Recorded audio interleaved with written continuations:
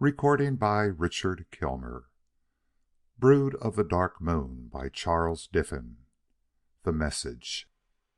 In a hospital in Vienna, in a room where sunlight flooded through ultraviolet permeable crystal, the warm rays struck upon smooth walls, the colors of which changed from hot reds to cool yellows or gray or to soothing green, as the directing surgeon might order. An elusive blending of tones now seemed pulsing with life. Surely, even a flickering flame of vitality would be blown into warm livingness in such a place. Even the chart case in the wall glittered with the same clean, brilliant hues from its glass and metal door. The usual revolving paper discs showed white beyond the glass. They were moving, and the ink lines grew to tell a story of temperature and respiration and of every heartbeat. On the identification plate a name appeared and a date. Chet Bullard, 23 years, admitted August 10th, 1973. And below that, the ever-changing present ticked into the past in silent minutes. August 15th, 1973, World Standard Time, 10:38, 10:39, 10:40.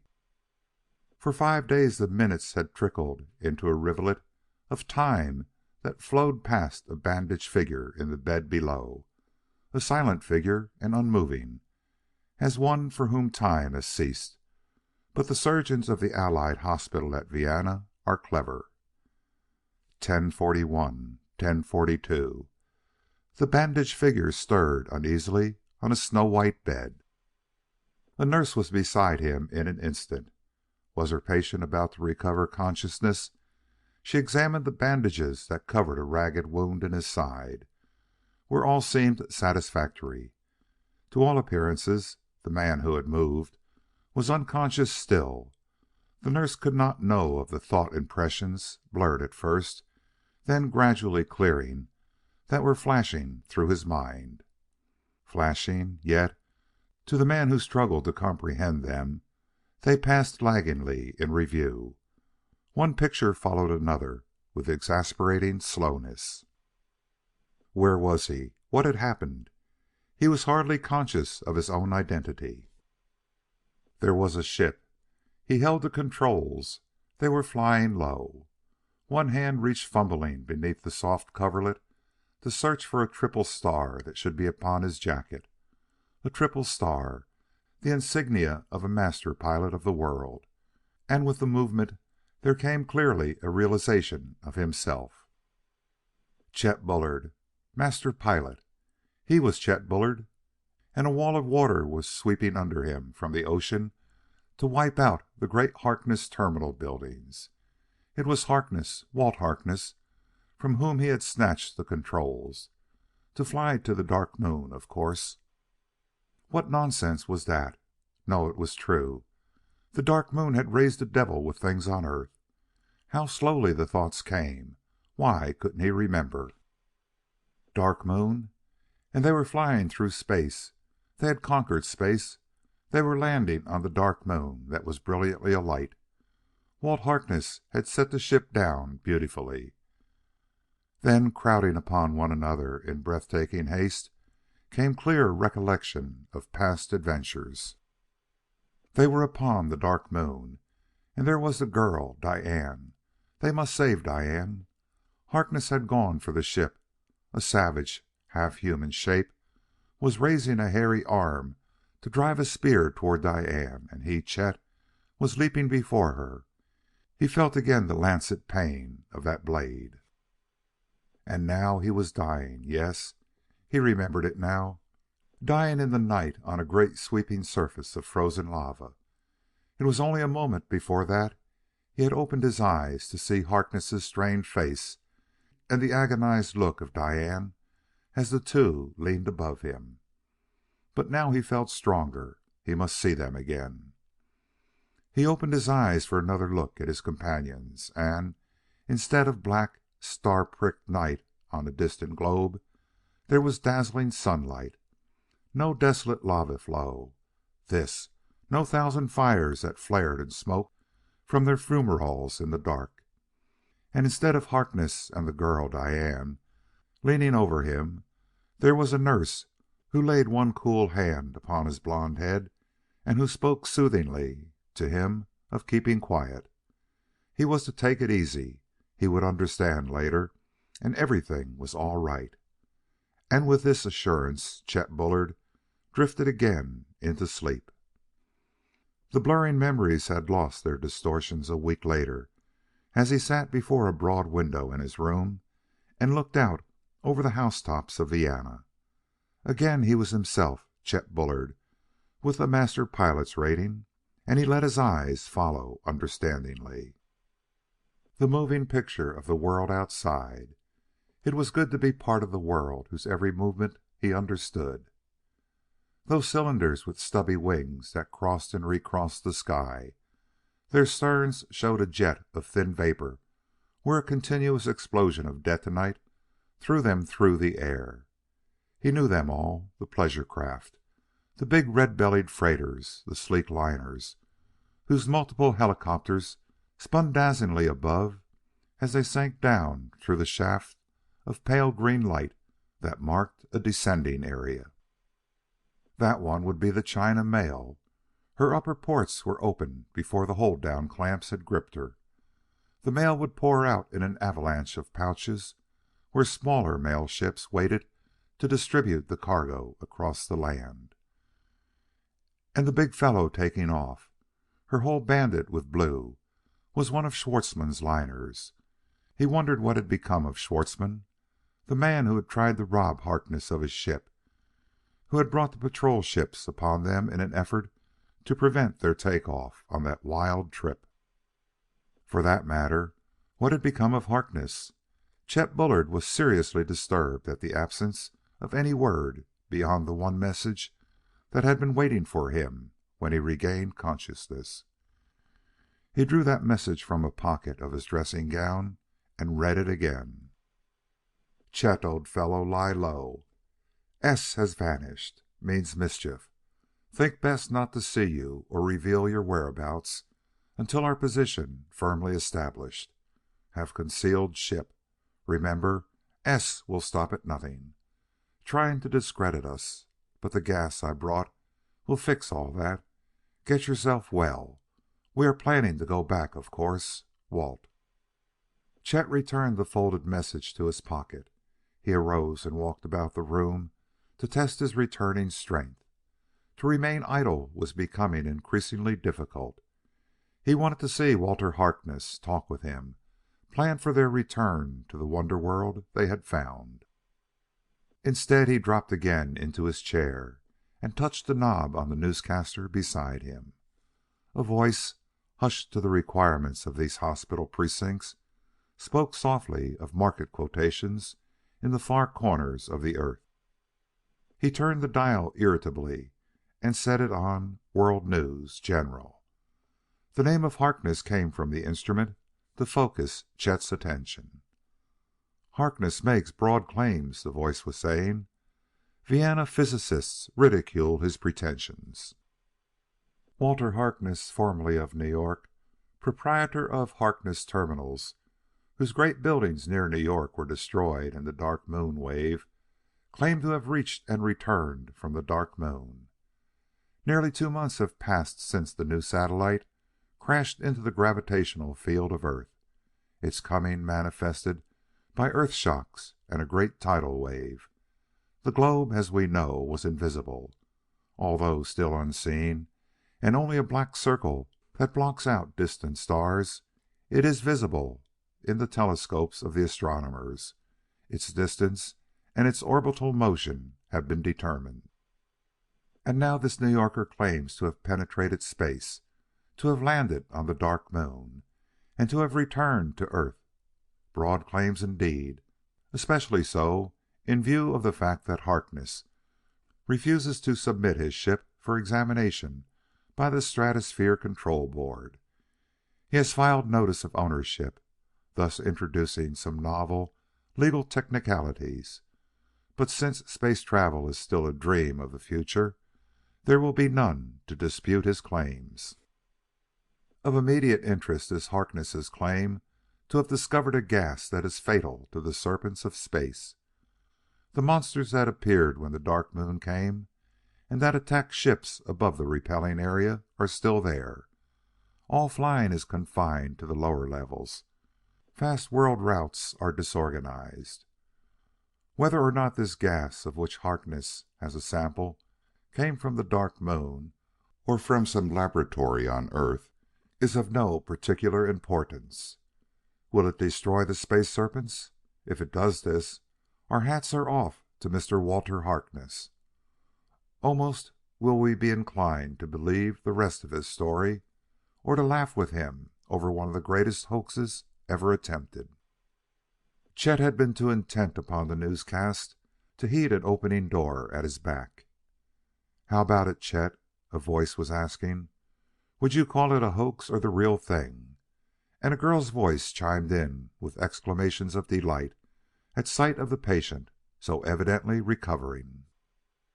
"Diane!" Chet exulted. "And Walt, you old son of a gun!" He found himself clinging to a girl's soft hand with one of his, while with the other he reached for that of her companion. But Walter Harkness' arm went about his shoulders instead.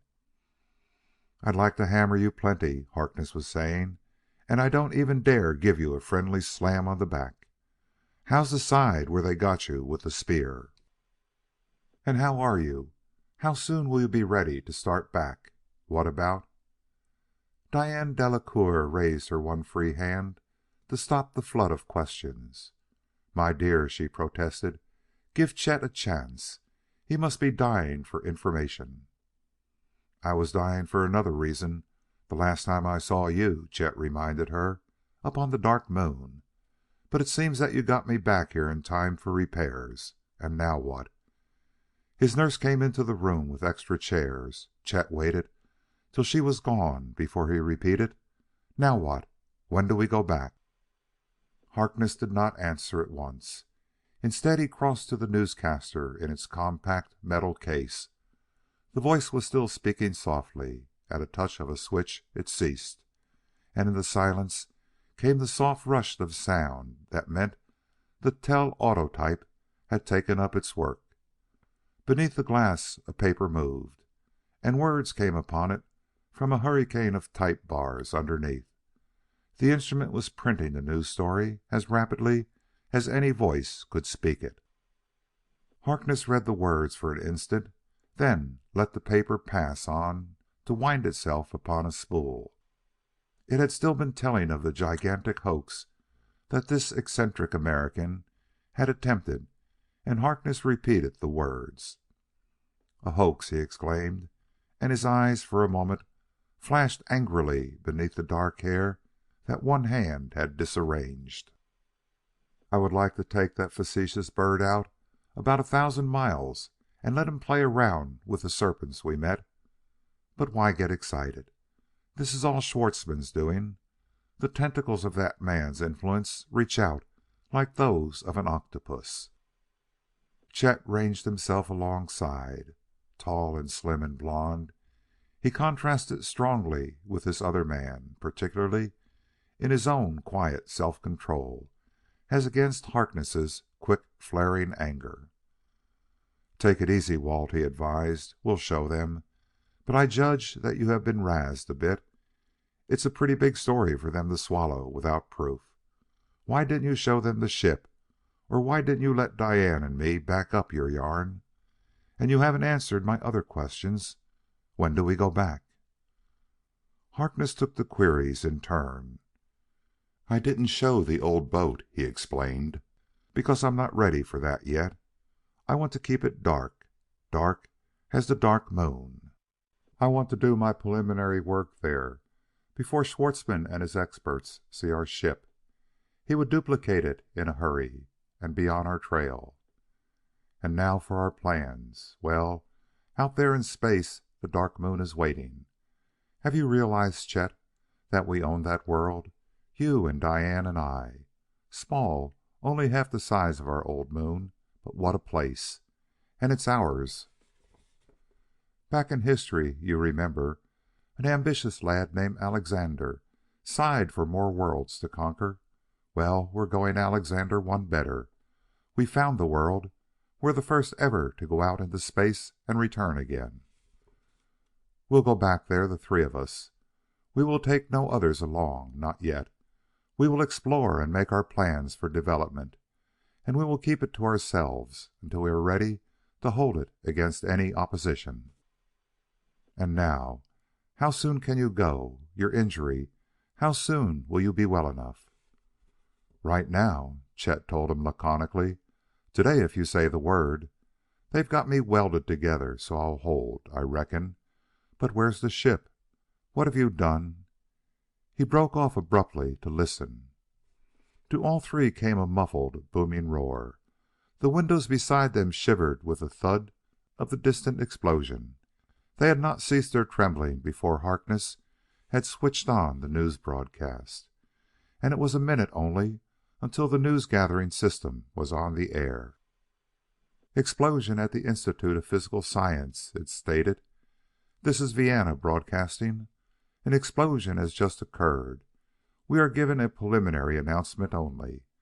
The laboratories of the Scientific Institute of this city are destroyed. A number of lives have been lost. The cause has not been determined. It is reported that the laboratories were beginning analytical work on the so-called Harkness Dark Moon gas. Confirmation has just been radioed to this station. Dark Moon gas exploded on contact with air. The American Harkness is either a criminal or a madman. He will be apprehended at once. This confirmation comes from Herr Schwartzmann of Vienna, who left the Institute only a few minutes before the explosion occurred.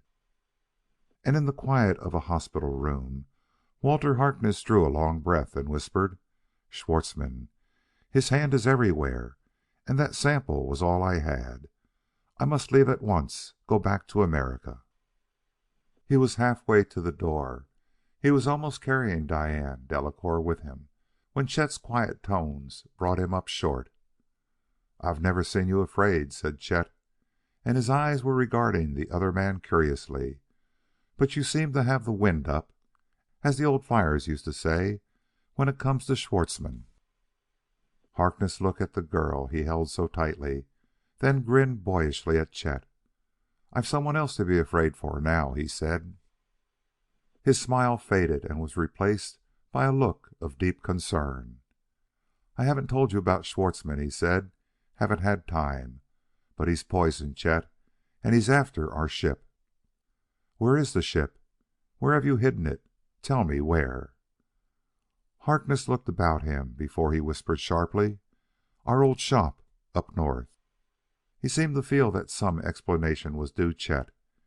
In this day it seemed absurd to say such things, he added.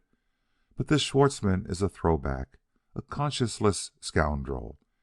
He would put all three of us out of the way in a minute if he could get the ship. He knows we have been to the Dark Moon, no question about that.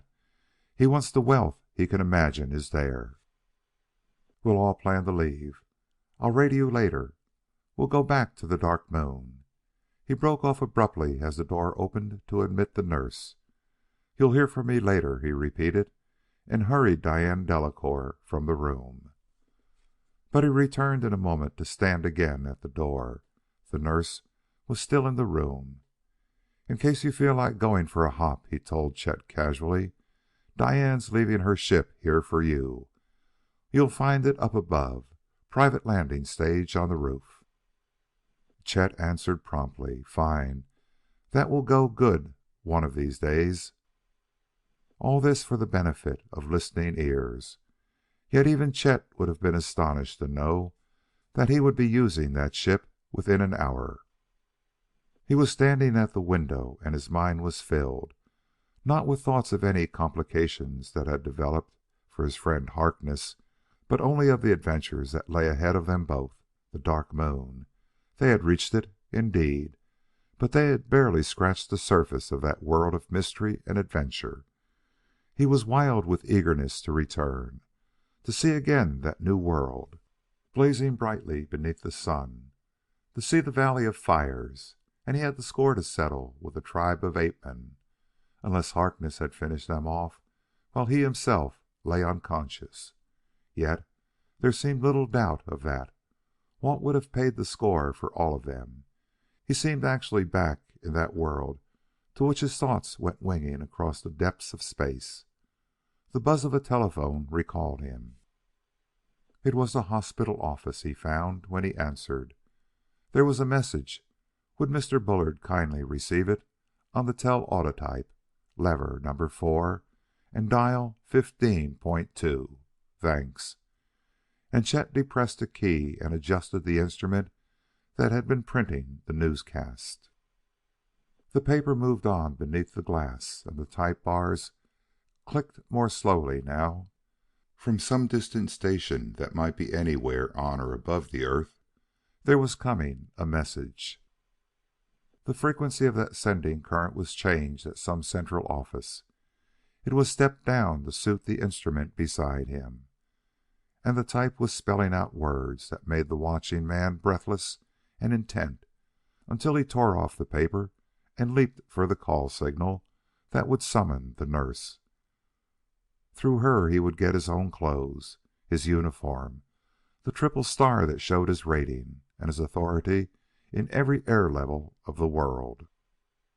That badge would have got him immediate attention on any landing field.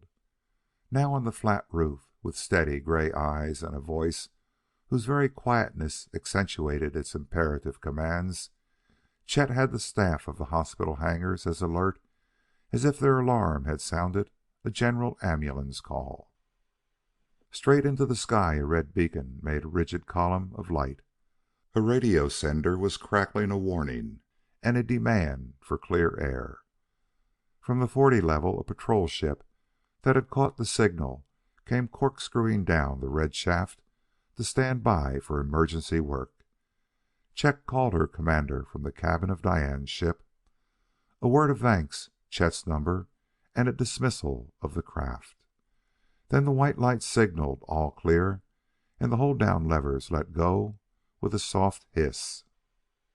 The feel of the controls was good to his hands. The ship roared into life. A beautiful little cruiser, the ship of Diane's. Her twin helicopters lifted her gracefully into the air.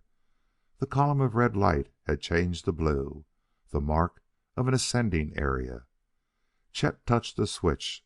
A muffled roar came from the stern, and the blast drove him straight out for a mile. Then he swung and returned. He was nosing up as he touched the blue, straight up. And he held the vertical climb until the altimeter before him registered 60,000.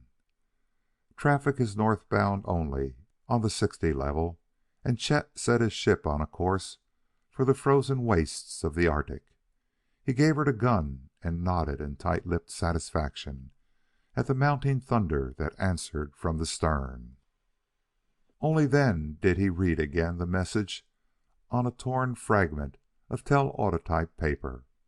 Harkness was the signature, and above, a brief warning and a call. Danger.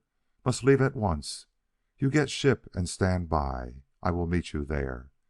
And, for the first time, Chet found time to wonder at this danger that had set the hard-headed, hard-hitting Walt Harkness into a flutter of nerves. What danger could there be in this well-guarded world? A patrol ship passed below him as he asked himself the question. It was symbolic of a world at peace, a world too busy with its own tremendous development to find time for wars or makers of war. What trouble could this man Schwartzmann threaten that a word to the Peace Enforcement Commission would not quell? Where could he go to elude the inescapable patrols? And suddenly Chet saw the answer to that question, saw plainly where Schwartzmann could go, those vast reaches of black space. If Schwartzmann had their ship, he could go where they had gone, go out to the Dark Moon. And Harkness had warned Chet to get their ship and stand by. Had Walt learned of some plan of Schwartzmann's? Chet could not answer the question, but he moved the control rheostat over to the last notch. From the body of the craft came an unending roar of a generator where nothing moved, where only the terrific, explosive impact of bursting detonite drove out from the stern to throw them forward. "A good little ship," Chet had said of this cruiser of Diane's, and he nodded approval now of a ground speed detector whose quivering needle had left the 500 mark. It touched 600, crept on, and trembled at 700 miles an hour with the top speed of the ship. There was a position finder in the little control room, and Chet's gaze returned to it often to see the pinpoint of light that crept slowly across the surface of the globe. It marked their ever-changing location, and it moved unerringly toward a predetermined goal. It was a place of ice and snow and bleak outcroppings of half-covered rocks where he descended, lost from the world, a place where even high levels seldom echoed to the roar of passing ships. It had been a perfect location for their shop. Here he and Walt had assembled their mystery ship. He had to search intently over the icy waste to find the exact location. A dim red glow from a hidden sun shone like pale fire across the distant black hills. But the hills gave him a bearing, and he landed at last beside a vaguely outlined structure, half hidden in drifting snow. The dual fans dropped him softly upon the snow ground, and Chet, as he walked toward the great locked doors, was trembling from other causes than the cold. Would the ship be there? He was suddenly aquiver with excitement at the thought of what this ship meant, the adventure, the exploration that lay ahead. The door swung back. In the warm and lighted room was a cylinder of silvery white. Its bow ended in a gaping port where a mighty exhaust could roar forth to check the ship's forward speed. There were other ports ranged about the gleaming body. Above the hull, a control room projected flatly. Its lookouts shone in the brilliance of the nitron illuminator that flooded the room with light. Chet Bullard was breathless as he moved on into the room. His wild experiences that had seemed but a weird dream were real again. The Dark Moon was real, and they would be going back to it. The muffled beating of great helicopters was sounding in his ears. Outside, a ship was landing. This would be Harkness coming to join him, yet, even as the thought flashed through his mind, it was countered by a quick denial. To the experienced hearing of the master pilot, this sound of many fans meant no little craft. It was a big ship that was landing, and it was coming down fast. The blue-striped monster looming large in the glow of the midnight sun was not entirely a surprise to Chet's staring eyes. But, blue-striped, the markings of the Schwartzmann line. He had hardly sensed the danger when it was upon him. A man, heavy and broad of frame, was giving orders. Only once had Chet seen this Herr Schwartzmann, but there was no mistaking him now. And he was sending a squad of rushing figures toward the man who struggled to close a great door. Chet crouched to meet the attack. He was outnumbered. He could never win out. But the knowledge of his own helplessness was nothing beside that other conviction that flooded him with sickening certainty. A hoax. That's what they had called Walt's story. Schwartzmann had so named it. And now Schwartzmann had been the one to fool them. The message was a fake, a bait to draw him out, and he, Chet, had taken the bait. He had led Schwartzmann here, had delivered their ship into his hands. He landed one blow on the nearest face. He had one glimpse of a clubbed weapon swinging above him, and the world went dark. End of chapter 1.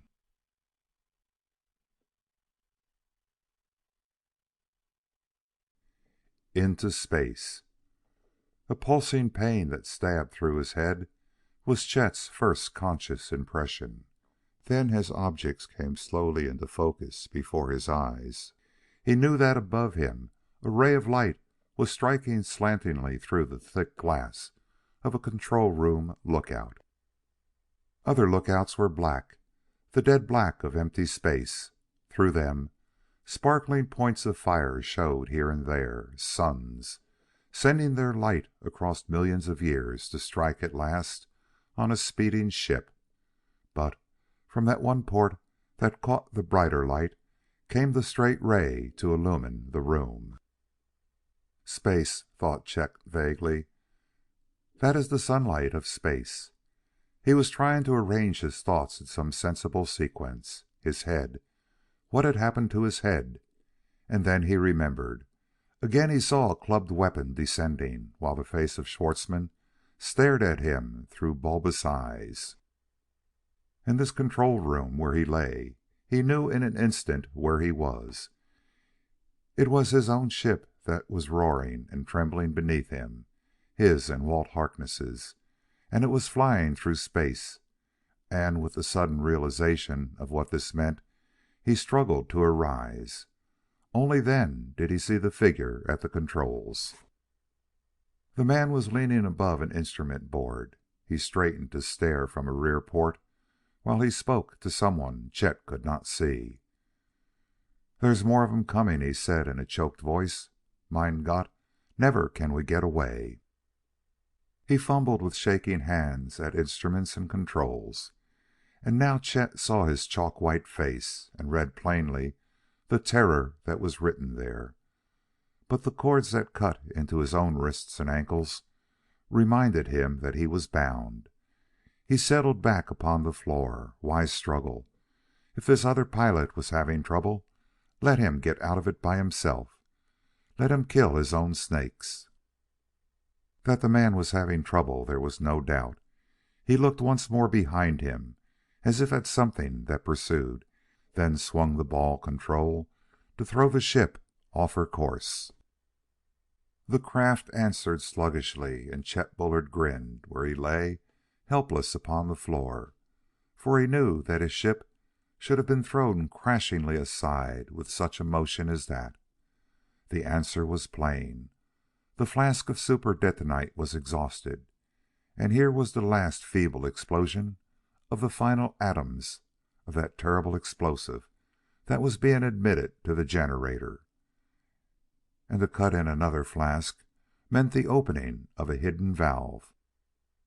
Chet forgot the pain of his swelling hands to shake with suppressed mirth. This was going to be good.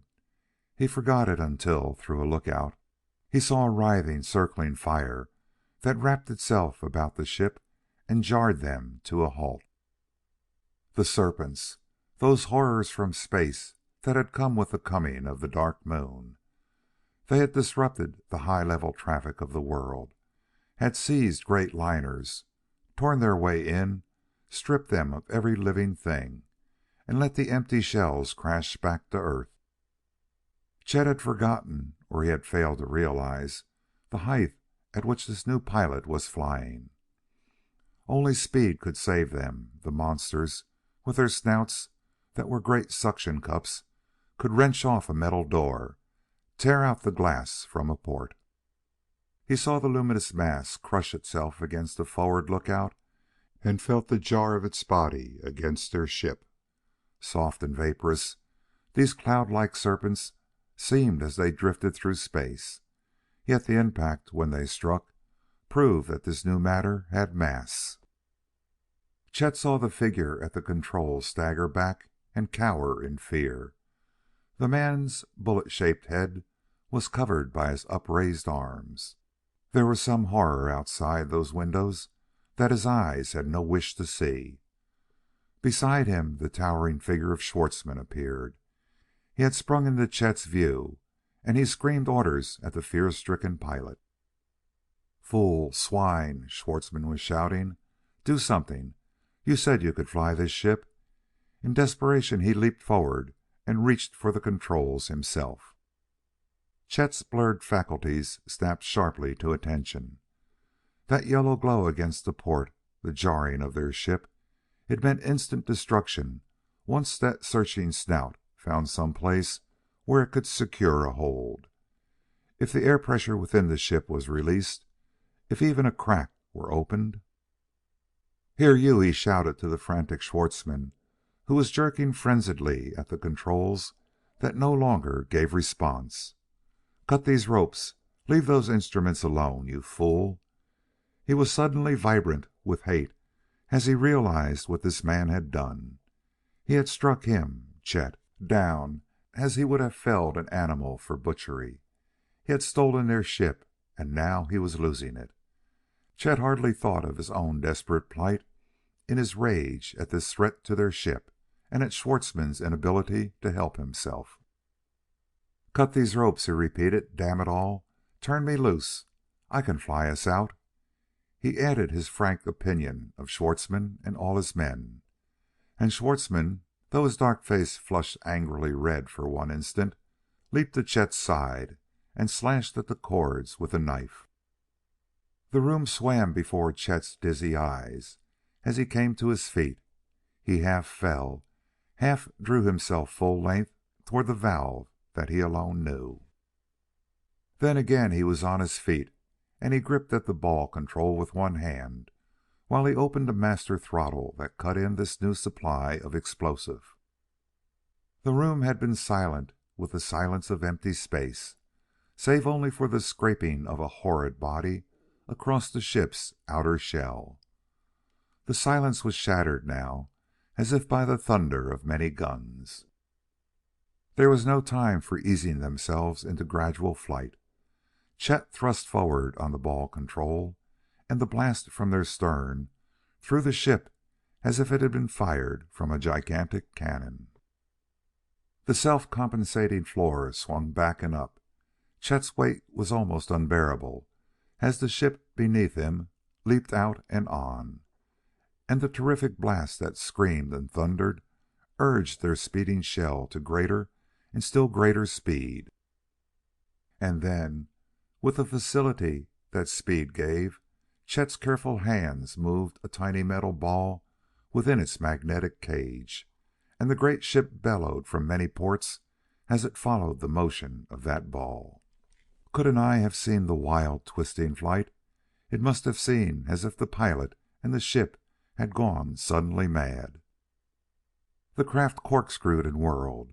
It leaped upward and aside, and as the glowing mass was thrown clear of the lookout, Chet's hand moved again to that maximum forward position, and again the titanic blast from astern drove them on and out. There were other shapes ahead, glowing lines of fire, luminous masses like streamers of clouds that looped themselves into contorted forms and writhed vividly until they straightened out into sharp lines of speed that bore down upon the fleeing craft and the human food that was escaping these hungry snouts. Chet saw them dead ahead. He saw the outthrust heads, each ending in a great suction cup, the row of discs that were eyes blazing above, and the gaping maw below. He altered their course not a hair's breadth as he bore down upon them, while the monsters swelled prodigiously before his eyes, and the thunderous roar from astern came with never a break, while the ship itself ceased its trembling protest against the sudden blast and drove smoothly on and into the waiting beasts. There was a hardly perceptible thudding jar. They were free, and the forward lookout showed only the brilliant fires of distant suns, and one more glorious than the rest that meant a planet. Chet turned at last to face Schwartzmann and his pilot, where they had clung helplessly to a metal stanchion. 4 or 5 others crept in from the cabin aft. Their blanched faces told of the fear that had gripped them, fear of the serpents, fear, too, of the terrific plunges into which the ship had been thrown. Chet Bullard threw the metal control ball back into neutral and permitted himself the luxury of a laugh. "You're a fine bunch of highwaymen," he told Schwartzmann. "You'll steal a ship you can't fly, then come up here above the R.A. level and get mixed up with those brutes. What's the idea? Did you think you would just hop over to the Dark Moon? Some little plan like that in your mind?" Again the dark, heavy face of Schwartzmann flushed deeply. but it was his own men upon whom he turned. "You," he told the pilot, "you were so clever. You would knock this man senseless. You would insist that you could fly the ship." The pilot's eyes still bulged with the fear he had just experienced. "But, Herr Schwartzmann, it was you who told me." A barrage of unintelligible words cut his protest short. Schwartzmann poured forth imprecations in an unknown tongue, then turned to the others. "Back!" he ordered. "Bah, such men! The danger, it is over, yes. This pilot will take us back safely." He turned his attention now to the waiting Chet. "Herr Bullard, is it not? Yes." He launched into extended apologies. He had wanted a look at this so marvelous ship. He had spied upon it, he admitted it. But this murderous attack was none of his doings. His men had got out of hand, and then he had thought it best to take Chet, unconscious as he was, and return with him where he could have care. And Chet Bullard kept his eyes steadily upon the protesting man and said nothing. But he was thinking of a number of things. There was Walt's warning: "This Schwartzmann means mischief," and the fake message that had brought him from the hospital to get the ship from its hiding place. No, it was too much to believe. But Chet's eyes were unchanging, and he nodded shortly in agreement as the other concluded. "You will take us back?" Schwartzmann was asking. "I will repay you well for what inconvenience we have caused. This ship, you will return it safely to the place where it was?" And Chet, after making and discarding a score of plans, knew there was nothing else he could do. He swung the little metal ball into a sharply banked turn. The straight ray of light from an impossibly brilliant sun struck now on the forward lookout. It shone across the shoulder of a great globe to make a white, shining crescent as of a giant moon. It was Earth, and Chet brought the bow sights to bear on that far-off target, while again the thunderous blast was built up to drive them back along the trackless path on which they had come. But he wondered, as he pressed forward on the control, what the real plan of this man, Schwartzmann, might be. Less than half an hour brought them to the repelling area, and Chet felt the upward surge as he approached it. Here, above this magnetic field, where gravitation's pull was nullified, had been the air lanes for fast liners. Empty lanes they were now, for the R.A., as the flying fraternity knew it, the heaviside layer of an earlier day, marked the danger line above which the mysterious serpents lay in wait. Only the speed of Chet's ship saved them. More than one of the luminous monsters was in sight as he plunged through the invisible R.A. and threw on their bow blast strongly to check their fall. Then, as he set a course that would take them to that section of the Arctic waste where the ship had been, he pondered once more upon the subject of this Schwartzmann, of the shifty eyes and the glib tongue, and of his men who had got out of hand and had captured this ship. "Why in thunder are we back here?" Chet asked himself in perplexity. "This big boy means to keep the ship, and whatever his plans may have been before, he will never stop short of the Dark Moon now that he has seen the old boat perform. Then why didn't he keep on when he was started? Had the serpents frightened him back?" He was still mentally proposing questions to which there seemed no answer when he felt the pressure of a metal tube against his back. The voice of Schwartzmann was in his ears. "This is a detonite pistol." The voice was no longer unctuous and self-deprecating. "One move, and I'll plant a charge inside you that will smash you to a jelly." There were hands that gripped Chet before he could turn. His arms were wrenched backward, and he was helpless in the grip of Schwartzmann's men. The former pilot sprang forward. "Take control, Max," Schwartzmann snapped, but he followed it with a question while the pilot was reaching for the ball. "You can fly it for sure, Max?" The man called Max answered confidently. "Jawohl," he said with eager assurance. Up top there would have been no trouble yet for what? Verdammt verloren valve. That one experimental trip is enough. I fly it." Those who held Chet were binding his wrists. He was thrown to the floor while his feet were tied, and, as a last precaution, a gag was forced into his mouth. Schwartzmann left this work to his men. He paid no attention to Chet. He was busy at the radio. He placed the sending levers in strange positions that would effect a blending of wave lengths which only one receiving instrument could pick up. He spoke cryptic words into the microphone, then dropped into a language that was unfamiliar to Chet. Yet even then it was plain that he was giving instructions. He repeated familiar words. "Harkness," Chet heard him say, "and Delacoeur. Ja, Mademoiselle Delacoeur." Then, leaving the radio, he said, "Put my ship inside the hangar," and the pilot, Max, grounded their own ship to allow the men to leap out and float into the big building, the big aircraft in which Schwartzmann had come. "Now close the door," their leader ordered. "Leave everything as it was." And to the pilot he gave added instruction. "There is no air traffic here. You will to 40,000 ascend, and you will wait over this spot." Contemptuously he kicked aside the legs of the bound man that he might walk back into the cabin.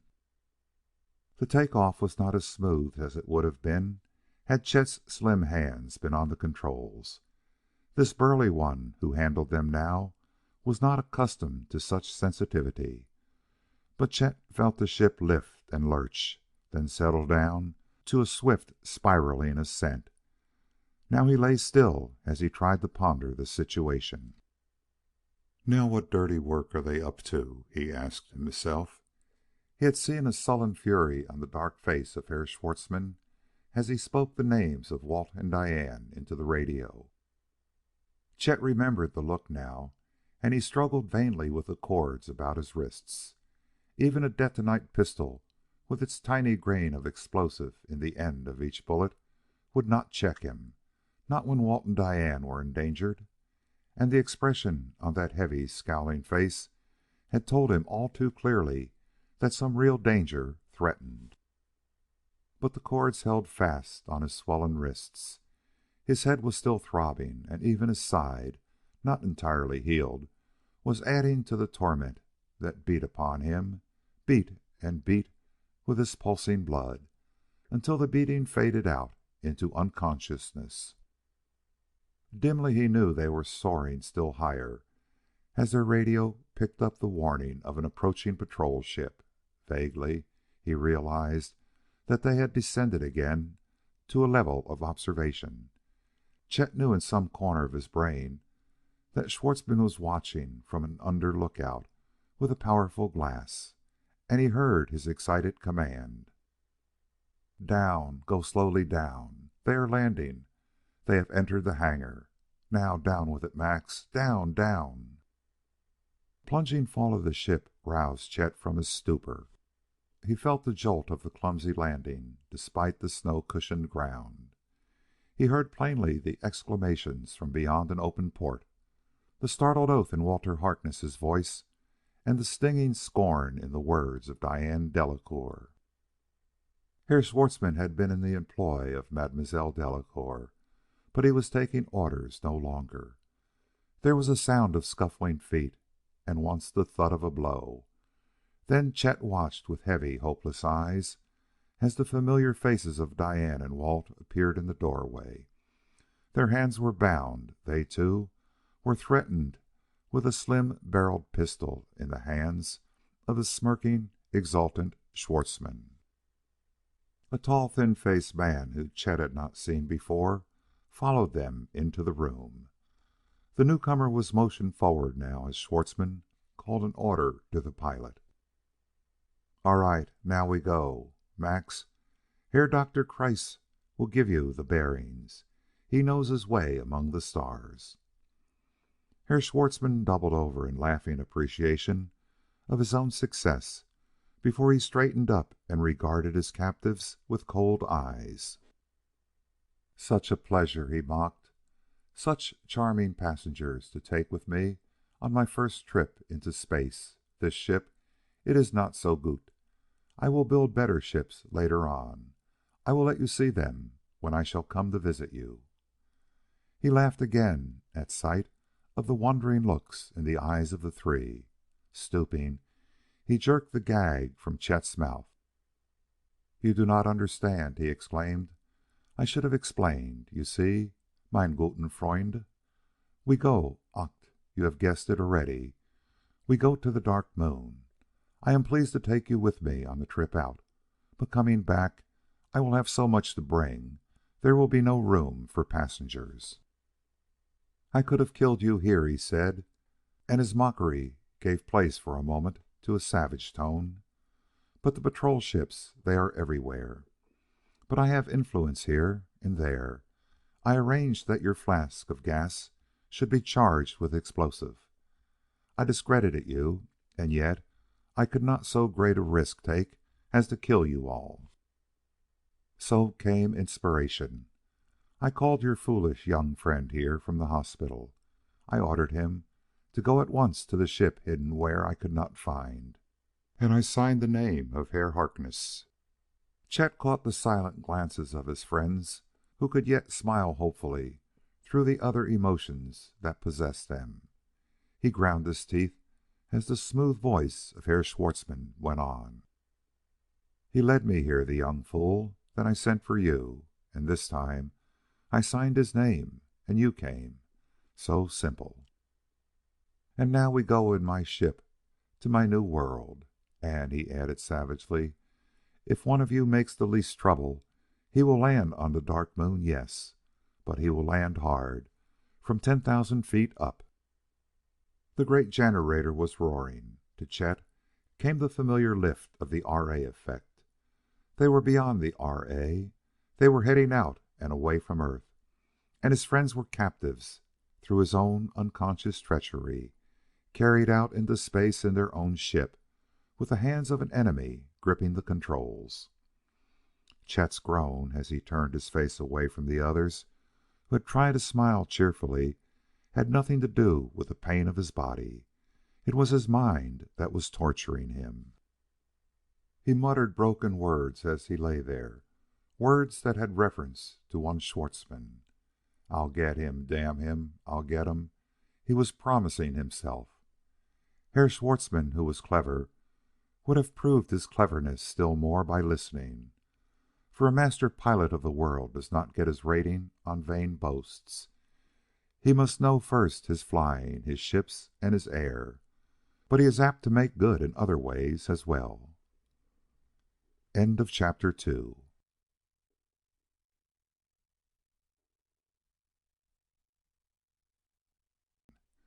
Out of control.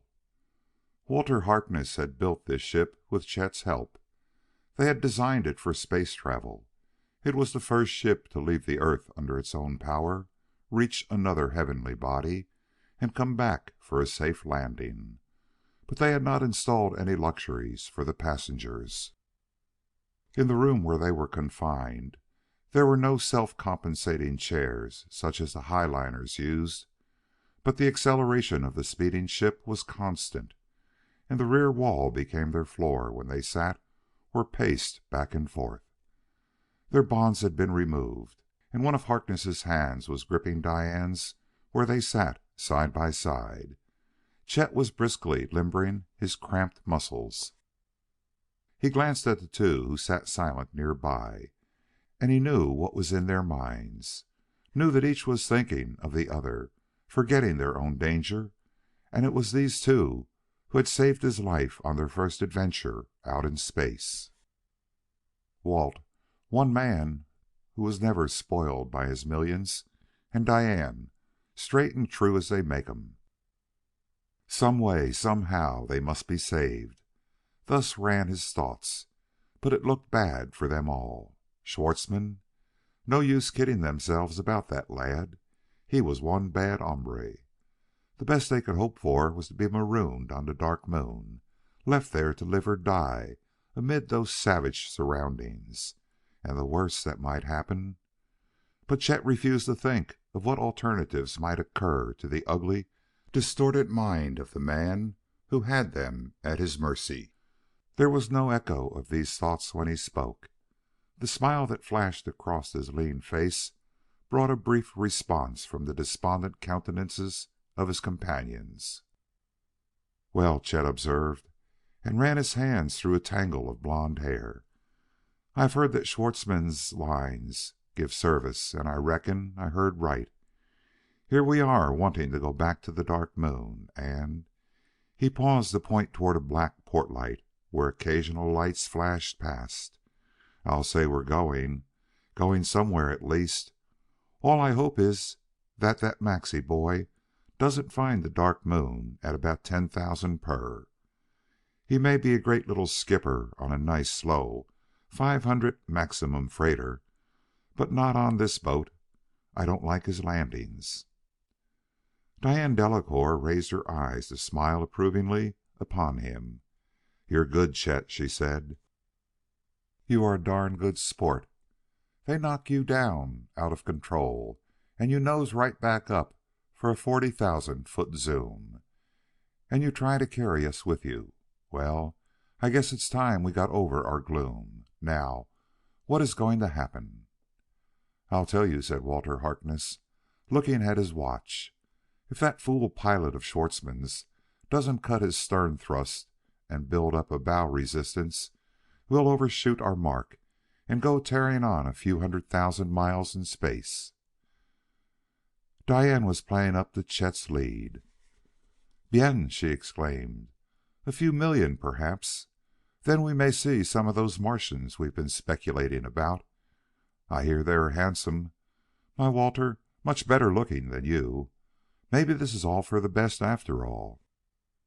"Say," Harkness protested, "if you two idiots don't know enough to worry as you ought, I don't see any reason why I should do all the heavy worrying for the whole crowd. I guess you've got the right idea at that. Take what comes when it gets here or when we get there." Small wonder, thought Chet, that Herr Schwartzmann stared at them in puzzled bewilderment when he flung open the door and took one long stride into the room. Stocky, heavy muscled, he stood regarding them, a frown of suspicion drawing his face into ugly lines.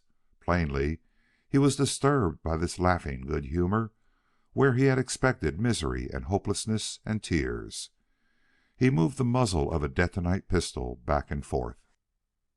"You have been drinking," he stated at last. "You are intoxicated, all of you." His eyes darted searching glances about the little room that was too bare to hide any cause for inebriation. It was Mademoiselle Diane who answered him with an emphatic shake of her dark head. An engaging smile tugged at the corners of her lips. "Moi? Non, my dear Herr Schwartzmann," she assured him. "It is joy, just happiness at again approaching our moon, and in such good company, too." "Fortunes of war," Schwartzmann declared Harkness. "We know how to accept them, and we don't hold it against you. We are down now, but your turn will come." The man's reply was a sputtering of rage in words that neither Chet nor Harkness could understand. The latter turned to the girl with a question. "Did you get it, Diane? What did he say?" "I think I would not care to translate it literally," said Diane Delacouer, twisting her soft mouth into an expression of distaste. "But speaking generally, he disagrees with you." Herr Schwartzmann was facing Harkness belligerently. "You think you know something. What is it?" he demanded. "You are under my feet. I kick you as I would meinen Hund, and you can do nothing." He aimed a savage kick into the air to illustrate his meaning, and Harkness's face flushed suddenly scarlet. Whatever retort was on Harkness's tongue was left unspoken. A sharp look from Chet, who brought his fingers swiftly to his lips in a gesture of silence, checked the reply. The action was almost unconscious on Chet's part. It was as unpremeditated as the sudden thought that flashed abruptly into his mind. They were helpless. They were in this brute's power beyond the slightest doubt. Schwartzmann's words, "You know something. What is it?" had fired a swift train of thought. The idea was nebulous as yet, but if they could throw a scare into this man, make him think there was danger ahead. Yes, that was it. Make Schwartzmann think they knew of dangers that he could not avoid. They had been there before. Make this man afraid to kill them. The dreadful alternative that Chet had feared to think of might be averted. All this came in an instantaneous, flashing correlation of his conscious thoughts. "I'll tell you what we mean," he told Schwartzmann. He even leaned forward to shake an impressive finger before the other's startled face. "I'll tell you first of all that it doesn't make a damn bit of difference who is on top, or it won't in a few hours more. We'll all be washed out together. I've landed once on the Dark Moon. I know what will happen.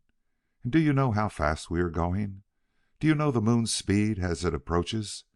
Have you thought what you will look like when that fool pilot rams into it head on? And that isn't all." He grinned derisively into Schwartzmann's flushed face, disregarding the half-raised pistol. It was as if some secret thought had filled him with overpowering amusement. His broad grin grew into a laugh. "That isn't all, big boy. What will you do if you do land?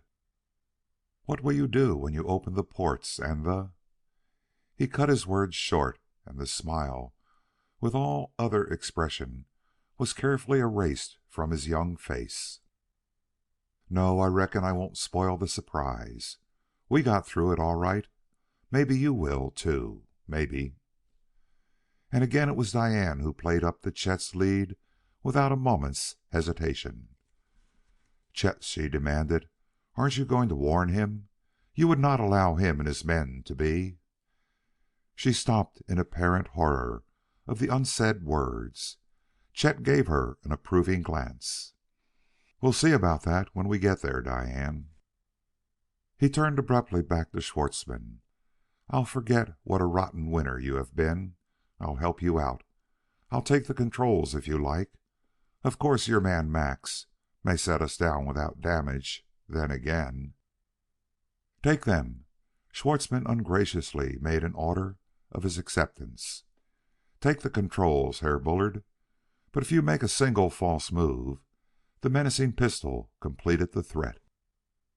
But Herr Bullard merely turned to his companion with a level, understanding look.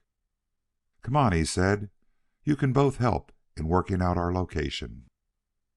He stepped before the burly man that Diane might precede them through the door, and he felt the hand of Walt Harkness on his arm in a pressure that told what could not be said aloud. There were pallid-faced men in the cabin through which they passed, men who stared and stared from the window ports into the black immensity of space. Chet, too, stopped to look. There had been no portholes in that inner room where they had been confined. He knew what to expect. He knew how awe-inspiring would be the sight of strange, luminous bodies, great islands of light, masses of animalculae that glowed suddenly, then melted again into black velvet. A whirl of violet grew almost golden in sudden motion. Chet knew it for an invisible monster of space, glowing luminous as it threw itself upon a subtle mass of shimmering light. It faded like a flickering flame and went dark as its motion ceased. Life, life, everywhere in this ocean of space, and on every hand was death. Not surprising, Chet realized, that these other Earthmen are awed and trembling. The sun was above them. Its light struck squarely down through the upper ports. This was polarized light. There was nothing outside to reflect or refract it, and coming as a straight beam from above, it made a brilliant circle upon the floor from which it was diffused throughout the room. It was as if the floor itself was the illuminating agent. No eye could bear to look into the glare from above, nor was there need, for the other ports drew the eyes with their black depths of unplumbed space. Black, so velvet as to seem almost tangible. Could one have reached out a hand, that blackness, it seemed, must be a curtain that the hand could draw aside. Where unflickering points of light pricked through the dark to give promise of some radiant glory beyond. They had seen it before, these three, yet Chet caught the eyes of Harkness and Diane and knew that his own eyes must share something of the look he saw in theirs, something of reverent wonder and a strange humility before this evidence of transcendent greatness. Their own immediate problem seemed gone. The tyranny of this glowering human and his men, the effort of the whole world and its struggling millions, how absurdly unimportant it all was, how it faded to insignificance. And yet Chet came from the reverie that held him. There was one man by whom this beauty was unseen. Herr Schwartzmann was angrily ordering them on, and surprisingly, Chet laughed aloud. This problem, he realized, was his problem, his to solve with the help of the other two, and it was not insignificant. He knew with some sudden wordless knowledge that there was nothing in all the great scheme but that it had its importance. This vastness that was beyond the power of human mind to grasp ceased to be formidable. He was part of it. He felt buoyed up, and he led the way confidently toward the control room door where Schwartzmann stood. The scientist, who Schwartzmann had called Herr Dr. Kreiss, was beside the pilot. He was leaning forward to search the stars in the blackness ahead, but the pilot turned often to stare through the rear lookouts as if drawn in fearful fascination by what was there. Chet took the controls at Schwartzmann's orders. The pilot saluted with a trembling hand and vanished into the cabin at the rear. "Ready for flying orders, Doctor," the new pilot told Herr Kreiss. "I'll put her where you say, within reason." Behind him he heard the choked voice of Mademoiselle Diane. "Regarde! Ah, mon Dieu, the beauty of it! This loveliness! It hurts!" One hand was pressed to her throat.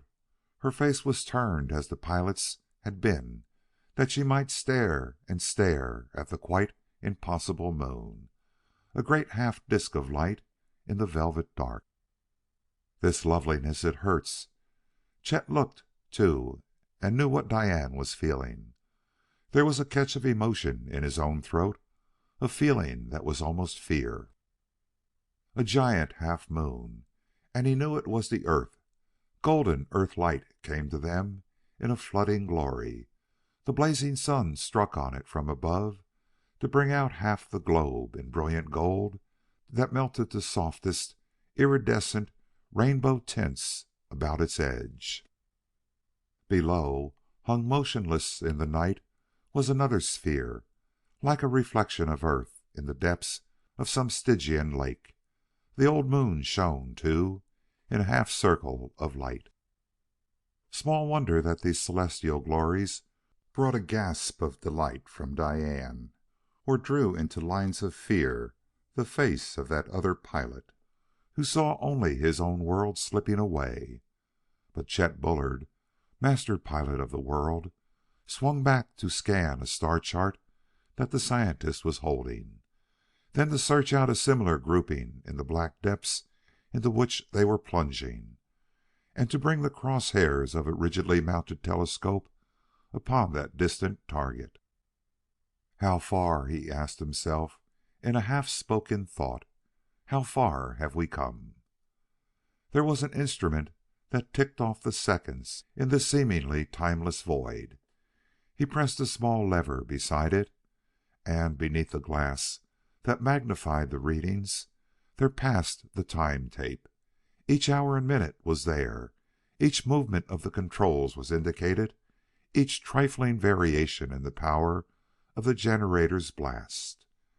Chet made some careful computations and passed the paper to Harkness, who tilted the time tape recorder that he might see the record. "Check this, will you, Walt?" Chet was asking. "It is based on the time of our other trip. Acceleration assumed as 1,000 miles per hour out of air." The scientist interrupted.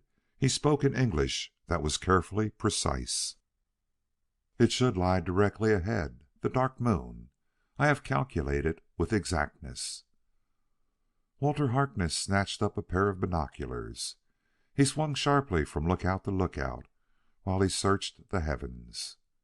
"It's damn lucky for us that you made a slight error," Chet was telling the other. "Error?" Kreiss challenged. "Impossible." "Then you and I are dead right this minute," Chet told him. "We are crossing the orbit of the Dark Moon, crossing at 20,000 miles per hour relative to Earth, slightly in excess of that figure relative to the Dark Moon. If it had been here..." He had been watching Harkness anxiously and bit off his words as the binoculars were thrust into his hand. "There she comes," Harkness told him quietly. "It's up to you." But Chet did not need the glasses. With his unaided eyes he could see a faint circle of violet light. It lay ahead and slightly above, and it grew visibly larger as he watched. A ring of nothingness whose outline was the faintest shimmering halo. More of the distant stars winked out swiftly behind that ghostly circle. It was the Dark Moon, and it was rushing upon them. Chet swung an instrument upon it. He picked out a jet of violet light that could be distinguished, and he followed it with the crosshairs while he twirled a micrometer screw. Then he swiftly copied the reading that the instrument had inscribed. The invisible disk with its ghostly edges of violet was perceptibly larger as he slammed over the control ball to upend them in air. Under the control room's nitrogen illuminator, the cheeks of Herr Dr. Kreiss were pale and bloodless, as if his heart had ceased to function. Harkness had moved quietly back to the side of Diane Delacouer and was holding her two hands firmly in his. The very air seemed charged with the quick tenseness of emotions. Schwartzmann must have sensed it even before he saw the onrushing death. Then he leaped to a lookout, and an instant later sprang at Chet, calmly fingering the control. "Fool!" he screamed. "You would kill us all. Turn away from it! Away from it!" He threw himself in a frenzy upon the pilot. The detonite pistol was still in his hand. "Quick!" he shouted. "Turn us!" Harkness moved swiftly, but the scientist, Kreiss, was nearer. It was he who smashed the gun hand down with a quick blow and snatched at the weapon. Schwartzmann was beside himself with rage. "You too?" he demanded. "Give it to me, traitor!" But the tall man stood uncompromisingly erect. "Never," he said, "have I seen a ship large enough to hold two commanding pilots. I take your orders in all things, Herr Schwartzmann, all but this. If we die, we die." Schwartzmann sputtered. "We should have turned away. Even yet we might. It will..." "Perhaps," agreed Kreiss, still in that precise classroom voice. "Perhaps it will. But this I know: with an acceleration of 1,000 miles per hour, as this young man with the badge of a master pilot says, we cannot hope, in the time remaining, to overcome our present velocity. We can never check our speed and build up a relatively opposite motion before that globe would overwhelm us. If he has figured correctly, this young man, if he has found the true resultant of our two motions of approach, and if he has swung us that we may drive out on a line perpendicular to the resultant..." "I think I have," said Chet quietly. "If I haven't, in just a few minutes it won't matter to any of us. It won't matter at all. He met the gaze of Herr Dr. Kreiss, who regarded him curiously. "If we escape," the scientist told him, "you will understand that I am under Herr Schwartzmann's command. I will be compelled to shoot you if he so orders. But, Herr Bullard, at this moment I would be very proud to shake your hand." And Chet, as he extended his hand, managed a grin that was meant also for the tense, white-faced Harkness and Diane. "I like to see 'em dealt that way," he said, "right off the top of the deck." But the smile was erased as he turned back to the lookout. He had to lean close to see all of the disk, so swiftly was the approaching globe bearing down. It came now from the side. It swelled larger and larger before his eyes. Their own ship seemed unmoving. Only the unending thunder of the generator told of the fantastic efforts to escape. They seemed hung in space. Their own terrific speed seemed gone, added to and fused with the orbital motion of the Dark Moon to bring swiftly closer that messenger of death. The circle expanded silently, became menacingly huge. Chet was whispering softly to himself. "If I'd a got hold of her an hour sooner, 30 minutes or even 10. We're doing over 20,000 an hour combined speed, and we'll never really hit it. We'll never reach the ground." He turned this over in his mind, and he nodded gravely in confirmation of his own conclusion. It seemed somehow of tremendous importance that he get this clearly thought out, this experience that was close ahead. "Skin friction," he added. "It will burn us up." He had a sudden vision of a flaming star blazing a hot trail through the atmosphere of this globe. There would be only savage eyes to follow it, to see the line of fire curving swiftly across the heavens. He himself was seeing that blazing meteor so plainly. His eyes found the lookout. The globe was gone. They were close, close. Only for the enveloping gas that made of this Dark Moon, they would be seeing the surface, the outlines of continents. Chet strained his eyes to see nothing. It was horrible. It had been fearful enough to watch that expanding globe. He was abruptly aware that the outer rim of the lookout was red. For Chet Bullard, time ceased to have meaning. What were seconds or centuries as he stared at that glowing rim? He could not have told. The outer shell of their ship, it was radiant, shining red hot in the night. And above the roar of the generator came a nerve-ripping shriek. A wind like a blast from hell was battering and tearing at their ship. "Goodbye," he tried to call. The demoniac shrieking from without smothered his voice. One arm was across his eyes in an unconscious motion. The air of the little room was stifling. He forced his arm down. He would meet death face to face. The lookout was ringed with fire. It was white with the terrible white of burning steel. It was golden, then cherry red. It was dying, as the fire dies from glowing metal plunged into its tempering bath, or thrown into the cold reaches of space. In Chet's ear was the roar of a detonite motor. He tried to realize that the lookouts were rimmed with black, cold, fireless black, an incredible black. There were stars there like pinpoints of flame, but conviction came only when he saw from a lookout in another wall a circle of violet that shrank and dwindled as he watched. A hand was gripping his shoulder. He heard the voice of Walter Harkness speaking, while Walt's hand crept to raise the triple star that was pinned to his blouse.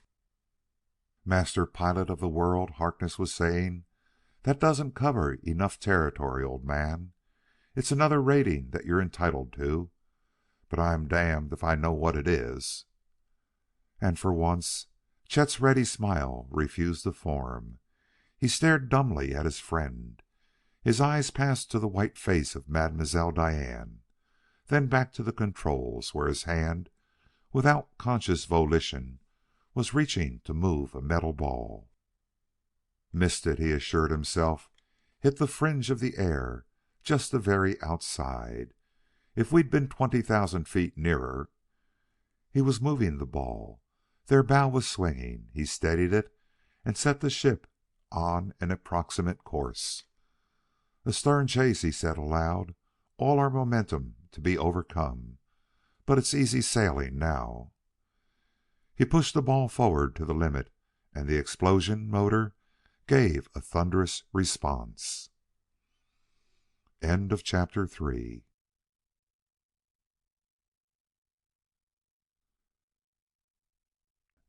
The Return to the Dark Moon. No man faces death in so shocking a form without feeling the effects. Death had flicked them with a finger of flame and had passed them by. Chet Bullard found his hands trembling uncontrollably as he fumbled for a book and opened it. The tables of figures printed there were blurred at first to his eyes, but he forced himself to forget the threat that was past, for there was another menace to consider now.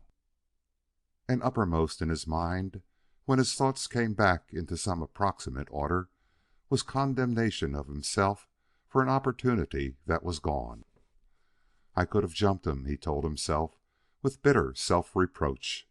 I could have grabbed the pistol from Kreiss. The man was petrified.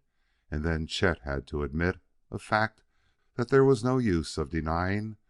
"I was as paralyzed as he was," he said, and only knew he had spoken aloud when he saw the puzzled look that crossed Harkness' face. Harkness and Diane had drawn near. In a far corner of the little room, Schwartzmann had motioned to Kreiss to join him. They were as far away from the others as could be managed.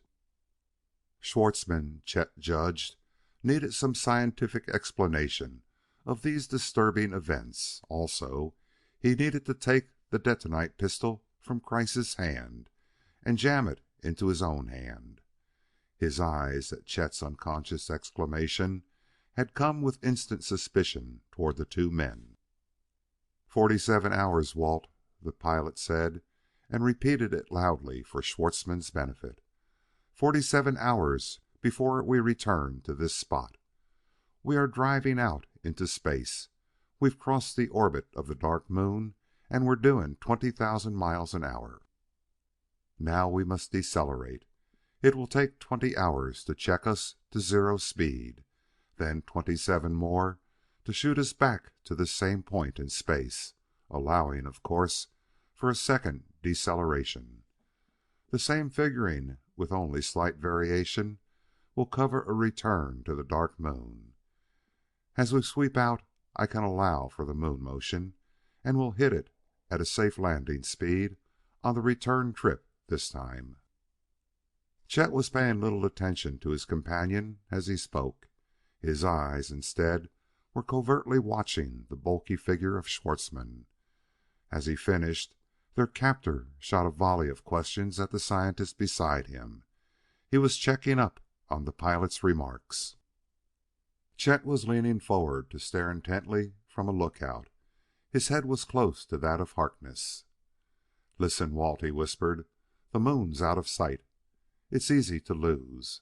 Maybe I can't find it again. Anyway, it's going to take some nice navigating, but I'll miss it by 10,000 miles if you say so, and even the Herr Doktor can't check me on it." Chet saw the eyes of Schwartzmann grow intent. He reached ostentatiously for another book of tables, and he seated himself that he might figure in comfort. "Just check me on this," he told Harkness. He put down meaningless figures while the man beside him remained silent. Over and over he wrote them. Would Harkness never reach a decision? Over and over until... "I don't agree with that," Harkness told him, and reached for the stylus in Chet's hand. And while he appeared to make his own swift computations, there were words instead of figures that flowed from his pen. "Only alternative. Return to Earth," he wrote. "Then S will hold off. Wait in upper levels. Kreiss will give him new bearings. We'll shoot out again and do it better next time. Kreiss is nobody's fool. S means to maroon us on Moon. Kill us, perhaps. He'll get us there, sure. We might as well go now." Chet had seen a movement across the room. "Let's start all over again," he broke in abruptly. He covered the writing with a clean sheet of paper where he set down more figures. He was well under way when Schwartzmann's quick strides brought him towering above them. Again the detonite pistol was in evidence. Its small black muzzle moved steadily from Harkness to Chet. "For your life, such as is left of it, you may thank Herr Dr. Kreiss," he told Chet. "I thought at first you would have attempted to kill us." His smile, as he regarded them, seemed to Chet to be entirely evil. "You were near death twice, my dear Herr Bullard, and the danger is not entirely removed. 47 hours, you have said. In 47 hours you will land us on the Dark Moon. If you do not," he raised the pistol suggestively, "remember that the pilot, Max, can always take us back to Earth. You are not indispensable." Chet looked at the dark face and its determined and ominous scowl. "You're a cheerful sort of soul, aren't you?" he demanded. "Do you have any faint idea of what a job this is? Do you know we will shoot another 200,000 miles straight out before I can check this ship? Then we come back, and meanwhile the Dark Moon has gone on its way. Had you thought that there's a lot of room to get lost in out here?" 47 hours, said Schwartzmann. "I would advise that you do not lose your way."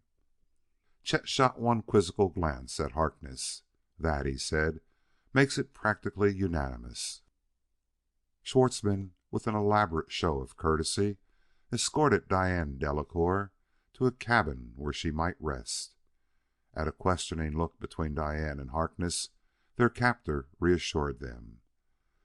"Mam'selle shall be entirely safe," he said.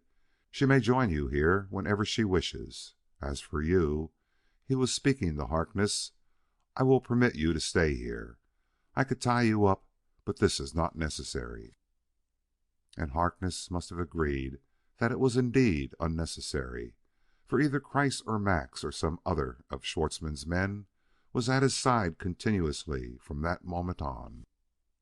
Chet would have liked a chance for a quiet talk and an exchange of ideas. It seemed that somewhere, somehow, he should be able to find an answer to their problem.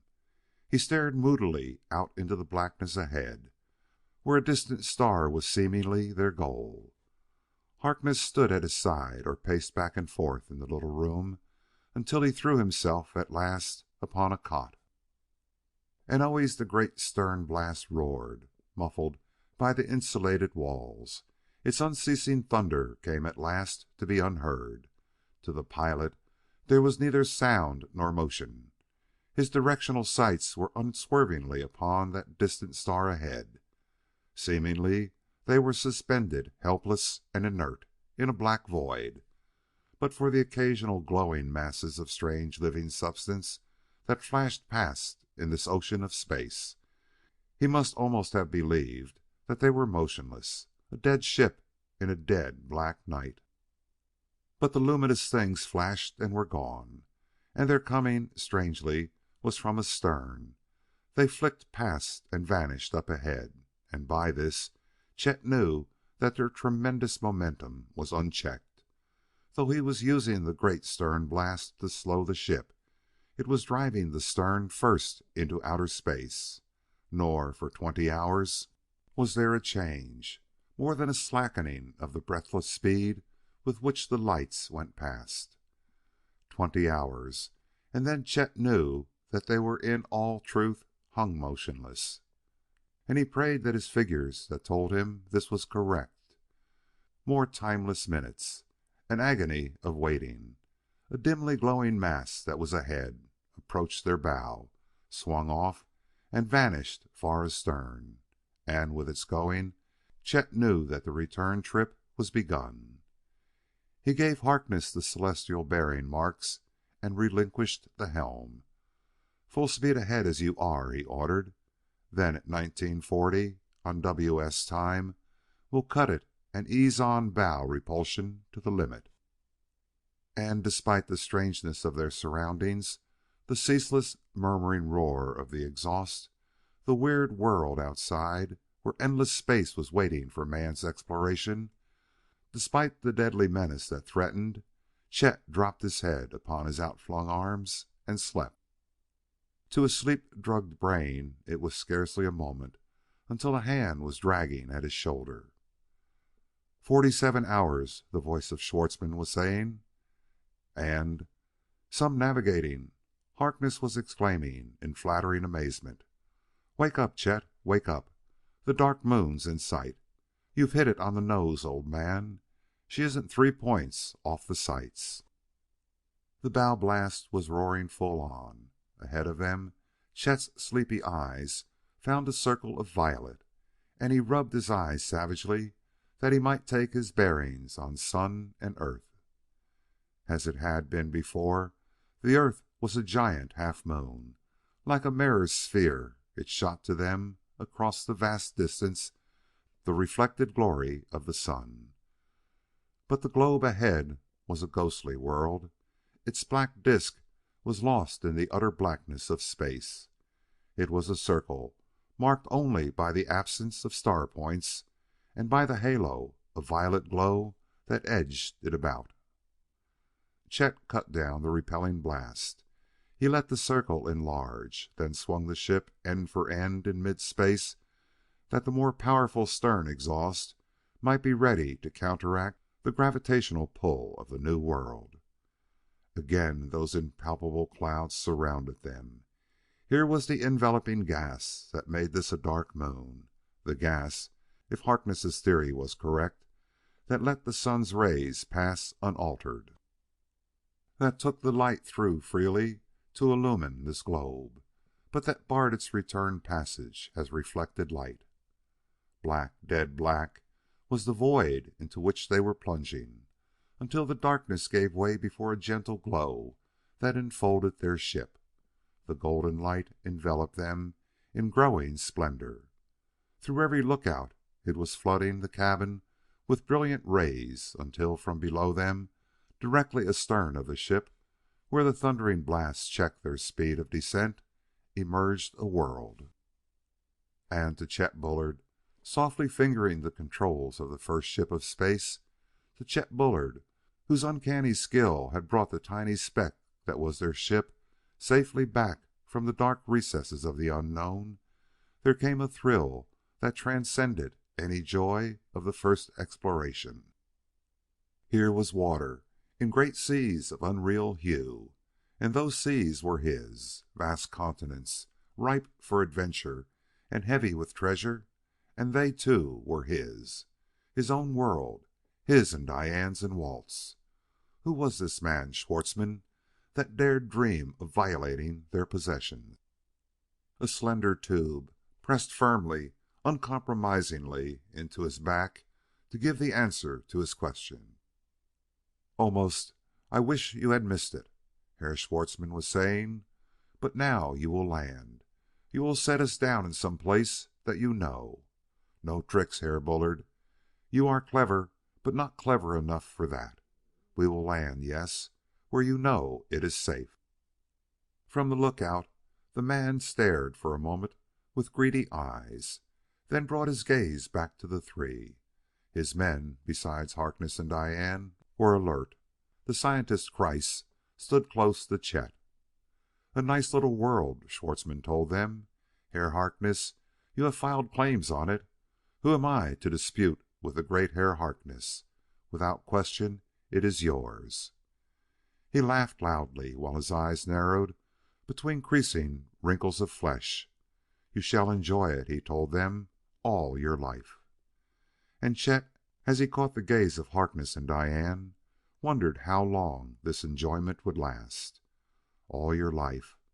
But this was rather indefinite as a measure of time. End of chapter 4.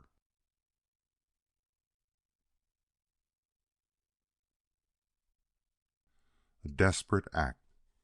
The ship that Chet Bullard and Harkness had designed had none of the instruments for space navigation that the ensuing years were to bring. Chet's accuracy was more the result of that flyer's sixth sense, that same uncanny power that served aviators so well in an earlier day. But Chet was glad to see his instruments registering once more as he approached a new world. Even the sonoflector was recording. Its invisible rays were darting downward to be reflected back again from the surface below. That absolute altitude recording was a joy to read. It meant a definite relationship with the world. "I'll hold her at 50,000, he told Harkness. "Watch for some outline that you can remember from last time." There was an irregular area of continental size. Only when they had crossed it did Harkness point toward an outflung projection of land. "That peninsula!" he exclaimed. "We saw that before. Swing south and inland. Now down 40, and east of south. This ought to be the spot." Perhaps Harkness, too, had the flyer's indefinable power of orientation. He guided Chet in the downward flight, and his pointing finger aimed at last at a cluster of shadows where a setting sun brought mountain ranges into strong relief. Chet held the ship steady, hung high in the air, while the quick spreading mantle of night swept across the world below. And at last, when the little world was deep buried in shadow, they saw the red glow of fires from a hidden valley in the south. "Fire Valley," said Chet. "Don't say anything about me being a navigator. Walt, you've brought us home, sure enough." Home? He could not overcome this strange excitement of a homecoming to their own world. Even the man who stood pistol in hand behind him was, for the moment, forgotten. Valley of 1,000 Fires, scene of his former adventures. Each fumarole was adding its smoky red to the fiery glow that illumined the place. There were ragged mountains hemming it in. Chet's gaze passed on to the valley's end. Down there, where the fires ceased, there would be water. He would land there. And the ship from Earth slipped down in a long slanting line to cushion against its under exhausts, whose soft thunder echoed back from a bare expanse of frozen lava. Then its roaring faded. The silvery shape sank softly to its rocky bed as Chet cut the motor that had sung its song of power since the moment when Schwartzmann had carried him off, taken him from that frozen, forgotten corner of an incredibly distant Earth. "Is there air?" Schwartzmann demanded. Chet came to himself again with a start. He saw the man peering from that lookout to the right and to the left as if he would see all that there was in the last light of day. "Strange," he was grumbling to himself. "A strange place. But those hills, I saw their markings. There will be metals there. I will explore. Later I return. I will mine them. Many ships I must build to establish a line. The first transportation line of space. Me, Jacob Schwartzmann. I will do it. I will have more than anyone else on Earth. I will make them all come to me crawling on their bellies." Chet saw the hard shine of the narrowed eyes. For an instant only he dared to consider the chance of leaping upon the big, gloating figure. One blow and a quick snatch for the pistol. Then he knew the folly of such a plan. Schwartzmann's men were armed, and he would be downed in another second, his body a shattered, jellied mass. Schwartzmann's thoughts had come back to the matter of air. He motioned Chet and Harkness toward the port.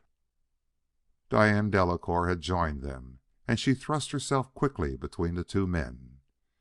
And though Schwartzmann made a movement as if he would snatch her back, he thought better of it and motioned for the portal to be swung.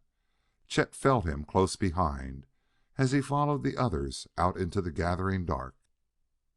The air was heavy with the fragrance of night-blooming trees. They were close to the edge of the lava flow. The rock was black in the light of a starry sky. It dropped away abruptly to a lower glade. A stream made silvery sparklings in the night, while beyond it or waving shadows of strange trees whose trunks were ghostly white. It was all so familiar. Chet smiled understandingly as he saw Walt Harkness's arm go about the trim figure of Diane Delacouer. No mannish attire could disguise Diane's charms, nor could nerve and cold courage that any man might envy detract from her femininity. Her dark curling hair was blowing back from her upraised face as the scented breezes played about her, and the soft beauty of that face was enhanced by the very starlight that revealed it. It was here that Walt and Diane had learned to love. What wonder that the fragrant night brought only remembrance and forgetfulness of their present plight. But Chet Bullard, while he saw them and smiled in sympathy, knew suddenly that other eyes were watching, too. He felt the bulky figure of Herr Schwartzmann beside him grow tense and rigid. But Schwartzmann's voice, when he spoke, was controlled. "All right," he called toward the ship. "All is safe." Yet Chet wondered at the sudden tensing, and an uneasy presentiment found entrance into his thoughts. He must keep an eye on Schwartzmann even more than he had supposed. Their captor had threatened to maroon them on the Dark Moon. Chet did not question his intent. Schwartzmann would have nothing to gain by killing them now. It would be better to leave them here, for he might find them useful later on. But did he plan to leave them all or only two? Behind the steady, expressionless eyes of the master pilot, strange thoughts were passing. There were orders at length to return to the ship. "It is dark already," Schwartzmann concluded. "Nothing can be accomplished at night." "How long are the days and nights?" he asked Harkness. 6 hours," Harkness told him.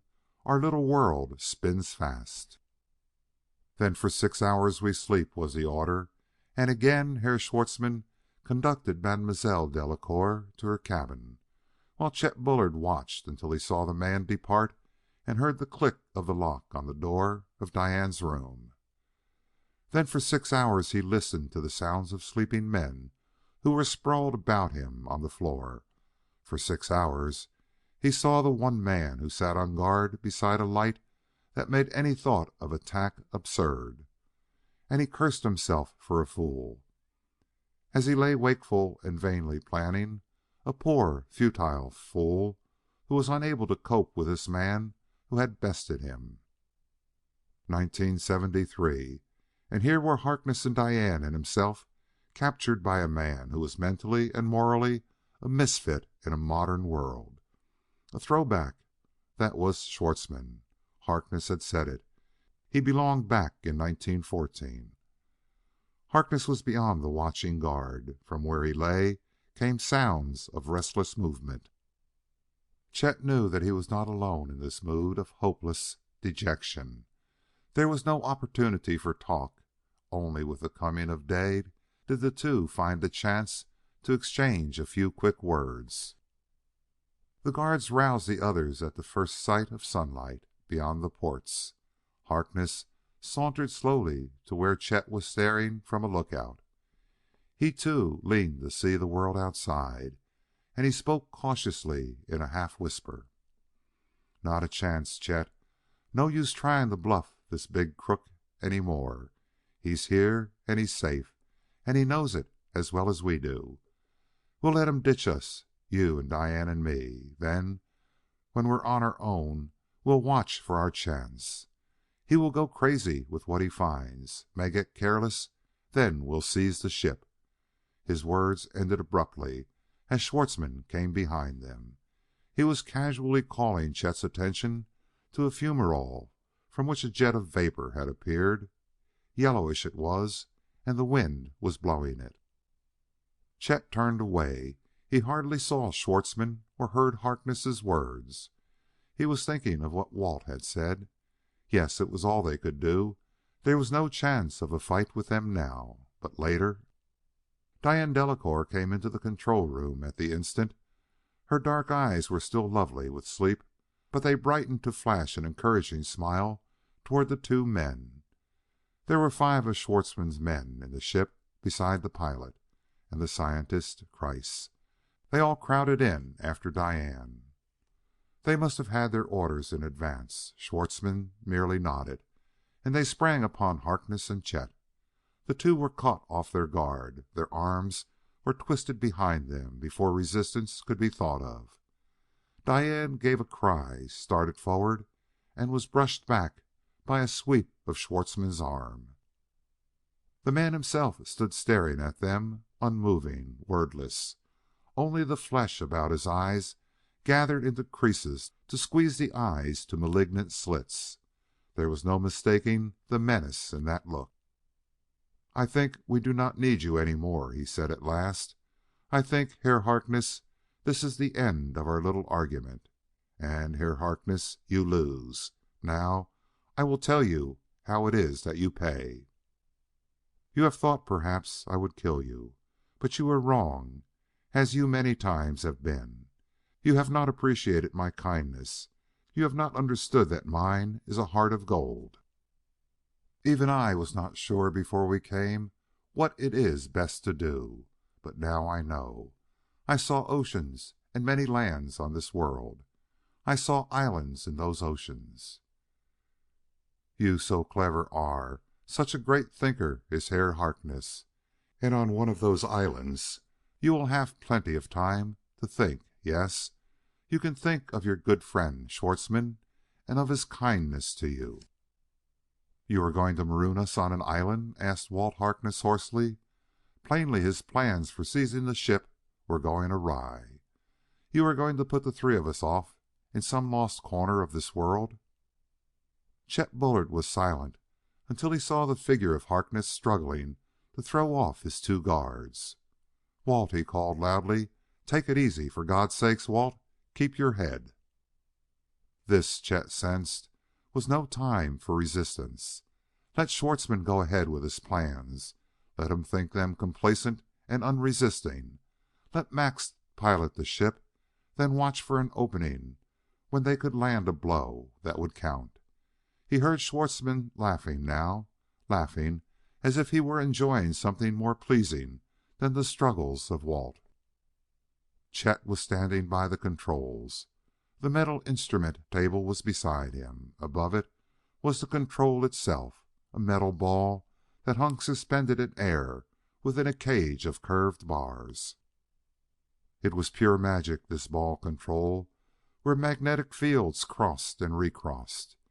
It was as if the one who held it were a genie who could throw the ship itself where he willed. Glass almost enclosed the cage of bars, and the whole instrument swung with a self-compensating platform that adjusted itself to the gravitation of accelerated speed. The pilot, Max, had moved across to the instrument table, ready for the takeoff.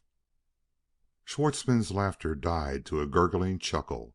He wiped his eyes before he replied to Harkness's question. "Leave you," he said, "in one place? 9. One here, the other there. 1,000 miles apart, it might be, and not all three of you. That would be so unkind." But he interrupted himself to call to Kreiss, who was opening the port. "No," he ordered, "keep it closed.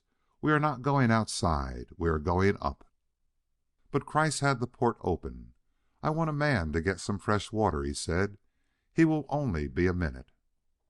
He shoved at a waiting man to hurry him through the doorway. It was only a gentle push. Chet wondered as he saw the man stagger and grasp at his throat.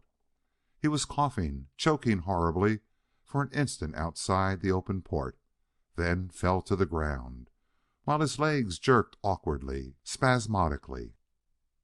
Chet saw Kreiss follow. The scientist would have leaped to the side of the stricken man, whose body was so still now on the sunlit rock, but he too crumpled, then staggered back into the room. He pushed feebly at the port and swung it shut. His face, as he turned, was drawn into fearful lines. "Acid," he choked out the words between strangled breaths. "Acid, sulfuric fumes." Chet turned quickly to the spectro analyzer. The lines of oxygen and nitrogen were merged with others, and that meant an atmosphere unfit for human lungs. There had been a fumerole where yellowish vapor was sprouting. He remembered it now. "So," boomed Schwartzmann, and now his squinting eyes were full on Chet. You Schwein, you said when we opened the ports there would be a surprise. And this is it? You thought to see us kill ourselves." "Open that port!" he shouted. The men who held Chet released him and sprang forward to obey. The pilot, Max, took their place. He put one hand on Chet's shoulder while his other hand brought up a threatening metal bar. Schwartzmann's heavy face had lost its stolid look. It was alive with rage. He thrust his head forward to glare at the men while he stood firmly, his feet far apart, two heavy fists on his hips. He whirled abruptly and caught Diane by one arm. He pulled her roughly to him and encircled the girl's trim figure with one huge arm. "Put you all on one island?" he shouted. "Did you think I would put you all out of the ship? You," he pointed at Harkness, "and you," this time it was Chet, "go out now. You can die in your damned gas that you expected would kill me. But you fools, you imbeciles, Mademoiselle, she stays with me." The struggling girl was helpless in the great arm that drew her close. Harkness's mad rage gave place to a dead stillness. From bloodless lips in a chalk white face he spat out one sentence: "Take your filthy hands off her now, or I'll..." Schwartzmann's one free hand still held the pistol. He raised it with deadly deliberation. It came level with Harkness's unflinching eyes. "Yes," said Schwartzmann. "You will do what?" Chet saw the deadly tableau. He knew with a conviction that gripped his heart that here was the end. Walt would die and he would be next. Diane would be left defenseless. The flashing thought that followed came to him as sharply as the crack of any pistol. It seemed to burst inside his brain, to lift him with some dynamic power of its own and project him into action. He threw himself sideways from under the pilot's hand, out from beneath the heavy metal bar, and he whirled as he leaped to face the man. One lean brown hand clenched to a fist that started a long swing from somewhere near his knees. It shot upward to crash beneath the pilot's outthrust jaw and lift him from the floor. Max had aimed the bar in a downward sweep where Chet's head had been the moment before. And now man and bar went down together. In the same instant Chet threw himself upon the weapon and leaped backward to his feet.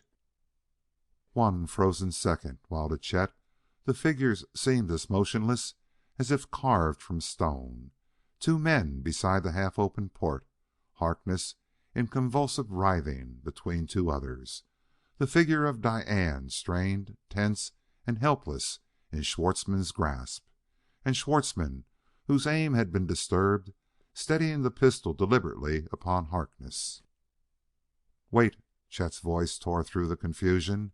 He knew he must grip Schwartzmann's attention, hold that trigger finger that was tensed to send a detonite bullet on its way. "Wait, damn you! I'll answer your question. I'll tell you what we'll do." In that second he swung the metal bar high. Now he brought it crashing down in front of him. Schwartzmann flinched, half turned as if to fire at Chet, and saw the blow was not for him. With a splintering crash, the bar went through an obstruction. There was a sound of glass that slivered to a million mangled bits, the sharp tang of metal broken off, a crash and clatter, then silence, save for one bit of glass that fell belatedly to the floor, its tiny jingling crash ringing loud in the deathly stillness of the room. It had been the control room, this place of metal walls and of shining, polished instruments, and it could be called that no longer. For battered to useless wreckage, there lay on a metal table a cage that had once been formed of curving bars. Among the fragments a metal ball that had guided the great ship still rocked idly from its fall, until it, too, was still.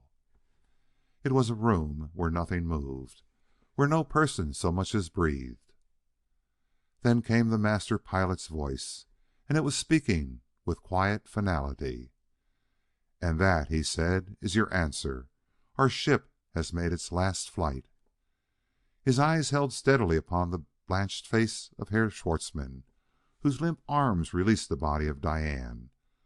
The pistol hung weakly at the man's side, and the pilot's voice went on, so quiet, so hushed, so curiously toneless in that silent room.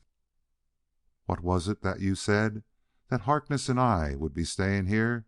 Well, you were right when you said that, Schwartzmann, but it's a hard sentence, that imprisonment for life." Chet paused now to smile deliberately, grimly at the dark face so bleached and bloodless before he repeated, "Imprisoned for life. And you didn't know that you were sentencing yourself. For you are staying too, Schwartzmann, you contemptible thieving dog. You are staying with us here on the Dark Moon." End of chapter 5.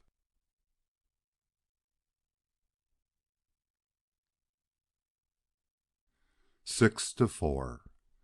Perhaps to every person in that control room there came, as Chet's quiet, emotionless tones died away, the same mental picture, for there was the same dazed look on the countenances of all. They were seeing an ocean of space, an endless void of empty black, and across that etheric sea was a whirling globe. They had seen it from afar. They had seen its diminutive continents and its snow-clad poles. They would never see it again. Earth, their own world, home, and now for them it was only a moon, a tremendous, glorious moon, whose apparent nearness would be taunting and calling them each day and night of their lives. It was Diane Delacouer who dared break the hard silence that bound them all. From wide eyes she stared at Walt Harkness, then her lips formed a trembling smile in which Chet, too, was included. "You saved us," she whispered. "You saved us, Chet, but now it looks as if we all were exiles."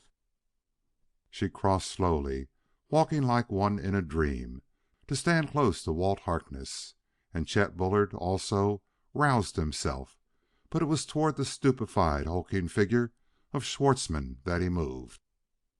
He reached for the detonite pistol, and this man, who had been their captor, was too stunned to make any resistance. Chet jammed the weapon under his belt. "Close that port," he ordered the two men who had half opened it at Schwartzmann's command. "Keep that poison gas out." There was a flash of color that swept by the open port, some flying creature of vivid crimson. Chet had no time to see what manner of bird or beast it was, but it was alive. He crossed to examine the spectro analyzer, and the two men disregarded his order and slipped into the rear cabin. "Seems all clear to me, Walt," he said quickly, and Harkness confirmed his findings with a quick glance. "Okay," he assured Chet. "The air is all right to breathe." He glanced from a lookout port. "The air's moving now," he said. "That gas, whatever it was, is gone. It must have settled down here in the night. Some new vent that has opened since we were here before. But suppose we forget that and settle matters in here," he suggested, and Chet nodded assent. "Call your men," Harkness ordered Schwartzmann. The man had recovered his composure. Again his heavy face was flushed beneath a stubble of beard. He made no move to comply with Harkness' demand. But there was no need. From the cabin at the rear came the scientist, Kreiss. His face was pale and drawn, and he stared long and searchingly at Chet Bullard. His breath still whistled in his throat. The poison gas had nearly done for him. At his heels were the two who had been working at the port. Two others who had held Harkness were drawn off at one side, where they mumbled one to another and shot ugly glances toward Chet. This, Chet knew, accounted for all. Even the pilot, Max, had roused from the sleep that a blow on the chin had induced and was again on his feet. For him, no explanation was needed. The shattered cage of the ball control told its own story. Harkness seated Mademoiselle Delacour on a bench at the pilot's post. "You will want to be in on this," he told her, "but I'll put you here in case they get rough.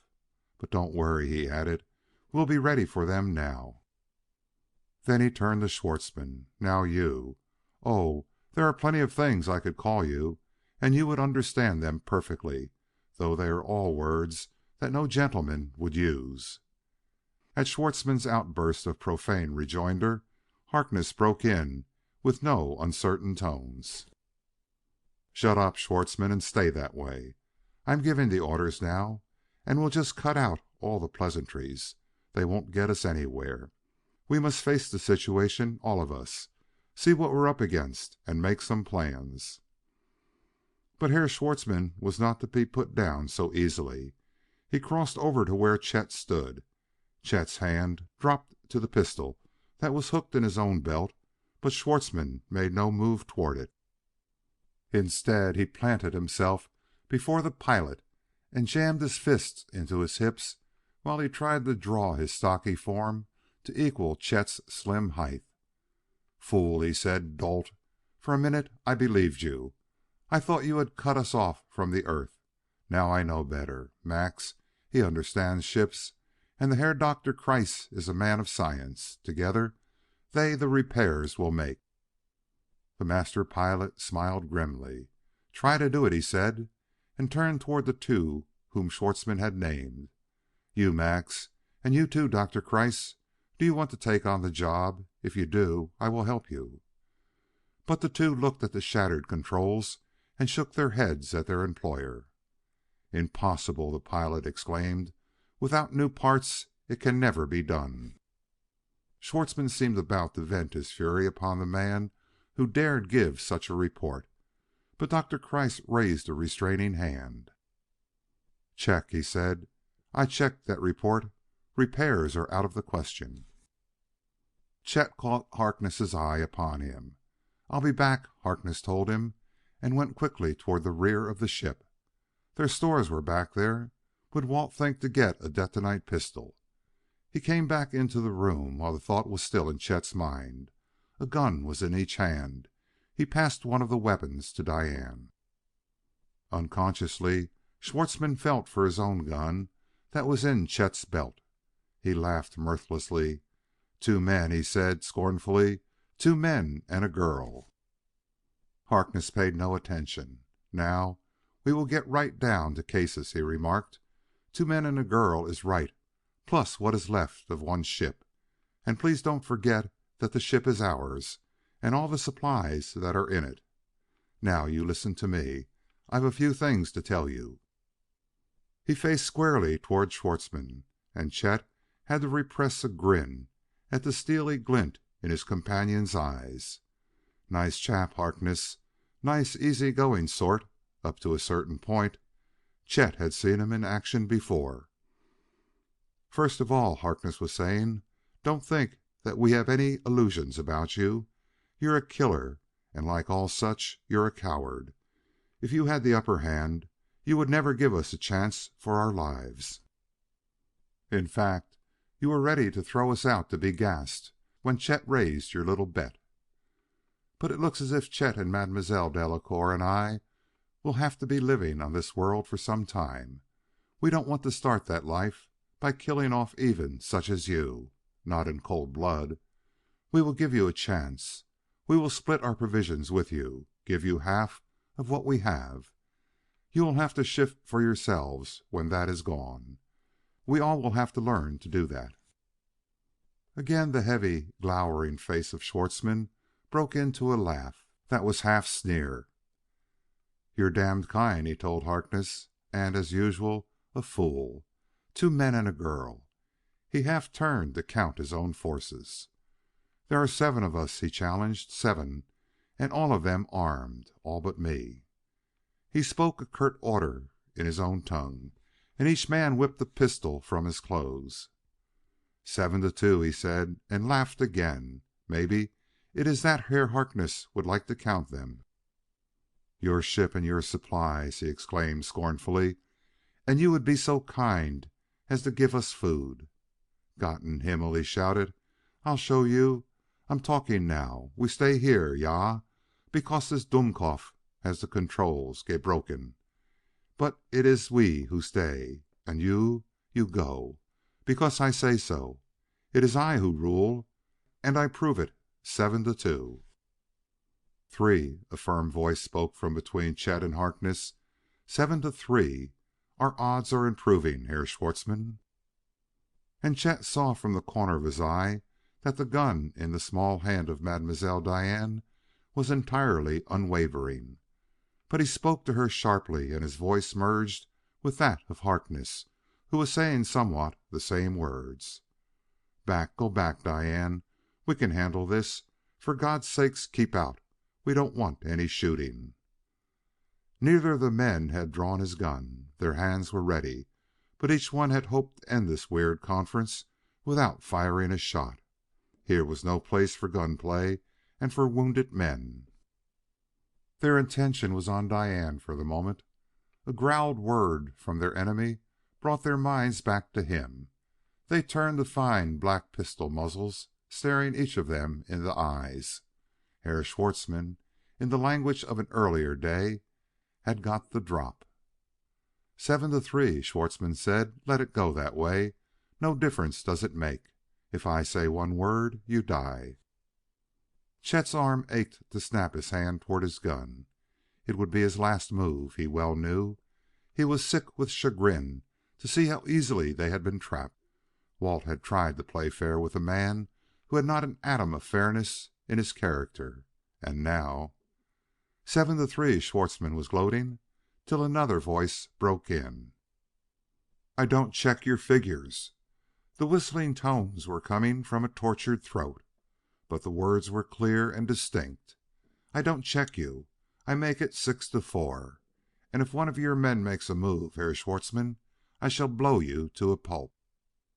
And Herr Dr. Kreiss held a gun in a steady hand as he moved a pace nearer to Chet, a gun whose slender barrel made a glinting line of light toward Schwartzmann's eyes. If the gentleman and Mademoiselle will permit, he offered almost diffidently, I would prefer to be aligned with them. We are citizens of another world now. My former allegiance to Herr Schwartzmann is ended. This is, what is it you say, a new deal. I would like to see it, and I use another of your American aphorisms, I would like to see it a square deal. The voice of a scholar, thought Chet, one more used to the precision of laboratory phrases than to wild talk like this, but no man to be trifled with nevertheless. Chet did not hesitate to turn despite the pistols that were still aimed at him. But Herr Kreiss was not looking in his direction. His eyes were trained steadily in the same line as his gun. This little experiment he was conducting seemed to require his undivided attention until the end. To Schwartzmann he said sharply, "Your men, order them to drop their weapons, quick." As they clattered upon the floor, the scientist turned and extended his hand to Chet. And still speaking not too technically, he continued, "This is one hell of a fix that you have got us into. Even in desperate straits it took nerve to do that." He pointed to the shattered remains of the multiple bars that had been the control mechanism, and added, "I admire that kind of nerve, and if you don't mind, since we are exiles together..." His throat seemed choking him again. There were weapons in the hands of Chet and Harkness. They were not making the same mistake twice. Chet shifted his gun to his left hand that he might reach toward the scientist with his right. "I knew you were white all the time," Chet told him. "I'll say you belong." End of chapter 6.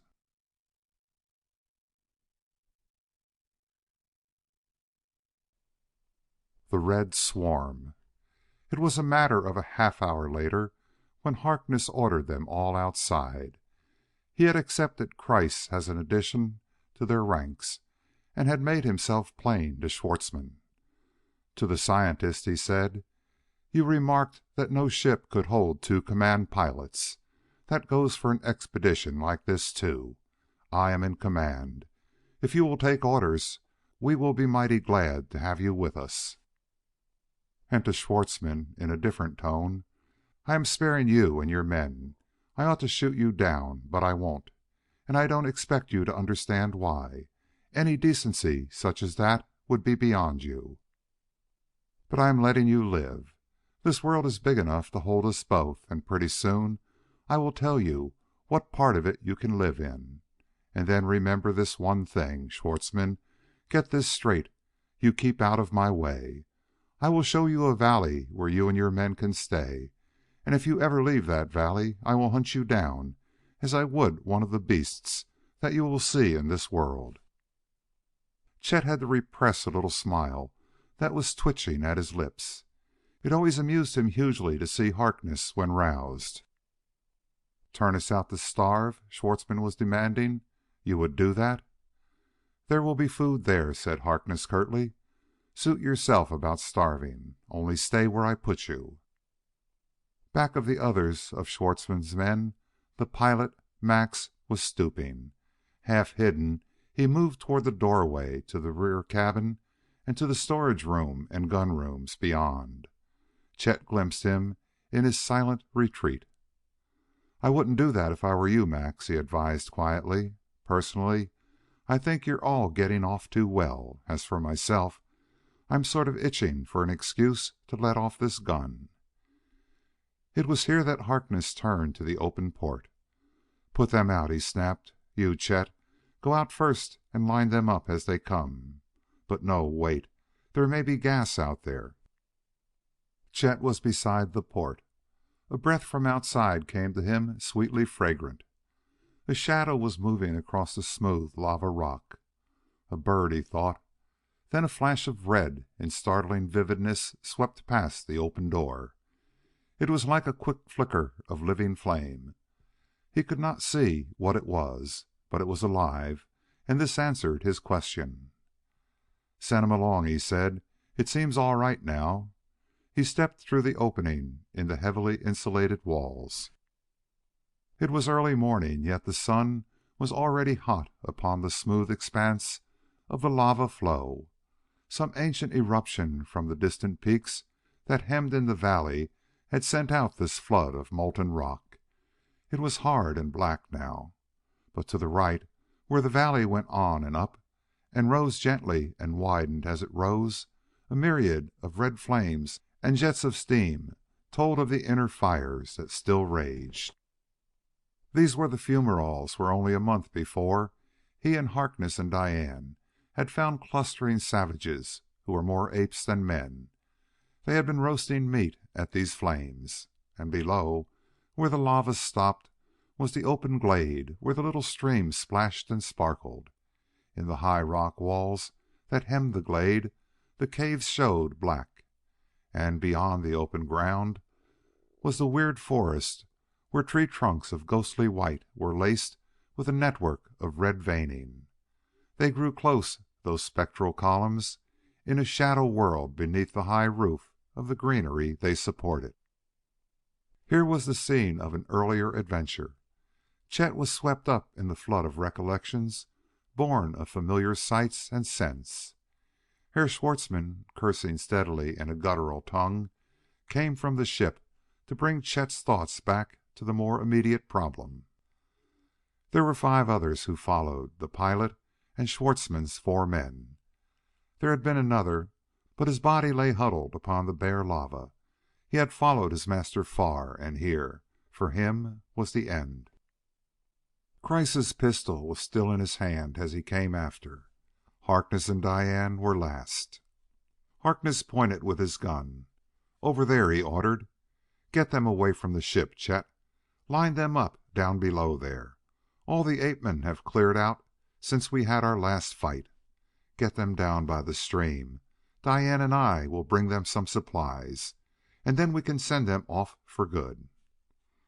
Chet sent Kreiss down first, where an easy slope made the descent a simple matter. It had been the bow wave of the molten lava. Here was the end of that inundation of another age, and the slope was wrinkled and creased. Schwartzmann followed, then the others. The last man was ready to descend when Diane and Walt came back. They had packages of compressed food. This was all right with Chet, but he raised his eyebrows inquiringly at the sight of several boxes of ammunition and an extra gun. Harkness smiled good-naturedly. "I will give them one pistol," Walt told him, "and a good supply of shells. We don't need to be afraid of them with only one gun, and we can't leave the poor devils at the mercy of every wild beast." "You're the boss," said Chet briefly, "but for me, I'd sooner give this Schwartzmann just one bullet right where it would do the most good." "Let's make him work for it," he suggested, and called to the men below. "Come back up here, Schwartzmann. A little present for you, and I'm saying you don't deserve it." He watched the return trip as Schwartzmann dragged his heavy bulk up the slope. He was enjoying the man's explosive, panted curses. Beside him were Diane and Walt. With them, it was as it had been with him at first. They had eyes only for the familiar ground below, the stream, the open ground, the trees. Each of them was looking down at that lower ground. It was Kreiss standing down there who first caught Chet's attention. Kreiss was trying to shout. Chet saw his waving arms. He stared, puzzled, at the facial contortions, the working lips from which no sound came. He knew that something was wrong. It was a moment or two before he realized that Kreiss could not speak, that the throat, injured by the choking fumes, had failed him. Then he heard the strangled croak that Kreiss forced from his lips. "Behind you! Look behind you!" Schwartzmann was scrambling to the top where they stood. Every man was accounted for. What had they to fear? And suddenly it was borne in upon Chet's consciousness that he had been hearing a sound that was louder now, a rustling, a clashing of dry, rasping things. The very air seemed to hold something ominous. He knew this in the instant while he whirled about, while he heard the dry rustling change to a humming roar, while he saw, like a cloud of flame, a great swarm of red, flying things like the one that had flown past the port, and one, swifter than the rest, that darted from the swarm and flashed upon him. It was red, vividly, dazzlingly red. The body of a reptile, a wild phantasm of distorted dreams, was supported by short, quivering wings. The body was some 5 feet in length, and it was translucent. A shell, like the dried husk of some creature long dead, yet here was something alive, as its quick attack proved. It had a head of dry scales which ended in a projecting, black-tipped beak that came like a sword, straight and true for Chet's heart. It seemed an age before he could bring his pistol up and fire. Detonite, as everyone knows, does not explode on impact. The cap of fulminate in the end of each bullet sets it off. But even this requires some resistance, something more than a dry, red husk to check the bullet's flight. There was no explosion from the tiny shell that Chet's pistol fired, but the bullet did its work. The creature fell plunging to the rocky ground, and its transparent wings sent flurries of dust where they beat upon the ground. There were others that went down, for the bullet had gone on and through the great swarm. And then they attacked. The very fury of the assault saved the huddle of humans. So close were the red things pressed together that their vibrating wings beat and locked the swarm into a mass. They were almost above their prey. Chet knew that he was firing upward into the swarm, but the sound of his pistol was lost. The red cloud hung poised in a whirling maelstrom, and the pandemonium of clashing wings whipped down to them not only the sound of their dry scraping, but a stench from those reptile bodies that was overpowering. Sickly sweet, the taste of it was in Chet's mouth. The sound of the furious swarm was battering at his ears as he knew that his pistol was empty. There were red bodies on the bare rocks before him. A scaly, scabrous thing was pressing against his upflung hands that he raised above his head. A loathsome touch. A beak that was a needle-pointed tube stabbed at his shoulder. Before he could flinch aside, the quick pain of it was piercingly sharp. Other red horrors dropped from the main mass overhead. He saw Harkness beating at them wildly while he made a shelter of his body above the crouched figure of Diane. Two of them, two incredible, beastly flying things. He saw them so plainly where they hovered, and Harkness striking at them with a useless empty gun while they waited to drive home their lance-like beaks. The picture was so plain. His brain was a photographic plate, supersensitized by the utter horror of the moment. While the red monster stabbed its beak into his shoulder, while he drove home one blow against its parchment body with his empty pistol, while the wild, beating wings lifted the creature again into the air, he saw it all. Here were Diane and Harkness. Nearby Schwartzmann was on the ground. His man, the one who had not yet descended with the others, was running stumblingly forward. He was wounded, and the blood was streaming from his back. Chet saw the two monsters hovering above Harkness's head. He saw their thick-lidded eyes, and he saw those eyes as they detected an easier prey. The fleeing man was half stooped in a shambling run. The winged reptile Chet had beaten off joined the other two, and they were upon the wounded man in a flurry of red. Chet saw him go down and took one involuntary step forward to give him aid, then stopped, transfixed by what he beheld. The man was crouching down in terror. Above him, the three monstrous things beat each other with their wings. Then their long beaks stabbed downward.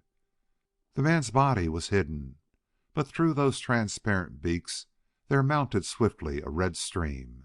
Plainly visible, Chet saw that vital current, that living life-blood of a living man drawn into those beastly bodies.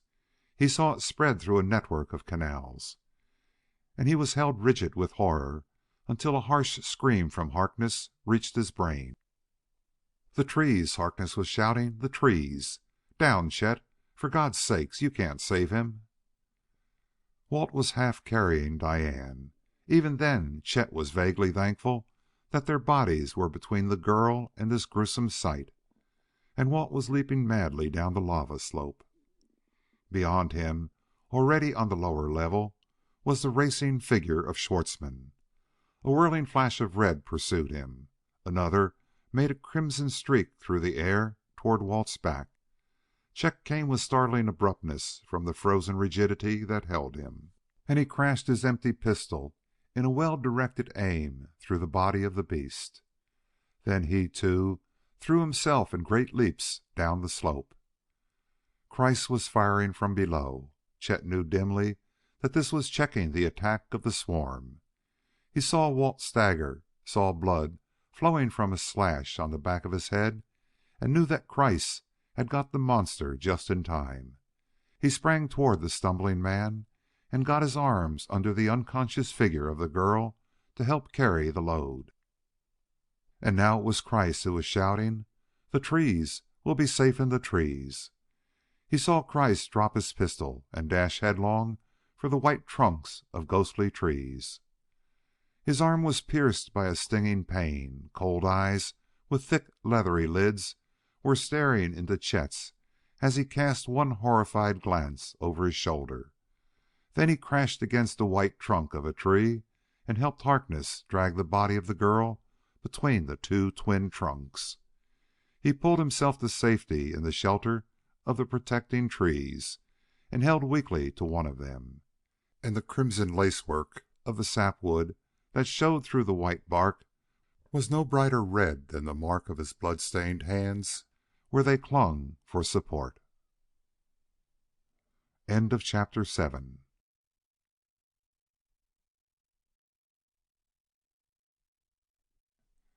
Doomed! The sun was high when they ventured forth.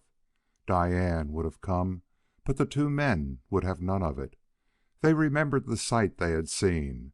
They knew what was left of the man's body, lying on the rocks above, and they ordered the girl to stay hidden while Kreiss remained with her as a guard.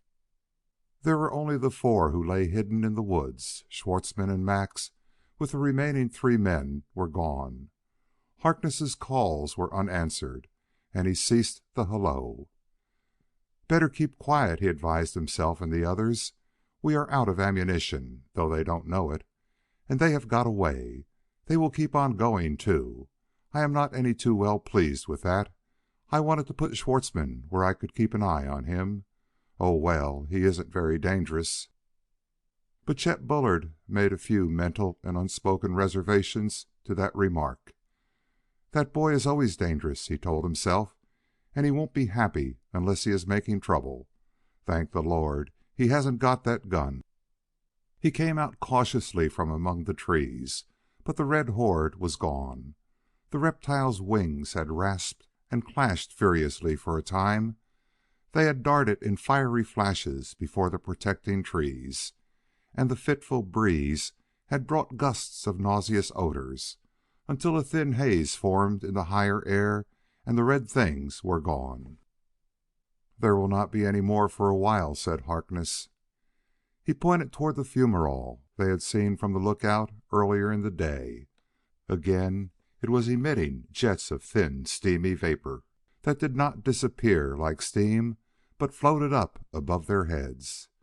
"The gas has driven them off," he added. The two men climbed slowly up the slope that had been the wave front of molten rock. Chet found his pistol by the path and picked it up. "We'll get more ammunition up top," he told Harkness, "and we will toss some down to Kreiss. He can have the extra gun you brought for Schwartzmann, too." He stopped suddenly. He had reached the level top of the lava flow. Here was where they had stood when the beasts attacked, where Harkness had dropped the boxes of ammunition and the pistol. And except for a few scattered bodies of unbelievable reptiles, and for a stain of blood where his own wound had bled, there was nothing to show where they had been. "He got him!" Chet exclaimed. "That son of a gun! Schwartzmann got the gun and shells. I saw him scrambling around on the rock. I thought he was just scared to death. But no, he wasn't too frightened to grab the gun and the ammunition while one of his own men was being killed. And that's not so good either." A dozen paces beyond was a huddle of clothing that stirred idly in the breeze. "The poor devil!" exclaimed Chet, and moved over beside the body of the man who had gone down under the red swarm's attack. It lay face down. Chet stooped to turn the body over, though he knew there was no hope of life. He stopped with a gasp of dismay. Two eyes still stared in horror from a face that was colorless, a drained, ghastly white face. No tint remained to show that this ever had been a living man. More dreadful than the waxen pallor of death, here was a bleached, bloodless flesh that told of the nameless horror that had overwhelmed this man, beaten him down, and drained him of every drop of blood. "Vampires," Chet heard Harkness saying in a horrified whisper. "Those beaks were like tubes, and they He stopped as if in fear of the words that would tell what they themselves had escaped. Chet turned the body to its former position. That dreadful face beneath the pitiless sun was a sight no other eyes should see. "Let's go on to the ship," he said. "We'll get some ammunition. Go back and get Diane." He did not finish the thought. Before him he saw the lifeless body moving. It rolled and shuddered as if life had returned to this thing where no life should be. Chet raised one hand in an unconscious gesture as if to ward off some new horror that the body might disclose. It was a moment before he realized that the rock was shaking beneath his feet, that he was dizzy, and that from no great distance A rumbling growl was sounding in his ears. The moving body had shaken Chet's mental poise as had the earthquake his physical equilibrium. Harkness had not seen it. He was looking off across the level plateau. "Look!" he exclaimed. "Another vent has opened. See it spout?" Some 100 yards distant were clouds of green vapor that rolled into the air. At their base a fountain of mud sputtered and spouted and fell back to build up a cone. The green cloud whirled sluggishly, and then was caught by the breeze and began its slow, rolling progress across the flat rock.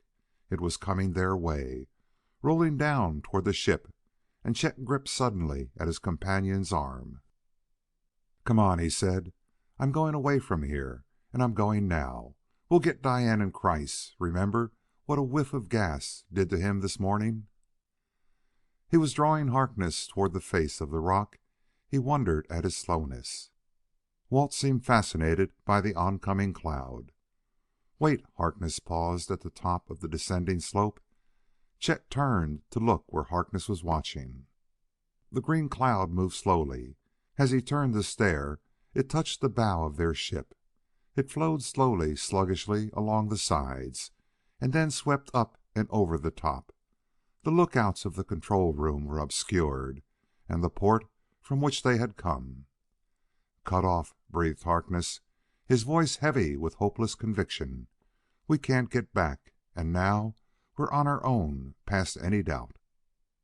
"It may not last," Chet was urging an hour later, when with Kreiss and Diane they stood on high ground to look down on the ship. The sparkling sheen of the metal cylinder had changed from silver to pale green. The cloud that enveloped it was not heavy, but it was always the same. Yet still, Chet insisted, it may not last.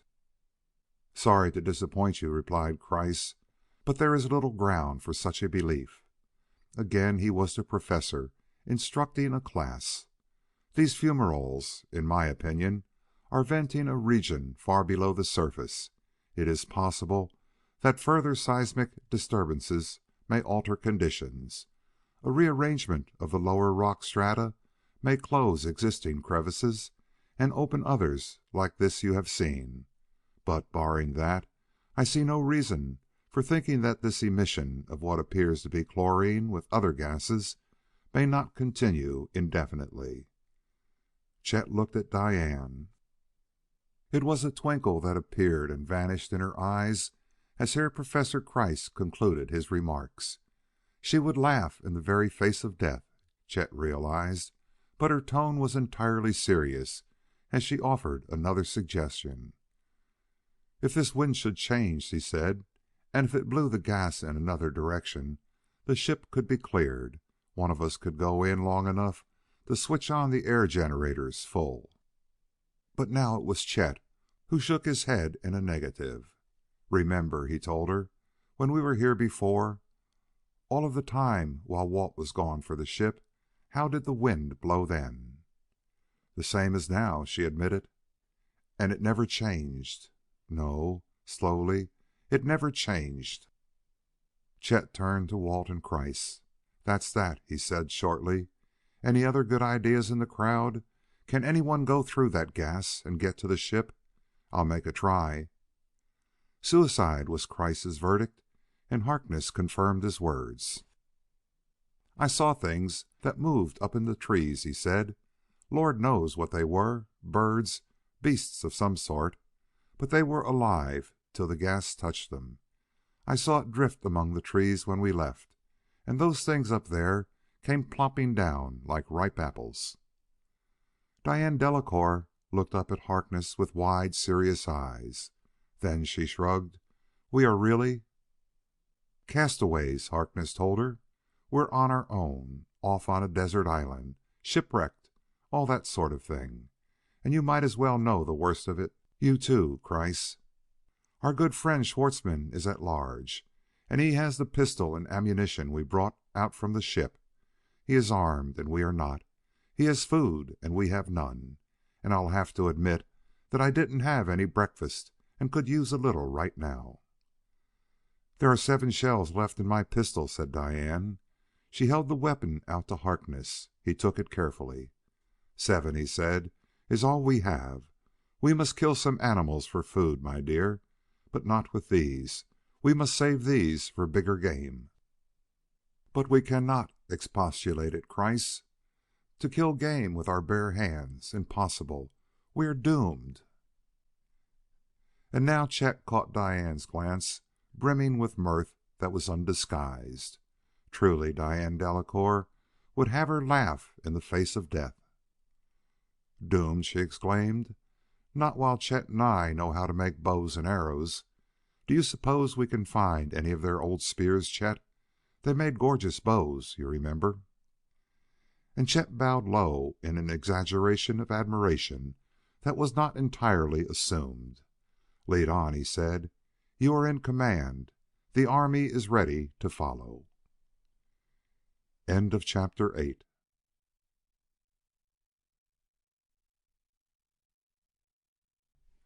A Premonition. Fire Valley had been the home of the ape-men. On that earlier journey, Walt and Chet had seen them, had fought with the tribe, and had lived for a time in their caves that made dark shadows high on the rock wall. And they knew well that the wood the ape-men used for their spears was well suited for bows. Back in the caves they found discarded spears and some wood that had been gathered for shafts. Tough, springy, flexible, it was a simple matter for the men to convert these into serviceable weapons. Sinews that the ape-men had torn from great beasts made the bowstrings, and there were other slim shafts that they notched, then sharpened in the fire.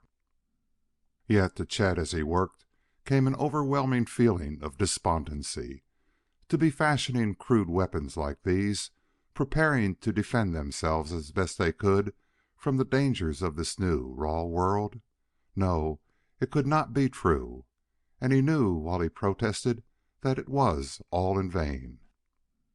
He asked himself a score of times if his impulsive, desperate act had not been a horrible mistake, and he found the same answer always. It was all he could have done.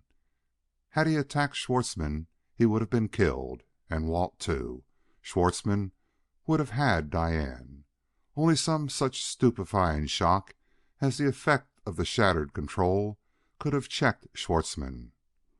No, there had been no alternative, and the thing was done, finally, irrevocably done. Chet walked to the cave mouth to stare down at the ship below him in the valley. From the fumarole's throat came a steady, rolling cloud of shimmering green. The ship was immersed in it. The voice of Herr Kreiss spoke to him. The scientist, too, had come forward for another look. If it were at the bottom of the sea, he said, it would be no more inaccessible. It is, in very fact, at the bottom of a sea of gas. We could penetrate an aqueous medium more easily. And, Chet pondered slowly, if only I could have returned. With time and metal bars and tools that I could improvise, I might... His voice trailed off. What use now to speculate on what he might have done? The scientist concluded his thought. You might have reconstructed the control, yes. I, too, had thought of that. But now the gas. No, we must put that out of our minds, unless we would become insane. Chet turned back into the black and odorous cave. He saw Harkness, who was flexing a bow he was making for Diane. He was showing her how to grip it and let the arrow run free. Towahg was the last one I instructed, Walt was saying, and Chet knew from the deep lines in his face that his attempt at casual talk was for Diane's benefit. I wonder how long Towahg remembered. He was a grateful little animal. Towahg? Queried Kreiss. Who is Towahg? Ape-man, Harkness told him. Friendly little rascal. He helped us out when we were here before.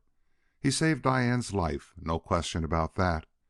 I showed him the use of the bow, jumped him ahead 100 generations in the art of self-defense. And offense, was Kreiss's comment. There are certain drawbacks to arming a potential enemy. Old Towahg is all right, Harkness reassured the scientist, although he may have taught the trick to others of the tribe who are not so friendly. "Where are they? In what direction do they live?" Kreiss continued. "Want to make a social call?" Chet inquired. "You needn't mind those little formalities up here, Doctor." But in the mental makeup of Herr Doktor Kreiss had been included no trace of humor. He took Chet's remark at face value, and he answered in words that echoed Chet's real thoughts and that took the smile from his lips. "But no," said Herr Kreiss. "It is the contrary that I desire. Here we are, here we stay for the rest of our lives. I would wish those years to be undisturbed. I have no wish to quarrel with what primitive inhabitants this globe may hold. There is much to study, to learn. I shall pass the years so." "And now," he questioned, "where is it that we go? Where shall be our home?" Chet, too, looked inquiringly at Harkness. "You saw more of this country than I did," he reminded him. "What would you suggest?" At the sight of the serious, troubled eyes of Diane Delacouer, he added: "We want a site for high grade subdivision, you understand? Something good, something exclusive, where we can keep out the less desirable element. Dianeville must appeal to the people who rate socially." At the puzzled look on the scientist's face, Chet caught Diane's glance of unspoken amusement, and he knew that his ruse had succeeded. He must not let Diane get too serious. Harkness answered slowly: "I saw a valley. I think I can find it again. When Towahg guided me back to the ship when we were here before, I saw the valley beyond the third range of hills. We go up Fire Valley, follow the stream that comes in from the side." "Water?" Chet questioned. "Yes, I saw a lake." "Cover? Trees? Not the man-eating ones?" "Everything. Open ground, hills, woods. It looked good to me then. It will look a lot better now," said Walt enthusiastically. "Walk faster," said Chet. "I'm stepping on your heels." They reached the valley floor some distance above the fumerole and the clouds of poison gas, and the march began. The attack of the flying reptiles had taught them the danger of exposure in the open, and they kept close to the trees that fringed the valley. Once Chet left them and vanished among the trees, to return with the body of an animal slung over one shoulder. "Moon pig," he told the others. "Ask Dr. Kreiss if you want to know its species and ancestry and such things. All I know is that it has got hams, and I'm going to roast a slice or so before we start." "Bow and arrow?" asked Harkness. Chet nodded. "I'm a dead shot," he admitted, "up to a range of 10 feet. This thing with the funny face stood still for me, so it looks as if we won't starve." The sun had swung rapidly into the sky. It was now overhead. One half of their first short day was gone, and Chet's suggestion of food met with approval. "I can't quite get used to it," Diane admitted to the rest. "To think that for us time is turned back.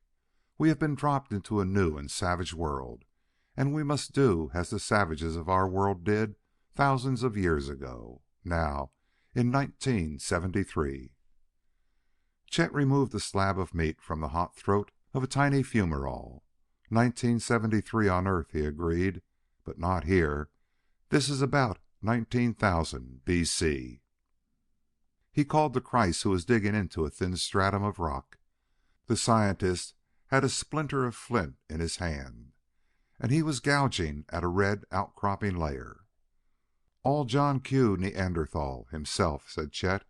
"What have you found? Silver or gold? Whatever it is, you're forgetting to eat. Better come along." But Dr. Kreiss had turned geologist, it was plain. "Cinnabar," he said. "An ore of hydrargyrum." His tone was excited, but Chet refused to have his mind turned from practical things. "Is it good to eat?" he demanded. "Nein, nein," Kreiss protested. "It is what you call mercury, quicksilver." "Ladies and gentlemen," said Chet dryly, "I see where this man Kreiss is going to be a big help. He has discovered the site for the thermometer factory. He will be organizing a chamber of commerce next.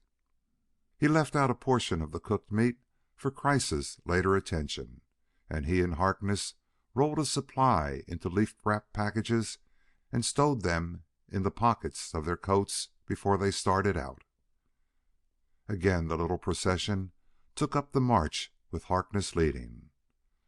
"Leave as little trail as possible," Harkness ordered. "We don't want to shout to Schwartzmann where we have gone." They left the valley of the fires to follow the stream bed in another hollow between great hills. Chet found himself looking back at the familiar flares with regret. Here was the only place on this new world which was not utterly strange to his eyes. He continued to glance behind him, long after the smoky fires were lost to sight, but he would not admit even to himself that it was for another reason. 1973, and he was a man of the modern civilization. Yet deep within him there stirred ancient instincts, racial memories perhaps. And as he splashed through the little stream and bent to make his way through strange leafed vines and leprous spotted trees, a warning voice spoke inaudibly within his own mind, spoke as if it might have whispered to some ancestor scores of centuries dead. "You are followed," it told him. "Listen, there is one who follows on the trail." End of chapter 9.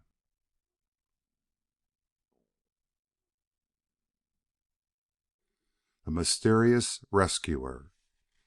Their way led through tangled growths of trees and vines that were like unreal things of a dream. Unreal they were, too, in their strange degree of livingness, for there were snaky tendrils that drew back as if in fear at their approach, and stalks that folded great thorny leaves protectingly about pulpy centers at the first touch of a hand. The world of vegetation seemed strangely sentient and aware of their approach. Only the leprous white trees remained motionless. Their red-veined trunks towered high in air, and the sun of late afternoon shot slantingly through a leafy roof overhead. Twice Chet let the others go on ahead while he slipped silently into some rocky concealment and watched with staring, anxious eyes back along their trail. But the little stream's gurgling whisper was the only voice, and in all the weird jungle there was no movement but for the unfolding of the vegetation where they had passed. "Nerves," he reproached himself. "You're getting jumpy, and that won't do." But once more he let the others climb on while he stepped quickly behind a projecting rock over which he could look. Again there was silence. Again the leaves unfolded their thorny wrappings while vermiform tendrils crept across the ground or reached tentatively into the air. And then, while the silence was unbroken, while no evidence came through his feeble human senses, something approached. Neither sight nor sound betrayed it, this something that came noiselessly after, but a telltale plant whipped its leaves into their former wrapping. A vine drew its hanging clusters of flowers sharply into the air. The unseeing watchers of the forest had sensed what was unheard and unseen, and Chet knew that his own inner warning had been true. He waited to see this mysterious pursuer come into view, and after waiting in vain, he realized the folly of thinking himself concealed. He glanced about him. Every plant was drawn tightly upon itself. With silent voices they were proclaiming his hiding place, warning this other to wait, telling him that someone was hidden here.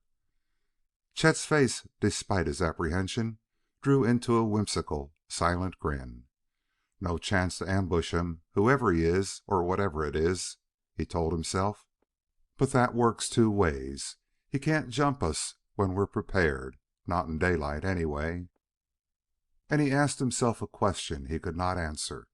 "I wonder," he whispered softly, "I wonder what these plants will do at night." Almost they could see the swift descent of the sun. Each flashing glint of light through the dense growth came from lower down toward the invisible horizon. It shone at last where Chet cast anxious glances about upon a mound of rocks. Rough blocks of tremendous size had been left here from some seismic disturbance. Like the ruins of a castle, they were heaped high in the air. Even the tree growths stopped at their base, and above them was an opening in the roof of tangled branches and leaves, a rough circle of clear blue sky. "How about making camp?" Chet asked. "This place looks good to me. I would just as soon be up off the ground a bit." Harkness looked at the pile of rocks, glanced once toward the sun. "Right," he agreed. "This will do for our first camp." "You've named it," Chet told him as he scrambled to the top of the great block. He extended a hand to Diane, standing tired and breathless at its side. "Welcome to first camp," he told her. "Take this elevator for the first 10 floors." He drew her up to the top of the block. Harkness joined them, and Diane, though she tried to smile in response to Chet, did not refuse their help in making the ascent. The day's experiences had told on all of them. 30 or 40 feet above the ground was Chet's estimate. From the top of their little fort they watched the shadows of night sweep swiftly down. Scrub tree growths whose roots had anchored among the rocks gave them shelter, while vines and mosses softened the hard outlines of the labyrinth of stones. Chet undid the package of meat and passed it out freely. There had been scurryings and rustlings in the jungle growth that had reassured him in the matter of food. Darkness fell as they ate, then it gave way to a new flood of light. Golden light from a monstrous moon. It sent searching fingers through the rifts in the leafy roof, then poured itself over the edge of the opening above in a cascade of glory. And though each one of the four raised his eyes toward that distant globe and knew it for the earth, no word was said. They ate their food in silence while the silent night wrapped them about. Still in silence they prepared for the night. Chet and Harkness improvised a bed for Diane in the shelter of a sheer rising rock. They tore off pieces of moss and stripped leaves from the climbing vines to make a mattress for her, then withdrew with Kreiss to a short distance while Chet told them of his suspicions. 6 hours of night, he said at last. "That means 2 hours for each of us. We'll take turns standing guard." Harkness insisted on being first. Chet flipped a coin with Kreiss and drew the last turn of guard duty. He stretched himself out on a bit of ground where vegetation had gained a foothold among the rocks. "It's going to take me a while to get used to these short days," he said. 6 hours of daylight, 6 hours of night. This is a funny little world, but it's the only one we've got. The night air was softly warm. The day had been hard on muscles and nerves. Chet stared toward the glorious ball of light that was their moon. There were men and women there who were going about their normal affairs. Ships were roaring through the air at their appointed levels. Their pilots were checking their courses, laughing, joking. Chet resolutely withdrew his eyes. Think? Hell no. That was one thing that he must not do.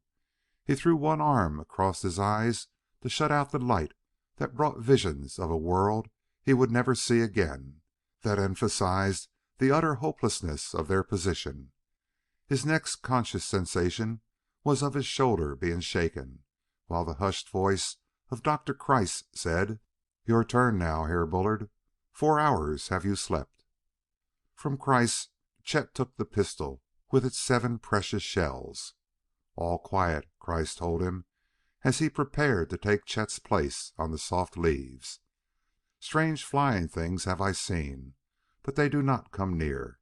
And of your mysterious pursuer we have seen nothing. You imagined it, perhaps." "I might have imagined it," Chet answered, "but don't try to tell me that the plants did. I'll give this vegetation credit for some damned uncanny powers, but not for imagination. I draw the line there." He looked toward the highest point of rock and shook his head. "Too plain a target if I'm up there," he argued, and took up his position in the shadows instead. Once he moved cautiously toward the place they had prepared for Diane. She was breathing softly and regularly, and on the rock at her side, with only his jacket for a bed, lay Harkness. Their hands were clasped, and Chet knew that the girl slept peacefully in the assurance of that touch. "They don't make 'em any finer," he was telling himself, and at the same moment he stiffened abruptly to attention. Something was moving. Through and above the hushed noises of the night had come a gliding sound. It was an indescribable sound, too elusive for identification, and Chet, in the next instant, could not be sure of its reality. He did not call, but swung alertly back on guard and slipped from shadow to shadow as he made his way across the welter of rocks. He stopped at last in strained listening to the silent night. One hand upon a great stone block at his side steadied his body in tense, poised concentration. From afar came a whistling note whose thin keenness was mingled with a squeal of fright. Some marauder of the night had found its prey. From the leafy canopy above him voices whispered as the night wind set a myriad leaves in motion. The thousand tiny sounds that blend to make the silence of the dark. These he heard, and nothing more, while he forced himself to listen beyond them.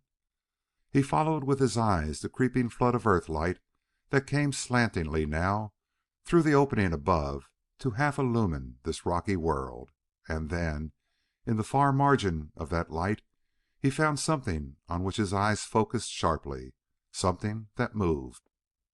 Walt, Kreiss! He must arouse them. A shout of alarm was in his throat, a shout that was never uttered, for from the darkness at his back, not where this moving thing had been disclosed by the friendly earth light, but from the place he had just left, came a scream of pure terror. It was the shocking scream of a person roused from sleep in utter fright, and the voice was that of Diane. "Walter!" she cried. "Walt!"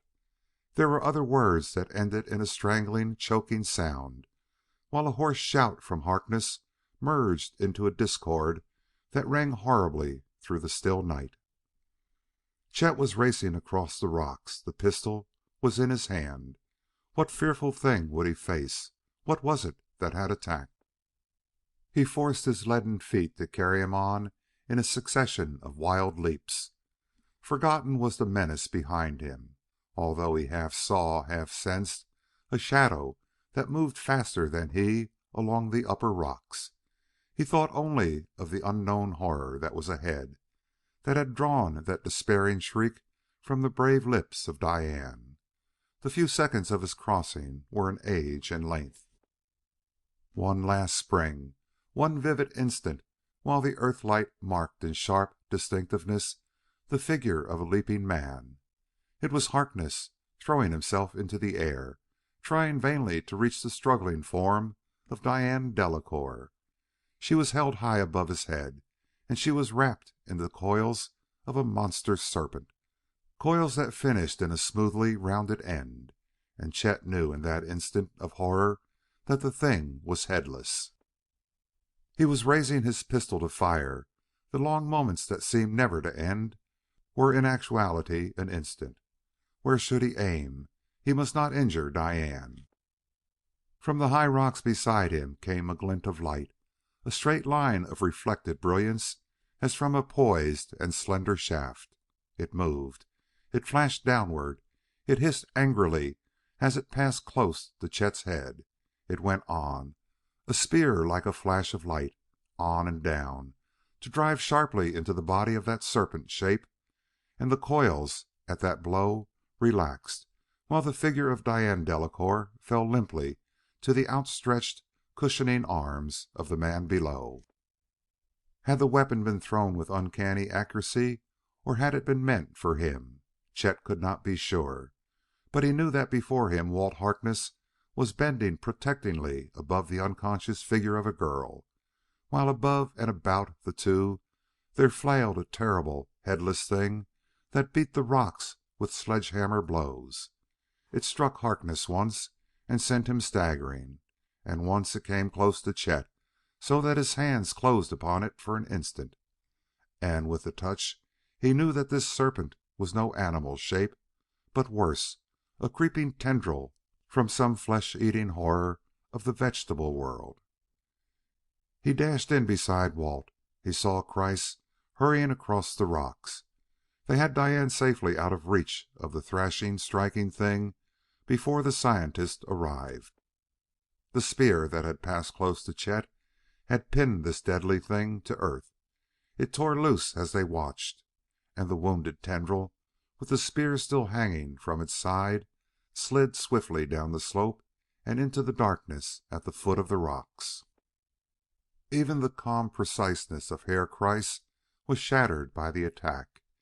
In a confusion of words, he stammered questions that went unanswered. Chet thrust his pistol into Harkness's hands and was off down the rocky slope toward the springs where they had got water for their evening meal. A rolled leaf made a cup that he held carefully while he climbed back. A few minutes later, the pallid face of Diane showed a faint flush while she drew a choking breath. Harkness held the girl's head in his arms. He was uttering words of endearment that were mingled with vicious curses for the thing that had escaped. "Never mind that," argued Chet. "That one won't bother us again, and after this we will be on guard. But here is something to wonder about. What about this spear? Where did it come from?" Harkness had eyes only for Diane's tremulous smile. "I'm all right, truly," she assured him. Only then did he turn in bewilderment to Chet. "I thought you threw it. But of course not. You couldn't. We didn't have any spears." "No," said Chet. "I didn't throw it. I saw something moving across over there." He pointed toward the farther rocks where he had been. "I was going to call when Diane's scream beat me to it. But what I saw wasn't the thing that attacked her. And if it was the same one who threw that spear, he must have come across here in a hurry. And that spear, by the way, came uncomfortably close to my head. I'm not at all sure, but it was meant for me." Harkness released his arm from Diane, for she was now able to sit erect. He picked up the crude bow that had been beside him and fitted an arrow to the string. "I'll go and have a look," he promised grimly, but Chet held him back. "You're not thinking straight. This shock has knocked you out of control. If that little stranger with the spear meant to help us, there's no need of hunting him out. He doesn't seem anxious to show himself. And if he meant it for me, he's still too good a shot to fool with in the dark. You stick here until daylight." "That is good advice," Herr Kreiss agreed. "The night, it will soon be gone." He was looking at the leafy opening overhead where the golden light of a distant earth was fading before the glow of approaching day. End of chapter 10.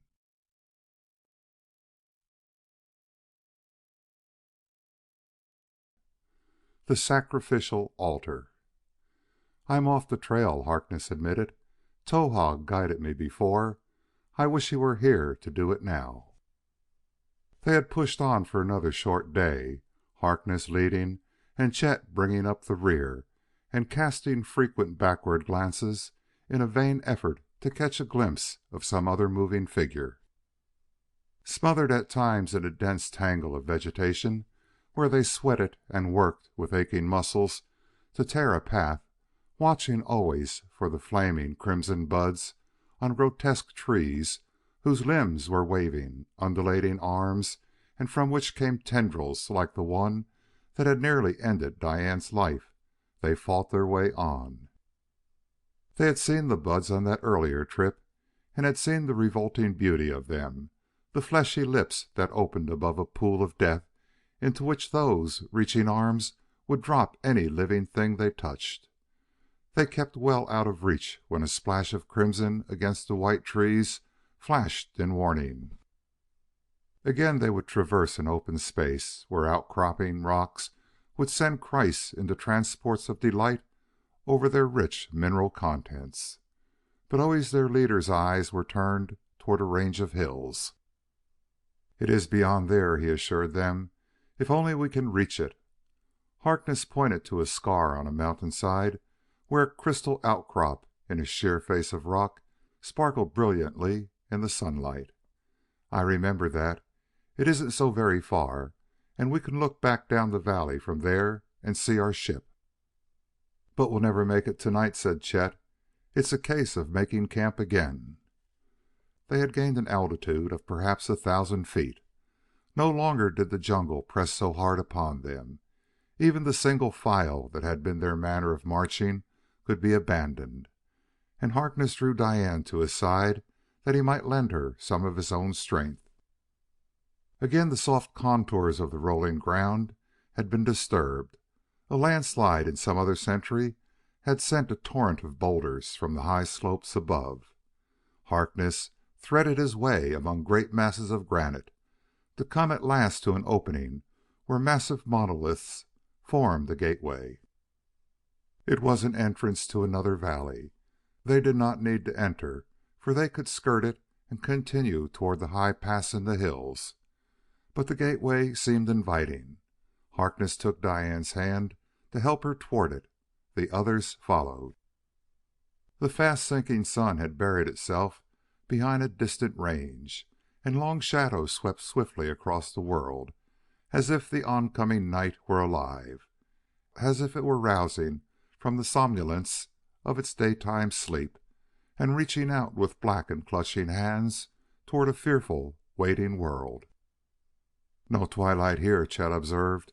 "Let's find a hideout, a cave by choice, where we can guard the entrance and—" A gasp from Diane checked him. "Oh!" she exclaimed. "It is not real.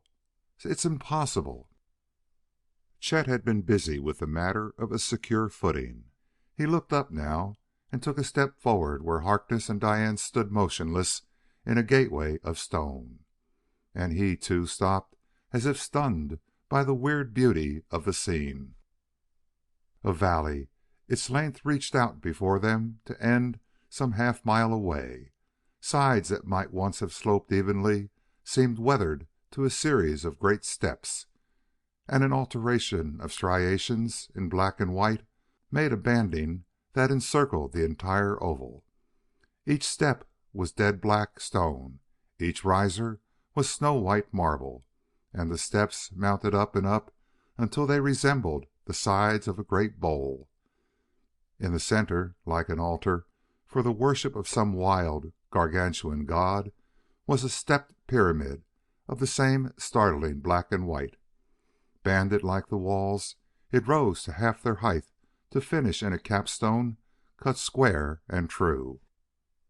An altar, perhaps an arena, beyond doubt, or so it seemed to Chet. He was first to put the impression in words. "A stadium," he marveled. "An arena for the games of the gods." "The gods," Diane breathed softly, "of a wild, lost world." But Chet held to another thought. Who built it?" he asked. "It's tremendous. There is nothing like it on Earth." Only Kreiss seemed oblivious to the weird beauty of the spectacle. To Professor Kreiss, dolomite and black flint rock were dolomite and black flint. Interesting specimens. A peculiar arrangement, but nature must be permitted her little vagaries. "Who built it?"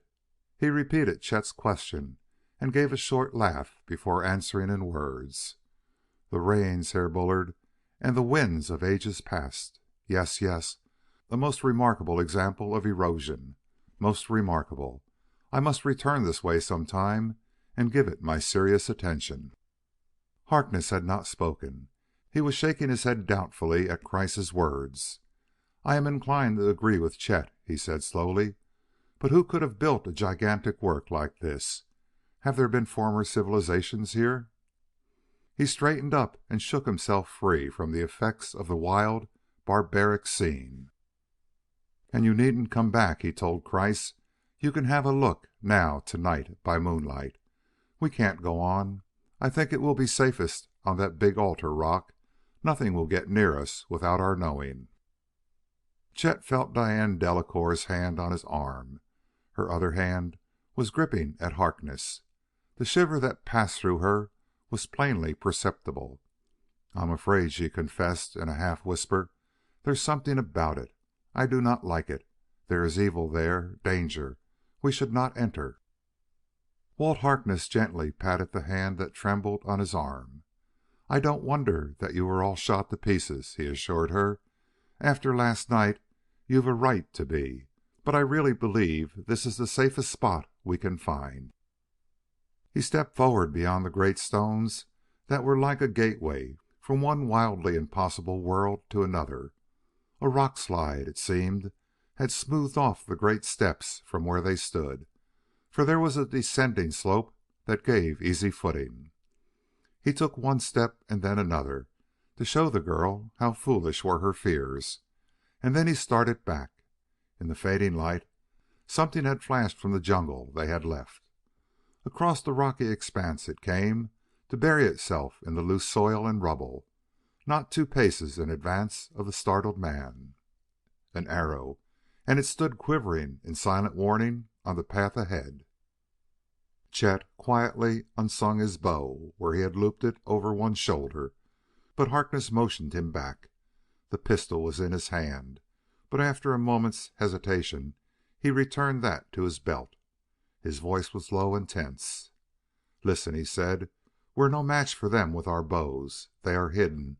They could pick us off as we came, and I can't waste a single detonite shell on them while they keep out of sight. We can't go back. We must go ahead. We will all make a break for it and run as fast as we can toward the big altar, the pyramid. From there we can stand them off for a while, and we will go now and take them by surprise." He seized Diane firmly by one arm and steadied her as they dashed down the slope. Chet and the Professor were close behind. Each spine must have tingled in anticipation of a shower of arrows. Chet threw one hasty look toward the rear. The air was clear. No slender shafts pursued them. But from the cover of the jungle growth came a peculiar sound, almost like a human in distress, a call like a moaning cry. They slackened their breathtaking pace and approached the great pyramid more slowly. As they drew near, the great steps took on their real size. Each block was taller even than Chet, and he had to reach above his head to touch the edge of the stone. They walked quickly about, found a place where the great blocks were broken down, where the slope was littered with debris from the disintegrating stone that had sifted down from above. They could climb here. It was almost like a crudely formed set of more normally sized steps. They made their way upward while Chet counted the courses of stone. 6, then 8, 10, and here Harkness called a halt. "This will do," he gasped between labored breaths. "Safe enough here. Chet, you and Kreiss spread out. Watch from all sides." The pilot was not as badly winded as Harkness, who had been helping Diane.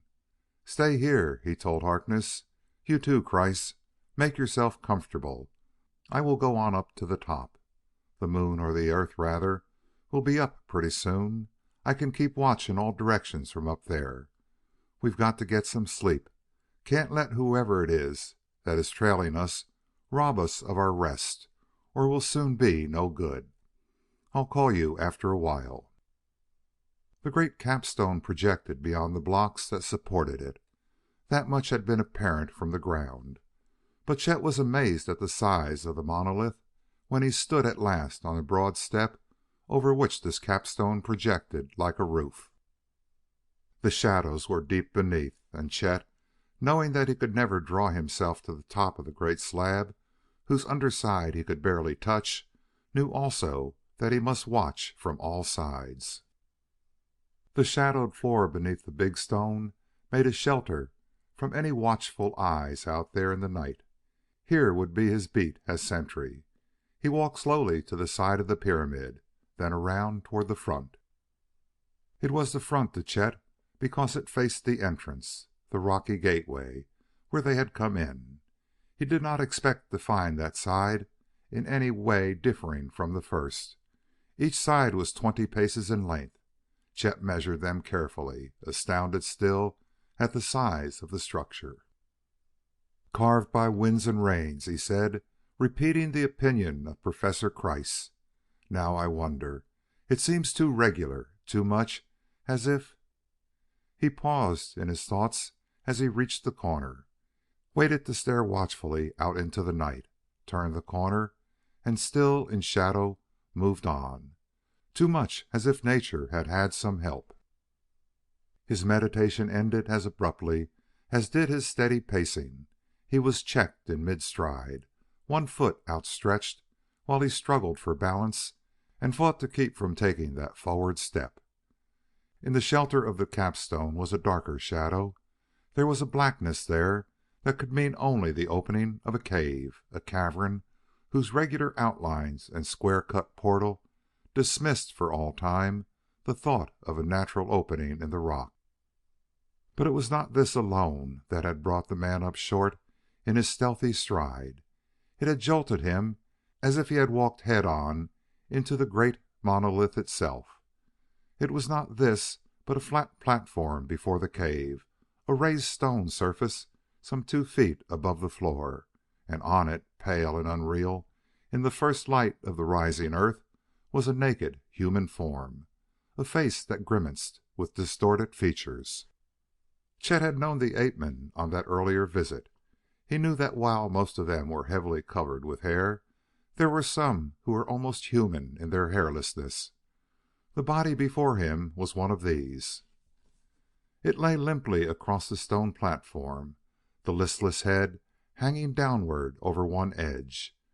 It had high cheekbones, a retreating forehead, glassy, staring eyes, and grinning teeth that projected from between loose lips. And the evening wind stirred the black stringy hair while it touched lightly upon the ends of a short length of vine about the ape-man's neck, where only the ends could be seen, for the rest of the pliant vine was sunk deeply into the flesh of the neck. It had been the instrument of death. The ape-man had been strangled.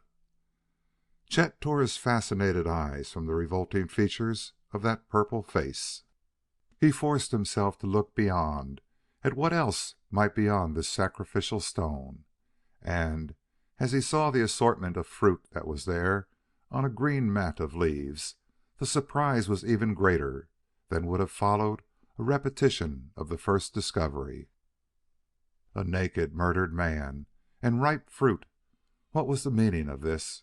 Chet asked himself a score of questions and found the answers to none.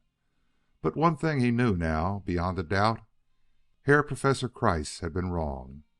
This was truly an altar for the performance of unknown and savage rites, and the altar itself and the whole encircling arena had been created by some intelligence. People, things, embodied intelligence of some sort had carved these stones. Chet was oppressed by a feeling of impending danger. His thoughts came back sharply to the things on the stone, the absurdly contrasting exhibits, a naked body and fruit. But were they so different, he asked himself, and knew in the same instant that they were not. They were one and the same. They differed only in kind. They were both food. From the darkness beyond came a shuffling of feet. From the black passage someone was coming, drawing near to the portal and coming slowly, steadily through the dark. The pad of animal feet would have been unnerving, or the stealthy footfalls of an approaching savage, but this was neither. It was a scuffing, shuffling sound. The sweat stood out in beads on Chet's forehead, and a trickle of it reached his eyes. He dashed it away with the back of his hand while he drew silently into the shadow of the overhanging stone. He held his breath as he watched in the darkness. His pistol came noiselessly from his belt. Yet how could he fire it, he asked himself in a moment of frantic planning. Only 7 cartridges left. They would need them all. And to fire now would bring more enemies upon them. He returned the gun to his belt and stooped to weigh a fragment of stone in his hand. This must serve him as a weapon. The dragging footsteps were near, where the passage mouth loomed black. The light of a distant Earth struck slantingly across to leave this face of the pyramid in half darkness. From that far and peaceful world the light poured floodingly down. It shone in under the projecting capstone. It struck upon the raised altar and revealed in ghastliest detail the gruesome offering there. And surely the strangest sight of all that the earthlight disclosed was when it shone golden upon a black and hairy body of a beast that was half man, half ape. The creature moved slowly forward, walking erect, with its furry arms stretched gropingly ahead. In the full light it went shuffling on like one who is blind or who walks in the dark, until it stopped before the altar stone and stood rigidly waiting. Waiting for what? Chet was making demands upon his reason that was already taxed beyond its capacity. He heard nothing, and he knew with entire certainty that there was no audible call. Yet he sensed the message at the instant the ape-man moved. "Flesh," said the message. "Bring flesh. Bring it now." And with glazed, wide-open eyes which plainly saw but could not comprehend, the ape-thing stared at the altar stone. It bent forward, took the fresh-killed body by the throat, and slung it across one shoulder as easily as a child might handle a doll. Then it turned and vanished once more into the waiting dark. "God!" breathed Chet, when the vision had passed. "God help us! What does it mean?" He took one backward step, then another, and made his way in silence along the path he had come. He must get back to the others to tell them of what he had seen, to help them to flee from this place of horror that was more terrible for its qualities of the unknown. He gave his companions the story in staccato sentences. And the ape-man was unconscious, he concluded. He was an automaton, only directed by another brain. I know it. I got that message. I tell you, it was radioed by someone or by something, sent directly to that big ape's brain. Now, let's get out of here. Diane had it right when she said that the place was evil, but she didn't make it strong enough. It's foul with evil. It's damned. Come on. I'm leaving now." Chet's whispered words were uttered with all the emphasis that horror could instill. He knew that he spoke truth, but he could not know how mistaken was his last positive assertion. "I'm leaving now," Chet had said, and how desperately he wanted to put this place behind him only he himself could know. He took one step toward the place where they could descend. Then Harkness' hand pulled him roughly to his knees. "Down!" Harkness was commanding. "Get down, Chet. They're coming, a swarm of them, through the gate." The pilot heard them before he saw them. They began a chant as they poured through the entrance, a weird, wailing note like the cry of a stricken animal that cries on and on. Then he saw the swarm. They came in a cataract of black bodies that spilled through the stone portal and down the long slope. They formed a ragged column on the ground and came toward the pyramid, where, unseen, 3 men and a girl from another world were crouching. "Back!" Chet ordered in a whisper. "Keep low in the shadow. Get around in back of the pyramid. We can make a run for it." They crept swiftly along the rocky step where the deep angle was in shadow.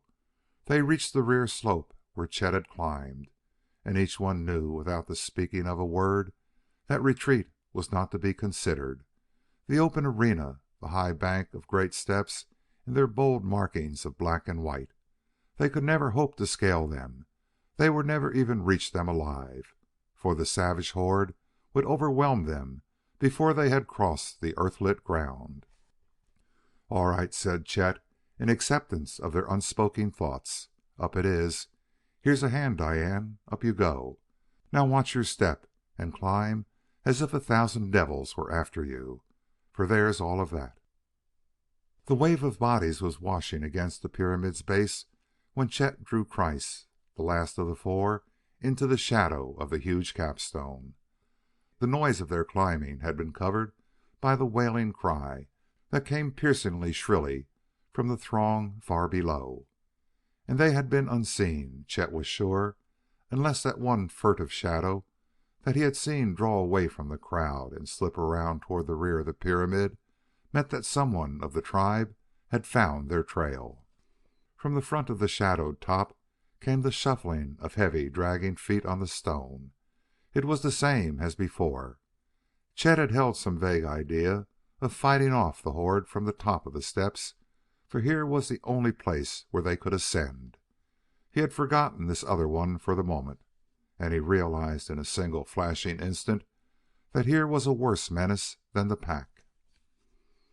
Only one, it was true, one ape-man who would be no match for them, but Chet remembered those blind, staring eyes and the message that had come to him.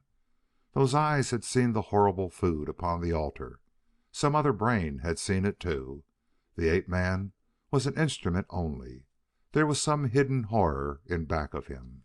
Something that saw with his eyes, something that must never see them, covering and huddled in the shadow of that great stone. The shuffling was coming from the right. Chet clutched silently at the others to draw them away and toward the left. They retreated to the corner, turned it, and went on toward the front, then stopped in silent waiting where the shadow ended. The front where the altar stood was in the full glare of earth. For the moment they were safe, but what of the time when the ape-man returned? He had descended to the ground. When he climbed back up again, would he retrace his steps, or would he come this side and trap them here where the light of their own earth made any forward step impossible? Below them the wailing ceased. Chet leaned forward to see the black horde, silent and motionless. Approaching them was the big ape he had seen at the altar. His hands were reaching blindly before him, and he moved as would a human when entranced. He reached the huddled blacks. His groping hands hovered hesitantly above a cowering, hairy form.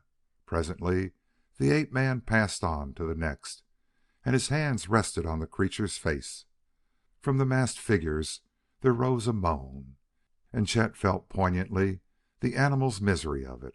Suddenly all emotion was transformed to startled attention. From the slope at the rear had come the rattle of loose stones. Far below, in plain view, was the one who had descended. Chet knew that his eyes could never mistake that blind, groping figure, but from the slope they could not see. From around the far edge of the pyramid, a clicking stone sent a repeated warning. Chet laid a hand on Harkness' arm. "Get set, Walt," he warned. "Get ready for trouble. There's something coming. It may come this way." End of chapter 11.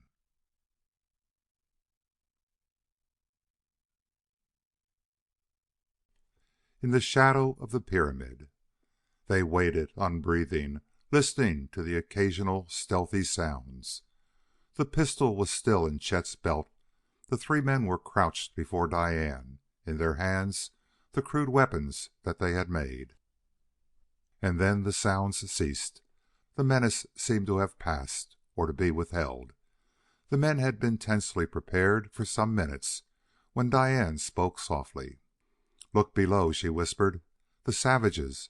That big one seems to be choosing them, selecting some from among them."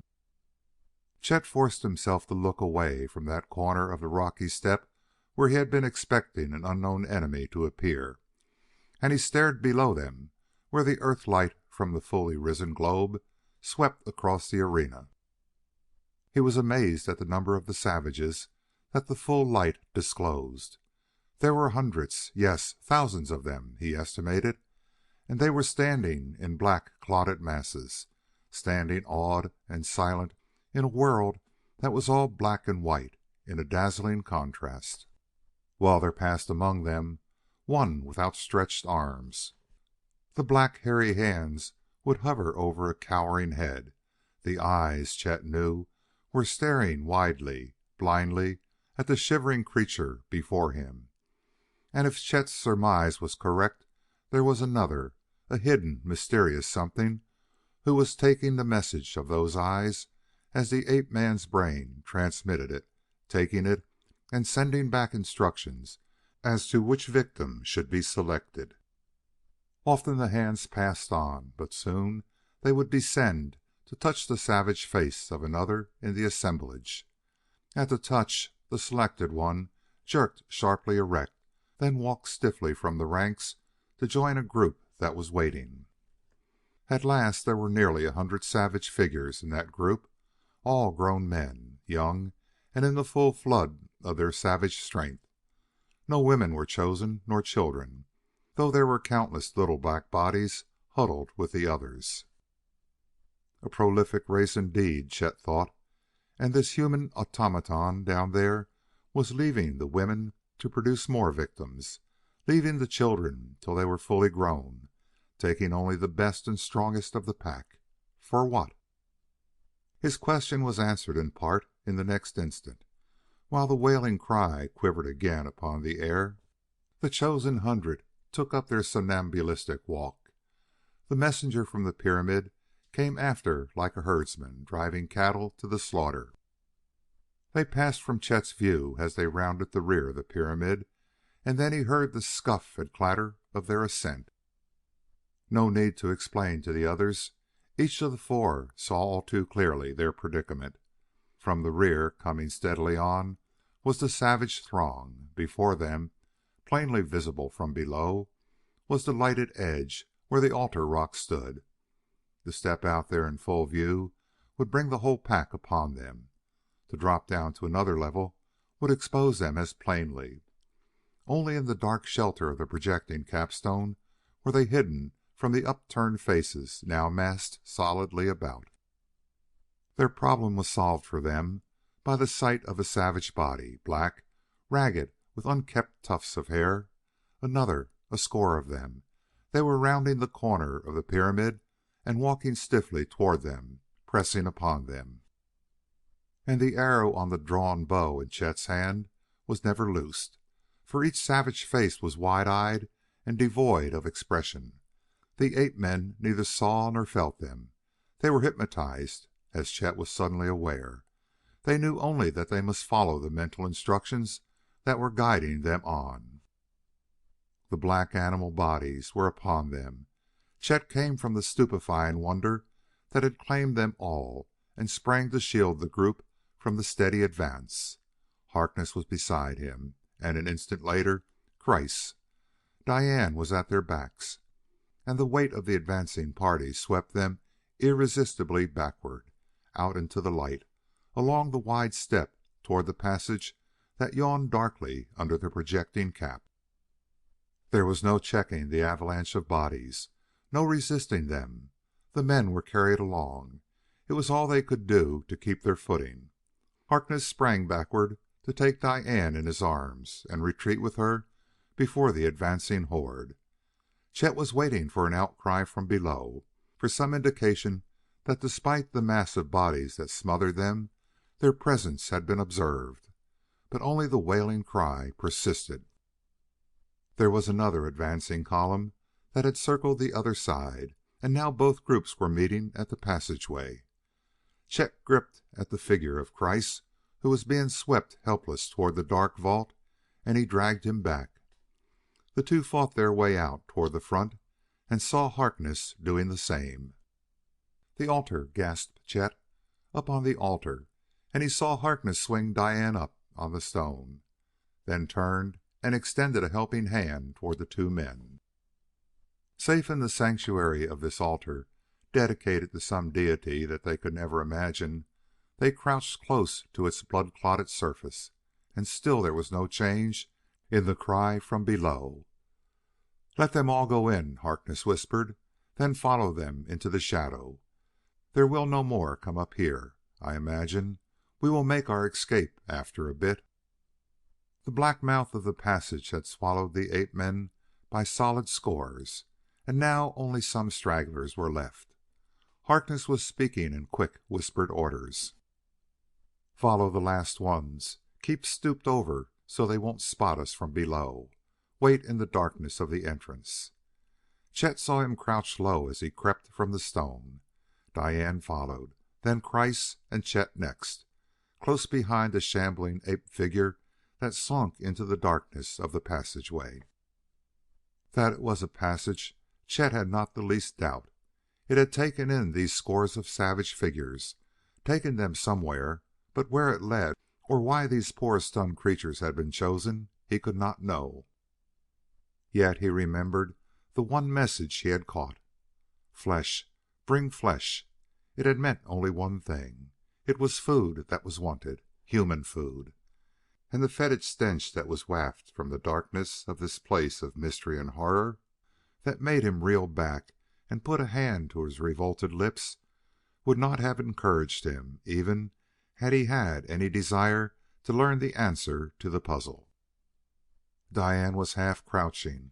She was choking with the foul air. Harkness spoke gaspingly as he took her by the arm. "Outside, for God's sake! Horrible! Get Diane outside. Try lying down. We may be out of sight." But this time he did not follow his own instructions. He rose erect, instead, and stood swaying as if dazed, and Chet saw that before him, outlined against the lighted opening in the rock, was the messenger he had seen. Black against the bright earth light, his features were lost. No expression could be seen, but his eyes, that were dead and white like the upturned belly of a fish, came suddenly to life. They glared from the dark face with a light that came almost visibly from them to the staring eyes of Walt Harkness. Chet saw Harkness stiffen, one upraised hand falling woodenly to his side. A cry of warning was strangled in his throat, and then the glaring eyes passed on to the face of Diane. Chet had forgotten this messenger from the pyramid's hidden horror.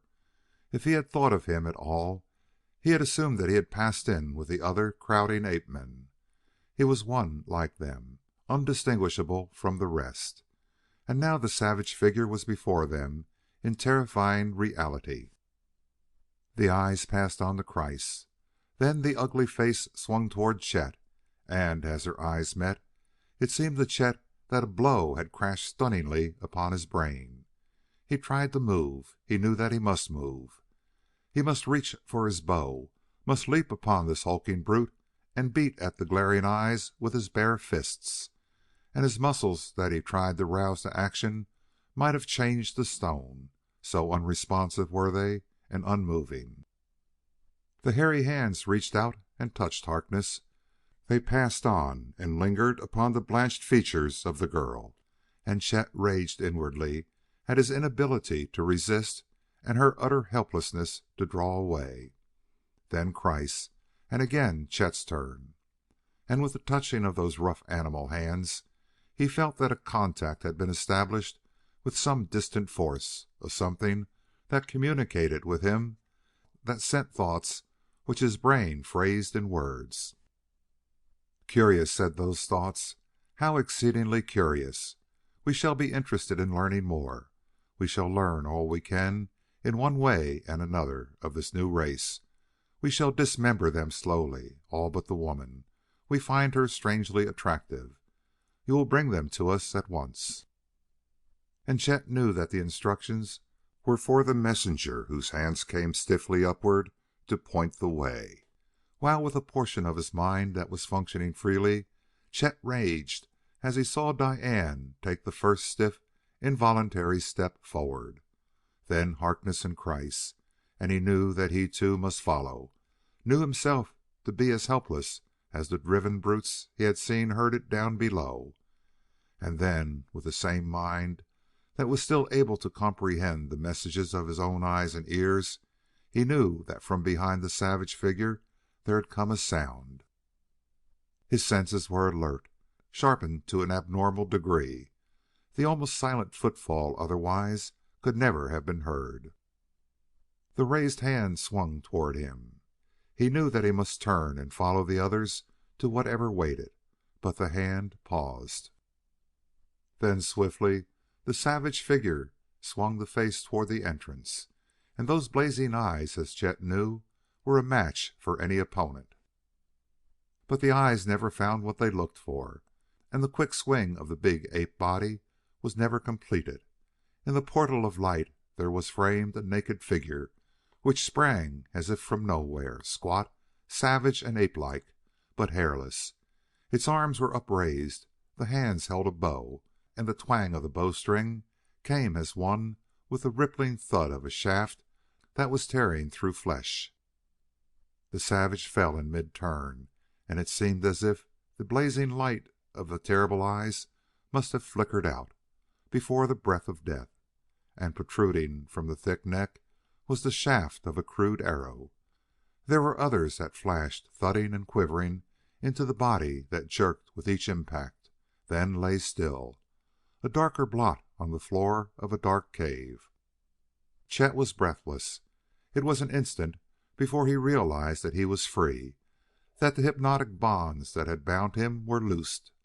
It was another instant before he sensed that his companions were still marching, trudging stiffly, woodenly, off through the dark. He bounded after, heedless of bruising walls. He followed where the sound of their scuffling feet marked their progress to a sure doom. There were stairs. How he sensed them Chet could not have told, but he paused, hesitated a moment, then found the first step and half ran, half fell through the utter darkness of the pit into which they had gone. The odors that had seemed the utmost of vileness now came to him 100 times worse. They tore at his throat with a strangling grip, and he was weak with nausea when he crashed upon a figure that he knew was Kreiss, then on to grasp at Diane and Harkness, to drag them to a standstill in the darkness that pressed upon them smotheringly, while he shook them, beat at them, shouted their names. "Diane, Walt, wake up, I tell you. We're going back." He swung them around, forced them to face about. "Walt, for God's sake, wake up! Diane, Kreiss!" The deep sobbing breath of Diane was the first encouraging response. Then, "Free," she gasped. "I'm free." And Harkness and Kreiss both mumbled incoherently as they came from their hypnotic stupor. "How," began Harkness, "how did you?" But Chet waited for no explanation of the seeming miracle that had just taken place. "Go back," he told them, "back up the steps." And a babel of cries that were terrifying in their inhuman savagery welled up from the depths of the pyramid to urge them on. The body of their captor was prone on the floor above. They stepped over it to reach the entrance. No figure showed there now. Chet stooped low and stepped forth cautiously, that the surging horde on the ground might not see him. The others followed. He felt Harkness' hand in a sudden warning grip upon him. "Chet," said Harkness, "there is something there in the shadow there." And Chet saw, even before Walt pointed, a wriggling figure that crept toward them. He struck down the bow that Kreiss had raised, and a ray of light came through a jagged niche in the rock above to fall upon the face of the one who drew near. Abjectly, in almost humility, the naked figure crept toward their feet, and the savage face that was raised to theirs was wreathed in a distorted smile. Beside him, Chet felt Harkness struggling to speak. In wondering tones that were almost unbelieving, Harkness choked out one word. "Towahg," he said. "Towahg." And the thick lips in that upraised face echoed proudly, "Towahg, me come." End of chapter 12.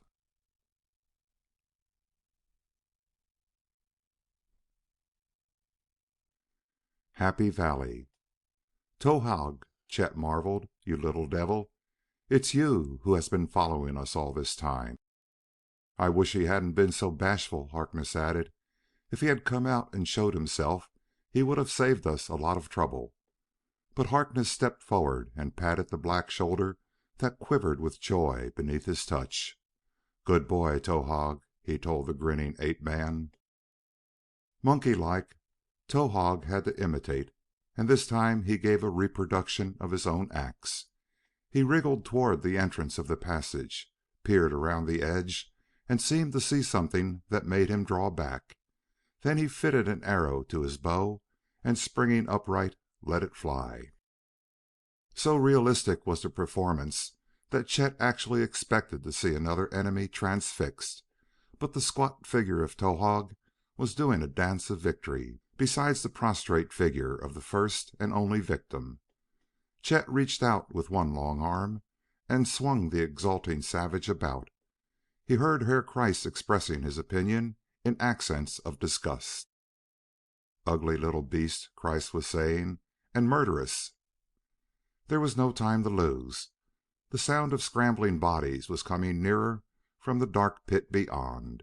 Yet even then Chet found an instant to defend the black. "Damned lucky for us that he is a murderer," he told Kreiss. Then to Towahg, "Listen, you little imp of hell. You don't know more than 10 words, but get this." Chet was standing where the Earthlight struck upon him. He pointed into the dark where the sounds of pursuit grew loud, and he shook his head and screwed his features into an expression that was supposed to depict fear. "No, no," he said.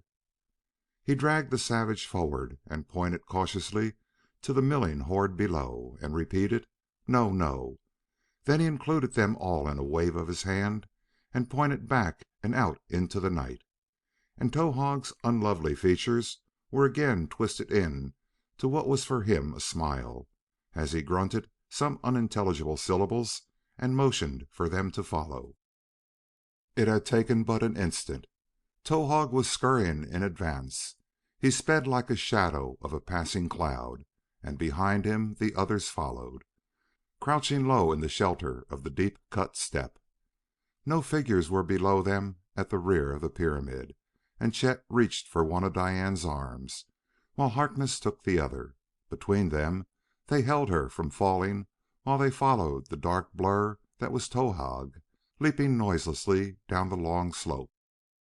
No time for caution now. The savage ahead of them leaped silently. His flying feet hardly disturbed a stone. But beneath them Chet felt a small landslide of rubble that came with them in their flight. And above the noise of their going came a sound that sped them on, the rising shout of wonder from the unseen multitude in front, and a chorus of animal cries from the pyramid's top. Chet saw a blot of black figures at the top of the slope just as they felt firm ground beneath their feet. They followed where Towahg led in a swift race across the open arena toward the great steps at the rear. Black and white in strongly contrasting bands, the rocks reared itself in a barrier that, to Chet, seemed hopelessly unsurmountable. He felt that they had come to the end of their tether. Trapped, he told himself, and wondered at Towahg's leading them into such a cul-de-sac, even while he knew that retreat in other directions was cut off. The pursuit was gaining on them. Savages from beyond the pyramid had sighted them now in the full light of Earth, and their yelping cry came mingled with hoarse growls as the full pack took the trail. Ahead of them, Towahg, reaching the base of the first white step, was dancing with excitement beside a narrow cleft in the rocks. He led the way through the small passage, and Harkness, bringing up the rear, took the detonite pistol in his hand. "One shell, we'll have to waste it," he said, and raised the weapon. Its own explosion was slight, but the sound of the bursting cartridge when its grain of detonite struck the rocks made a thunderous noise as it echoed between the narrow walls. "That will check the pursuit," Harkness exulted. "That will make them stop and think it over." It was another hour before Towahg slackened his pace. He had led them through jungle that to them seemed impassable, had shown them the hidden trails, and warned them against spiked plants whose darts were needle sharp. At last he led them to a splashing stream where they followed him through the trackless water for a mile or more. The mountain with the white scar was their beacon. Harkness pointed it out to their guide and made him understand that that was where they would go. And when night was gone and the first rays of the rising sun made a quick changing kaleidoscope of the colorful east, they came at last to a barren height. Behind them was a maze of valleys and rolling hills. Beyond these was a place of smoke, where red fires shone pale in the early light, and set off at one side was a shape whose cylindrical outline could be plainly seen. It caught the first light of the sun to reflect it in sparkling lines and glittering points, and every reflection came back to them tinted with pale green, by which they knew that the gas was still there. Chet turned from a prospect that could only be depressing. His muscles were heavy with the poisons of utter fatigue. The others must be the same, but for the present they were safe, and they could find some position that they could defend. Towahg would be a valuable ally. And now their lives were ahead of them, lives of loneliness, of exile. Harkness, too, had been staring back toward that ship that was their only link with their lost world. His eyes met Chet's in an exchange of glances that showed how similar were their thoughts. Then, at the sound of a glad laugh from Diane, their looks of despair gave place to something more like shame, and Chet shifted his own eyes quickly away. "It is beautiful, Walter," Diane was saying. "The lovely valley, the lake, the three mountain peaks like sentinels. It is marvelous. And we will be happy there, all of us. I know it. Happy Valley. There I've named it. Do you like the name, Walter?" And Chet saw Harkness reply in a quick pressure of his hand on one of Diane's, and he knew that Walt looked suddenly away without giving her an answer in words. Happy Valley. Diane, of all the four, had shown the ability to rise above desperate physical weariness, above a despondent mood, to dare look ahead instead of backward, and to find hope for happiness in the prospect. Off at one side, Chet saw Kreiss. The scientist's weariness was forgotten while he ran like a puppy after a bird in pursuit of a floating butterfly that drifted like a wind-blown flower. And Harkness, unspeaking, was still clinging to Diane's firm hand. Yes, thought Chet, there was happiness to be found here. For himself, it would be more than a little lonesome. But, he reflected, what happiness there was in any place or thing more than the happiness we put there for ourselves. Happy Valley, and why not? He dared to meet the girl's eyes now, and the smile on his lips spread to his own eyes as he echoed his thoughts. Why not, he asked. Happy Valley it is. We just didn't recognize it at first. They came to the lake at last. Its sparkling blue had drawn them from afar off. It was still lovelier as they came near. Here was the same steady west wind that had driven the gas upon their ship, but here it ruffled the velvet of waving grasses that swept down to the margin of the lake. There was a higher knoll that rose sharply from the shore, and back of all were forests of white-trunked trees. Chet had seen none of the crimson buds, nor threatening tendrils since entering the valley, and Towahg confirmed his estimate of the valley's safety. He waved one naked arm in an all-inclusive gesture, and he drew upon his limited vocabulary to tell them of this place. "Good," he said, and waved his arm again. "Good, good." "Towahg, you're a silver-tongued orator," Chet told him. "No one could have described it better. You're darned right. It's good." He raised his head to take a deep breath of the fragrant air. It was intoxicating with its blending of spicy odors. At his feet the water made emerald waves, where the clear deep blue of the reflected sky merged with yellow sand. Fish darted through the deeper pools where the beach shelved off, and above them the air held flashing colorful things that circled and skimmed above the waves. The rippling grass was so green, the sky and lake so intense a blue, and one mountainous mass of clouds shone in a white too blinding to be borne, and over it all flowed the warm, soft air that seemed vibrant with a life force pulsing strongly through this virgin world. Diane called from where she and Harkness had wandered through the lush grass. Kreiss had thrown himself upon a strip of warm sand and was oblivious to the beauties that surrounded him.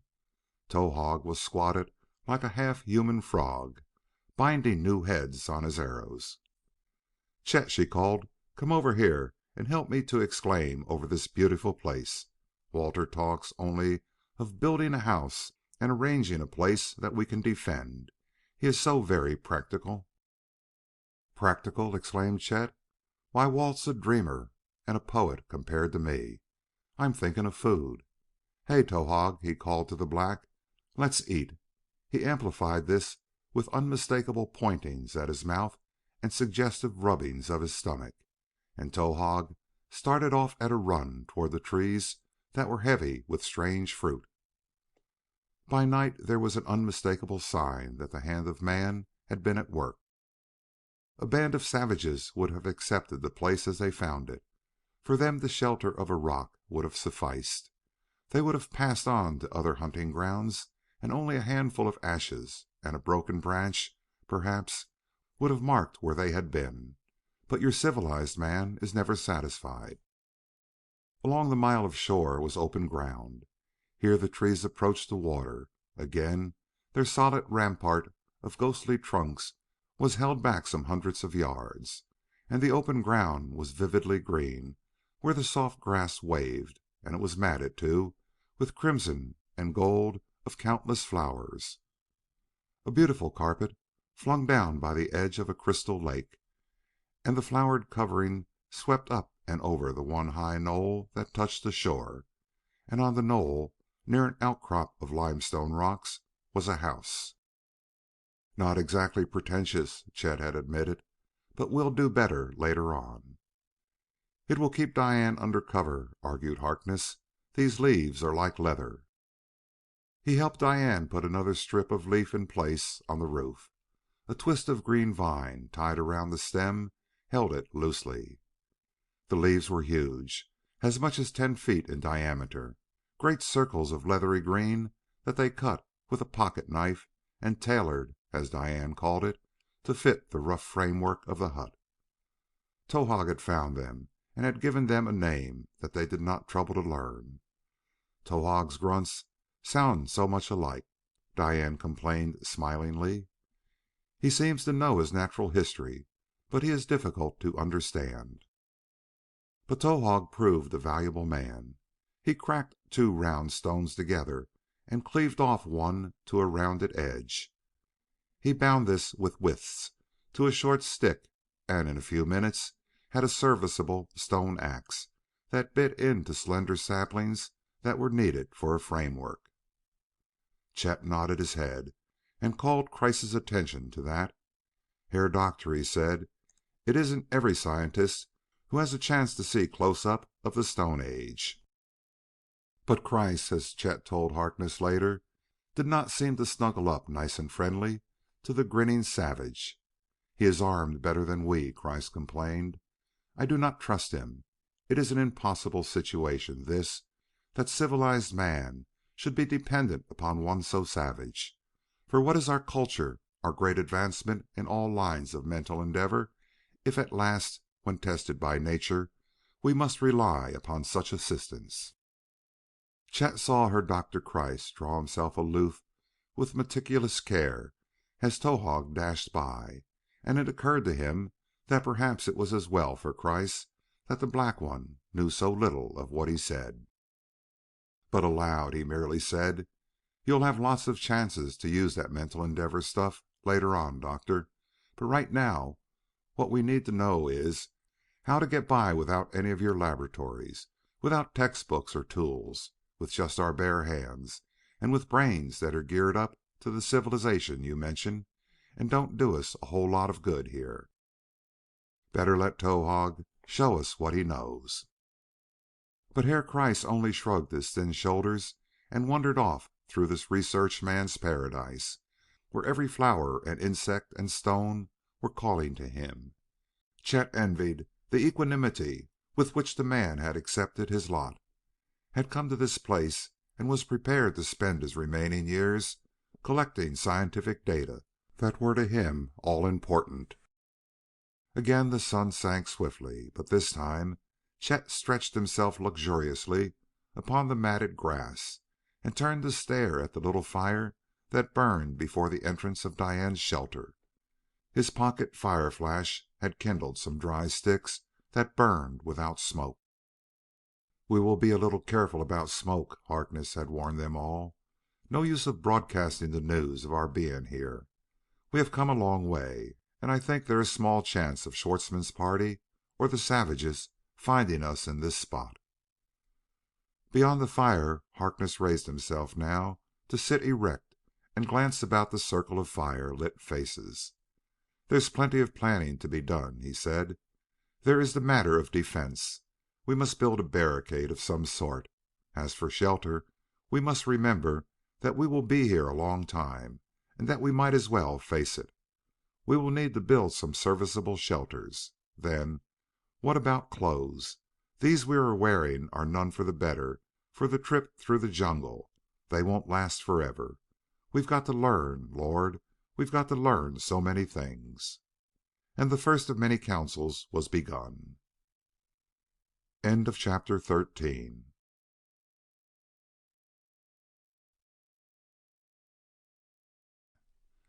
A bag of green gas. Under a tree on the edge of the open ground, a notched stick hung. 6 sharply cut V's showed red through the white bark.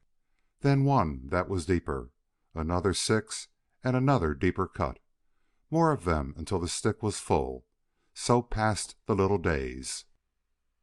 "Some time," Herr Kreiss had promised, "I shall determine with accuracy the length of our Dark Moon days. Then we will convert these crude records into Earth time. It is good that we should not lose our knowledge of the days on Earth." He made a ceremony each morning of the cutting of another notch. Chet, too, had a bit of daily routine that was never neglected. Each sunrise found him on the high divide. Each morning he watched for the glint and sparkle of sunlight as it flashed from a metal ship, and each morning the reflected light came to him tinged with green, until he knew at last that it might never be different.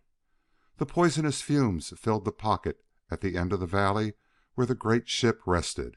She was indeed at the bottom of a sea.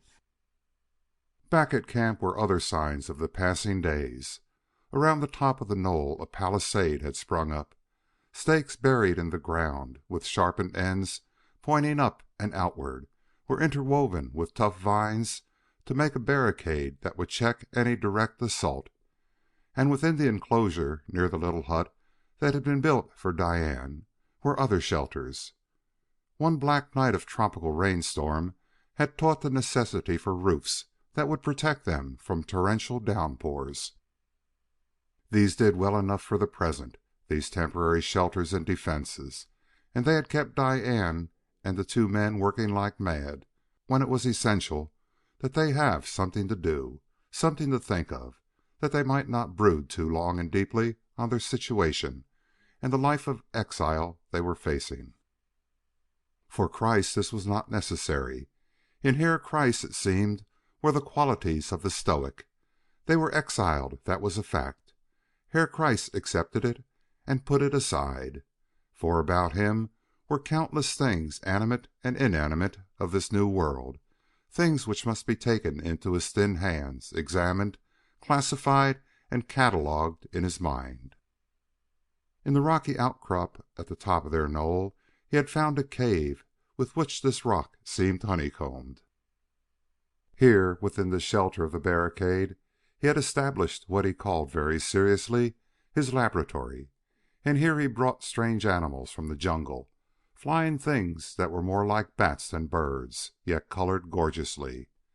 Chet found him one day quietly exultant over a wrinkled piece of parchment. He was sharpening a quill into a pen, and a cup-shaped stone held some dark liquid that was evidently ink. "So much data to record," he said. "There will be others who will follow us some day. Perhaps not during our lifetime, but they will come. These discoveries are mine. I must have the record for them. And later I will make paper," he added as an afterthought.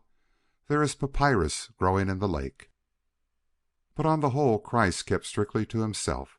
"He's a lone wolf," Chet told the others, and now that he is bringing in those heavy loads of metals he is more exclusive than ever. Won't let me into the back end of his cave." "Does he think we'll steal his gold?" Harkness asked moodily. "What good is gold to us here?" "He may have gold," Chet informed him, "but he has something more valuable, too. I saw some chunks that glowed in the dark. Rotten with radium, he told me. But even so, he is welcome to it. We can't use it. No, I don't think he suspects us of wanting his trophies. He's merely the kind that flocks by himself. He's having a wonderful time to-day, pounding out some of his metals with a stone hammer. I heard him at it all day. He seems to have settled down in that cave for keeps." Harkness threw another stick across the fire. Its warmth was unneeded, but its dancing flames were cheering. "And that is something we must make up our minds about," he said slowly. "Are we to stay here, or should we move on?" He dropped to the ground near where Diane was sitting and took one of her hands in his. "Diane and I plan to set up housekeeping," he told Chet, and Chet saw him smile whimsically at the words. Housekeeping on the Dark Moon would be primitive indeed. "We are lacking in some of the customary features of a wedding. We seem to be just out of ministers or civil officials to tie the knot." "Elect me mayor of Dianeville," Chet suggested with a grin, "and I'll marry you, if you think those formalities are necessary here." Diane broke in. "It's foolish of me, Chet. I know it. But don't laugh at me." He saw her lips tremble for an instant. "You see, we're so far away from everything, and it seems that if Walter and I could just start our lives with a really and truly marriage Oh, I know it is foolish." This time Chet interrupted. "After all you have been through, and after the bravery you have shown, I think you are entitled to a little foolishness. And you shall be married with as good a knot as any minister could tie.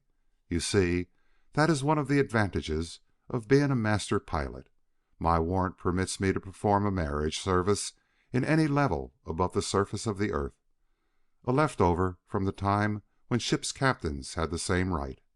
And although we are grounded for keeps, if we are not above the surface of the earth right now, I don't know anything about altitudes. But," he added, as if it were an afterthought, "my fee, although I hate to mention it, is $5." Harkness gravely reached into the pocket of his ragged coat and brought out a wallet. He tendered a $5 bill to Chet. "I think you're robbing me," he complained, "but that's what happens when there is no competition. And we'll start building a house tomorrow." "Will we?" Chet inquired. "Is this the best place? For my part, I would feel safer if there were more miles between us and that pyramid. What was down in there, God knows.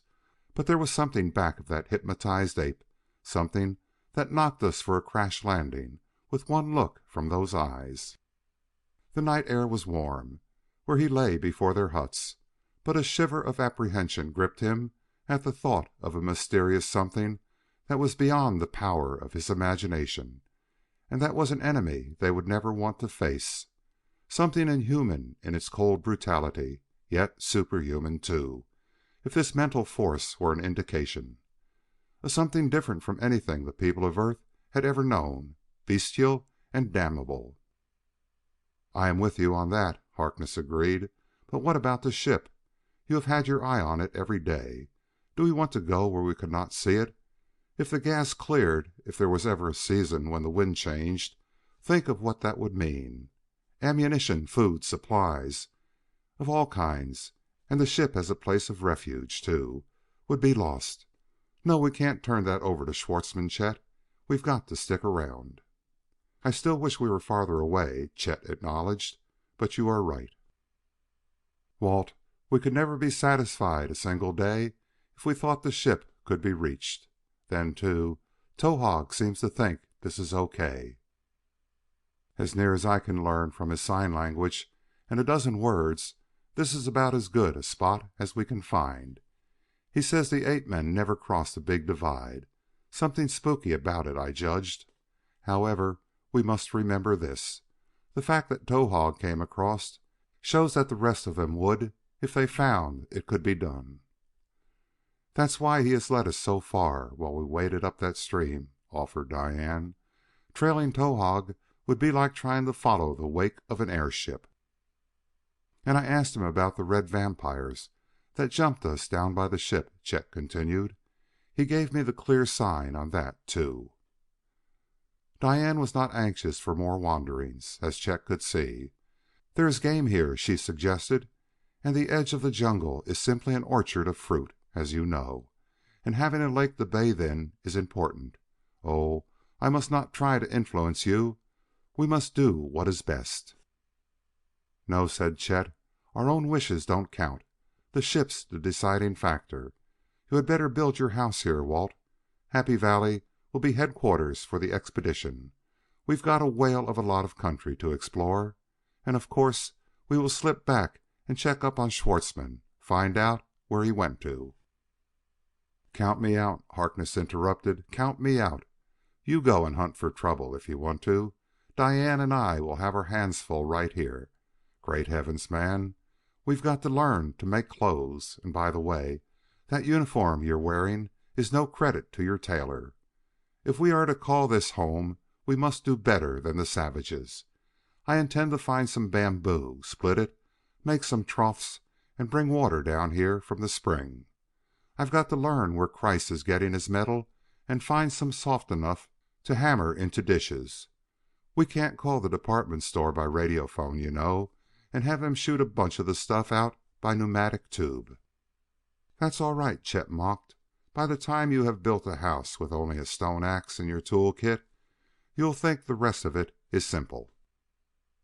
The barricade, or cheval de frise, as Chet insisted on calling it, to show his deep study of the wars of earlier days, was built in the form of a U. The knoll itself sloped on one side directly to the water's edge.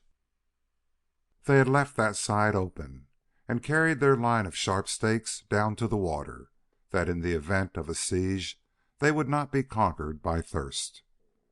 On the highest point of the knoll, some weeks later, a house was being built, a more pretentious structure this time than the other little huts. The aerial roots that the white trees dropped from their high-flung branches were not impossible to cut with their crude implements. They made good building material for a house whose framework must be tied together with vines and tough roots. This would be the home of Harkness and Diane. The two had been insistent that this structure would be incomplete without a room for Chet, but the pilot only laughed at that suggestion. "It's an old saying," he told them, "that one house isn't big enough for two families. I think the remark is as old as the institution of marriage, just about, and it's as true on the Dark Moon as it is on Earth. And besides, I intend to build some bachelor apartments that will make this place of yours look pretty cheap, that is, if I ever find time. I'm going to be pretty busy just roaming around this little world, seeing what I can see. Even Herr Kreiss has got the wanderlust, you will notice." "He has been gone 4 days," said Diane. Her tone was frankly worried. Chet finished tying a sapling to a row of uprights and slid to the ground. "Don't be alarmed about Kreiss," he reassured her. "He has been all fired mysterious for the past several weeks. He's been working on something in that cave of his, and visitors have not been admitted. When he left, he told me he would be gone for some time, and he looked at me like an owl when he said it. His mysterious secret was making his eyes pop out. He has a surprise up his sleeve." "Wedding present for Diane?" Harkness suggested. "Well, he showed me some darn nice sapphires," Chet agreed. "Probably found some way to cut them, and he's setting them in a bracelet of soft gold. That's my guess." "I wish he were here," Diane insisted. And Chet nodded across the clearing as he said fervently, "I wish I could get all my wishes as quickly as that. There he comes now with his bow in one hand and a bag of something in the other." The tall figure moved wearily across the open ground, but straightened and came briskly toward them as he drew near. He seemed more gaunt than usual, as if he had finished a long journey and had slept but little, but his eyes behind their heavy spectacles were big with pride. You have, what do you Americans say, poked fun at my helplessness in the forest, he told Chet. And now see, alone and without help, I have made a great journey, a most important journey. He held up a bladder, translucent, filled with something palely green. The gas, he said proudly.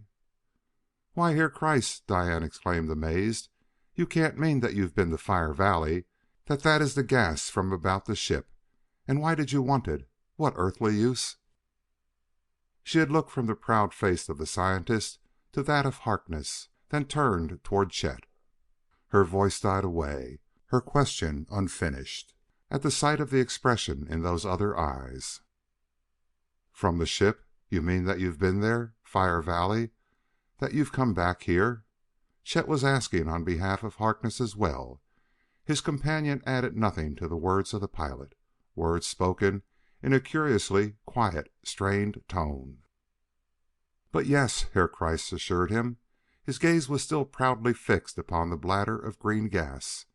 I needed some for an experiment, a most important experiment, and not till then did he glance up and let his thin face wrinkle in amazed wonder at the look on the pilot's face. Chet raised one end of another stick as Kreiss approached. He had intended to place it against the frame they were building, but it fell heavily to the ground instead. He regarded Harkness with eyes that were somber with hopeless despair, yet that somehow crinkled with a whimsical smile. "Well, I said he had a surprise up his sleeve," he reminded them. "It's nearly night.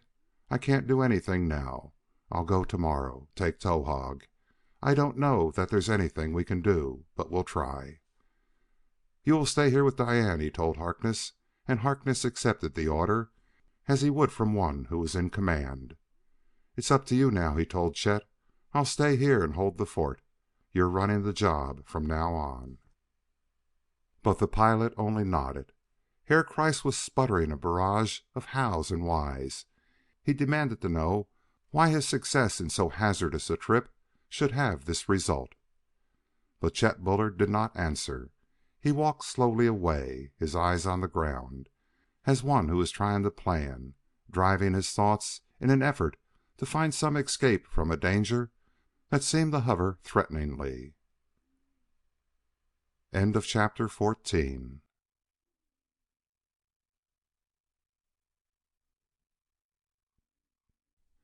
Terrors of the Jungle. Towahg had learned the names of these white-skinned ones who came down from whatever heaven was pictured in his rudimentary mind. His pronunciation of them was peculiar. It had not been helped any by reason of Diane's having been his teacher. Her French accent was delightful to hear, but not helpful to a Dark Moon ape-man who was grappling with English. But he knew them by name, using always the French monsieur, and when Chet repeated Monsieur Kreiss, he go, pointing through the jungle, and following this with the command, Towahg, go, me go, the ape-man's unlovely face drew into its hideous grin, and he nodded his head violently to show that he understood. Chet gripped a hand each of Harkness and Diane and clung to them for a moment. Below their knoll the white morning mist drifted eerily toward the lake. The knoll was an island, and they three the only living creatures in a living world. It was the first division of their little force, the first parting where any such farewell might be the last. The silence hung heavily about them. "Au revoir," Diane said softly, "and take no chances. Come back here and we'll win or lose together." "Blue skies," was Walt Harkness's goodbye in the language of the flyer. "Blue skies and happy landings." And Chet, before the shrouding mist swallowed him up, replied in kind. "Lifting off," he announced, as if his ship were rising beneath him. "And the air is cleared. I'll drop back in 4 days if I'm lucky." Towahg was waiting, curled up for warmth in the hollow of a great tree's roots. Like all the ape-men, he was sullen and taciturn in the chill of the morning. Not until the sun warmed him would he become his customary self. But he grunted when Chet repeated his instructions. Monsieur Kreiss, he go. Now Towahg go, too. Go where Monsieur Kreiss go. And he led the way into the jungle where the scientist had emerged. Chet followed close through the wraith-like, drifting mist. They were ascending a gentle slope. Among the trees and tangled giant vines the mist grew thin. Then they were above it, and occasional shafts of golden light shot flatly in to mark the ascending sun. They were climbing toward the big divide, that much Chet knew. White, ghostly trees gave place to the darker, gloomier growth of the uplands.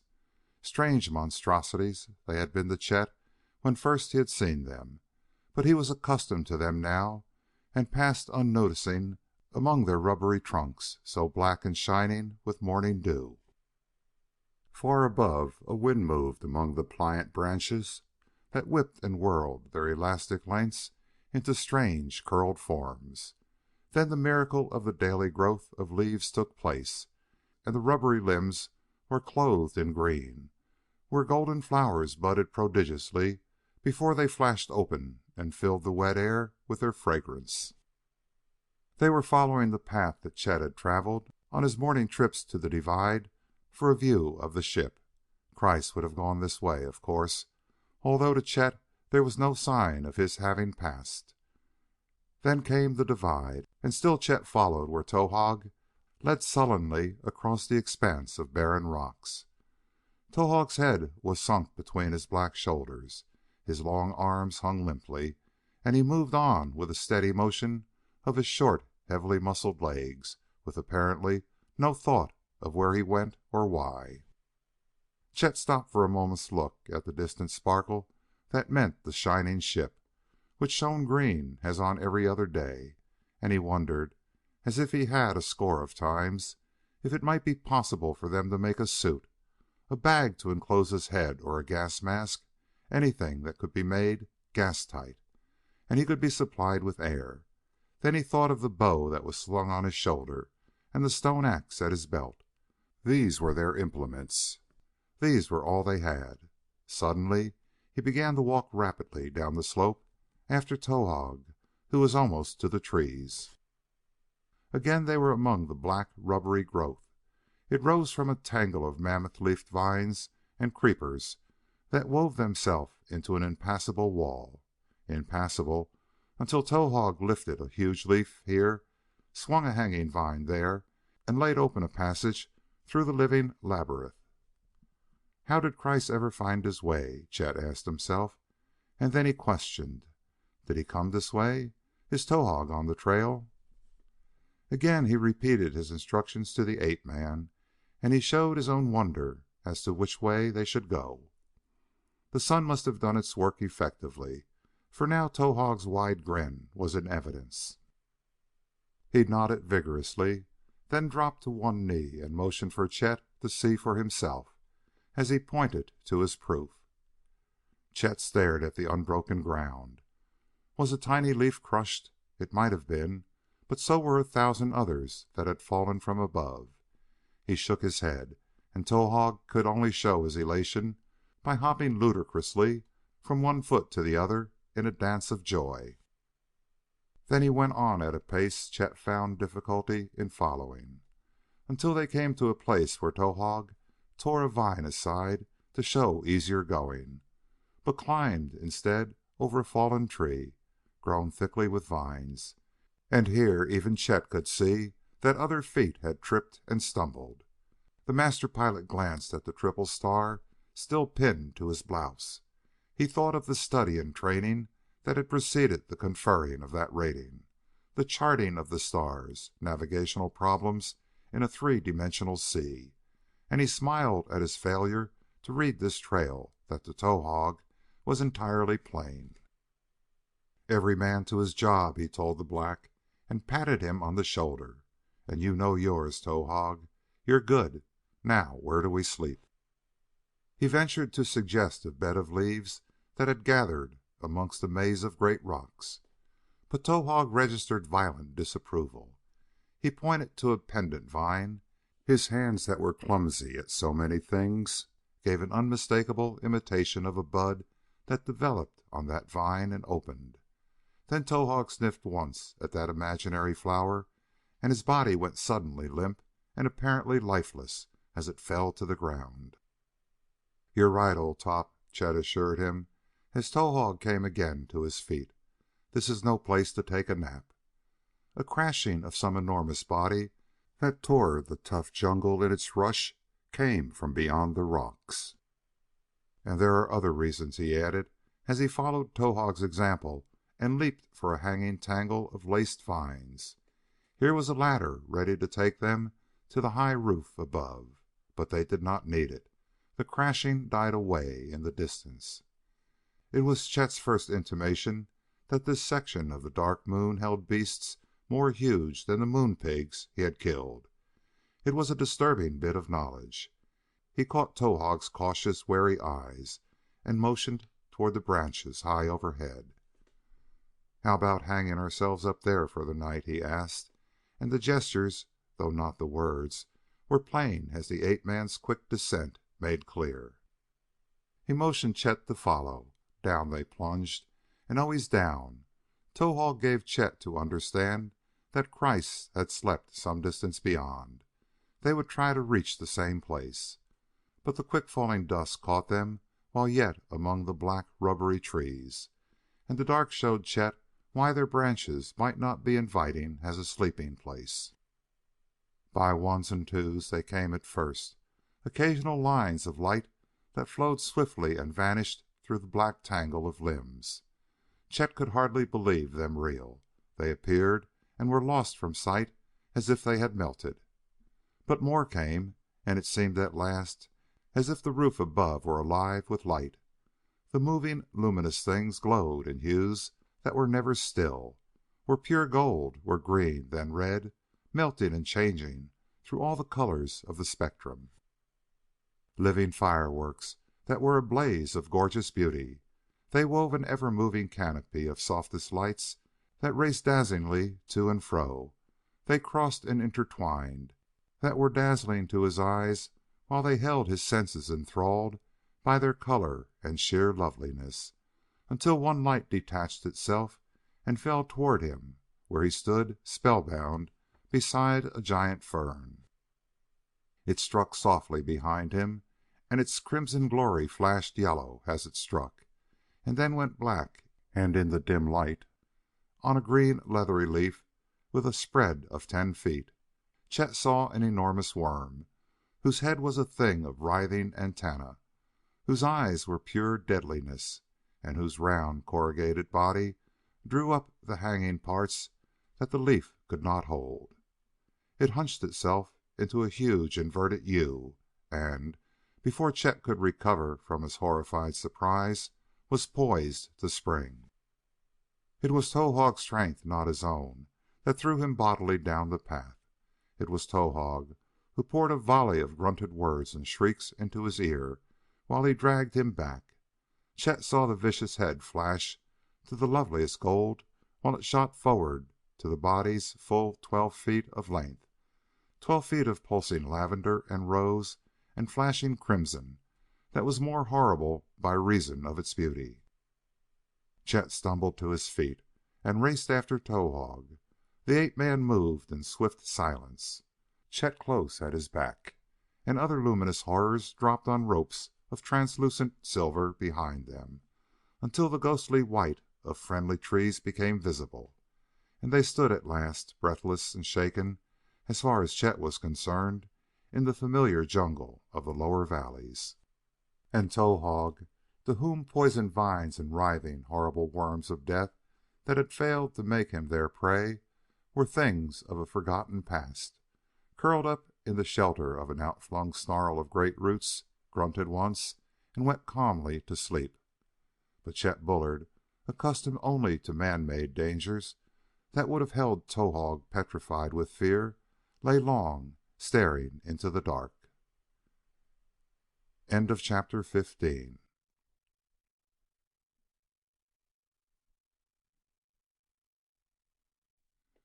Through air and water.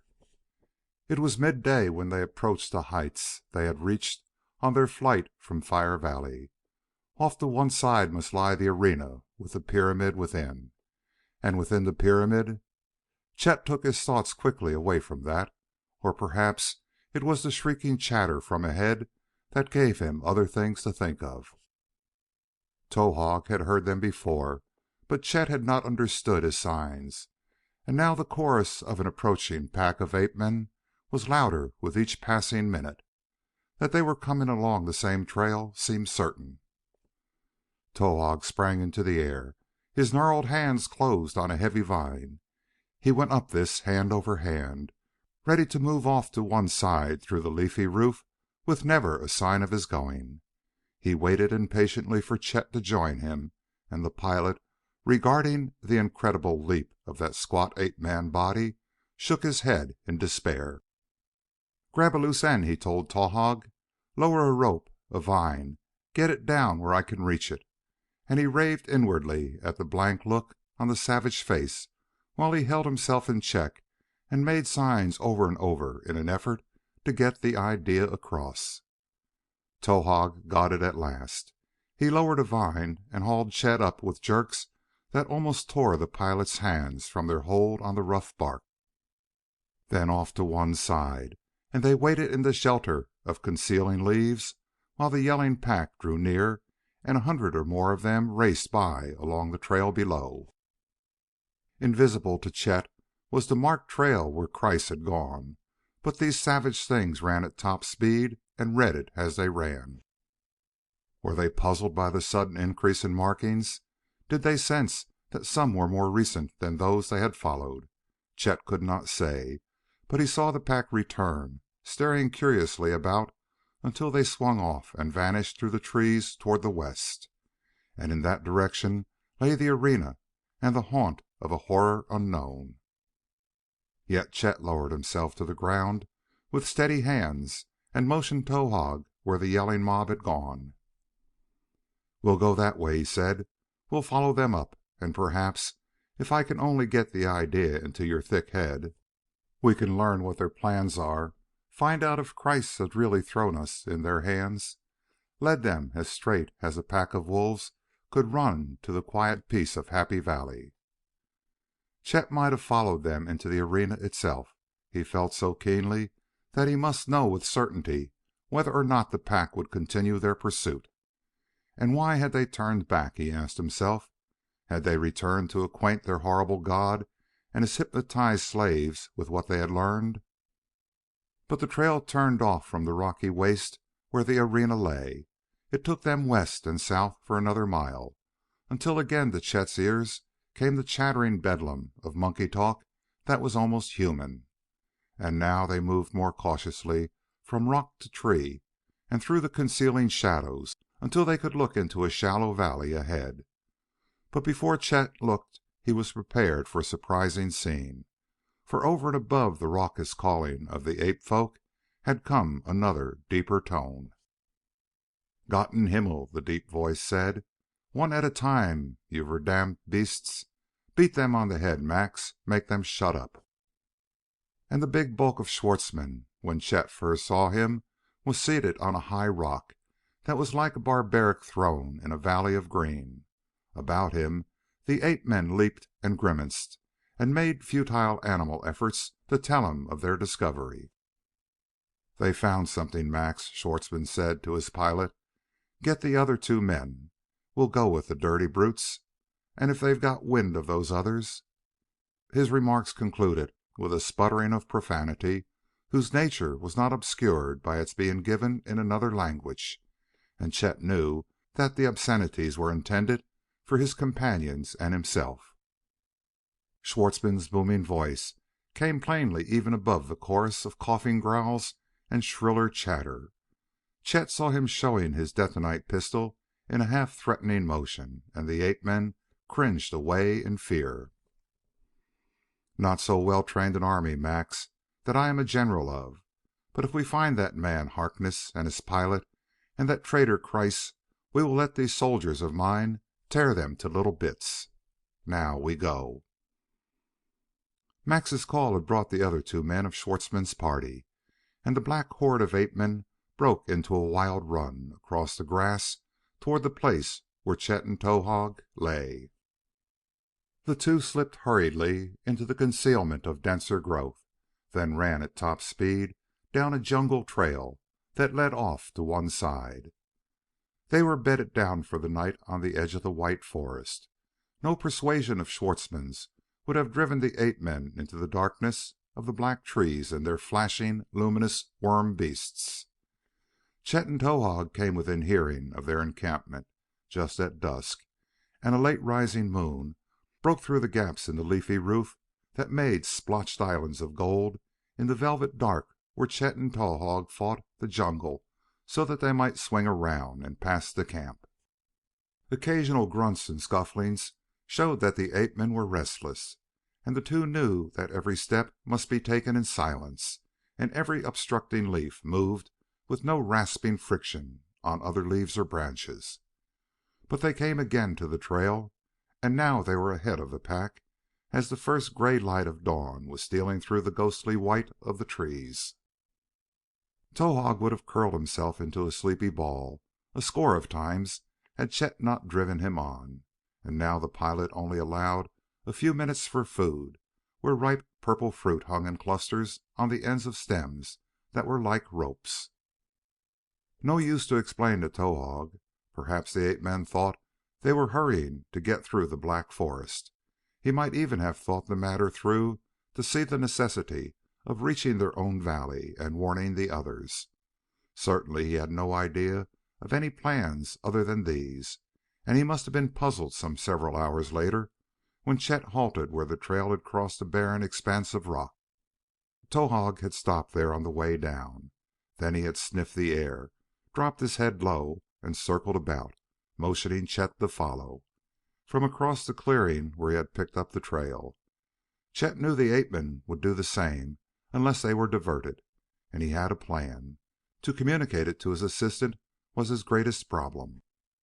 He stopped at the clearing while Towahg urged him on across the smooth rock. Chet shook his head and pointed away from the direction of the big divide, and at last he made him understand. Then Towahg did what Chet never could have done. He followed their former trail across the stone, his head close to the ground. Now he picked a bruised leaf. Again he replaced a turned stone whose markings showed it had been displaced, and he came back over an area that even an ape-man would not follow as being a place where men had gone.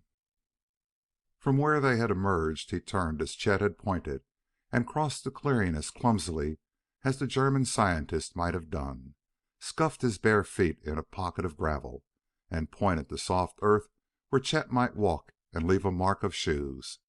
Chet grinned happily while Towahg did his grotesque dance that indicated satisfaction, though from afar the first cries of the pack rang in the air.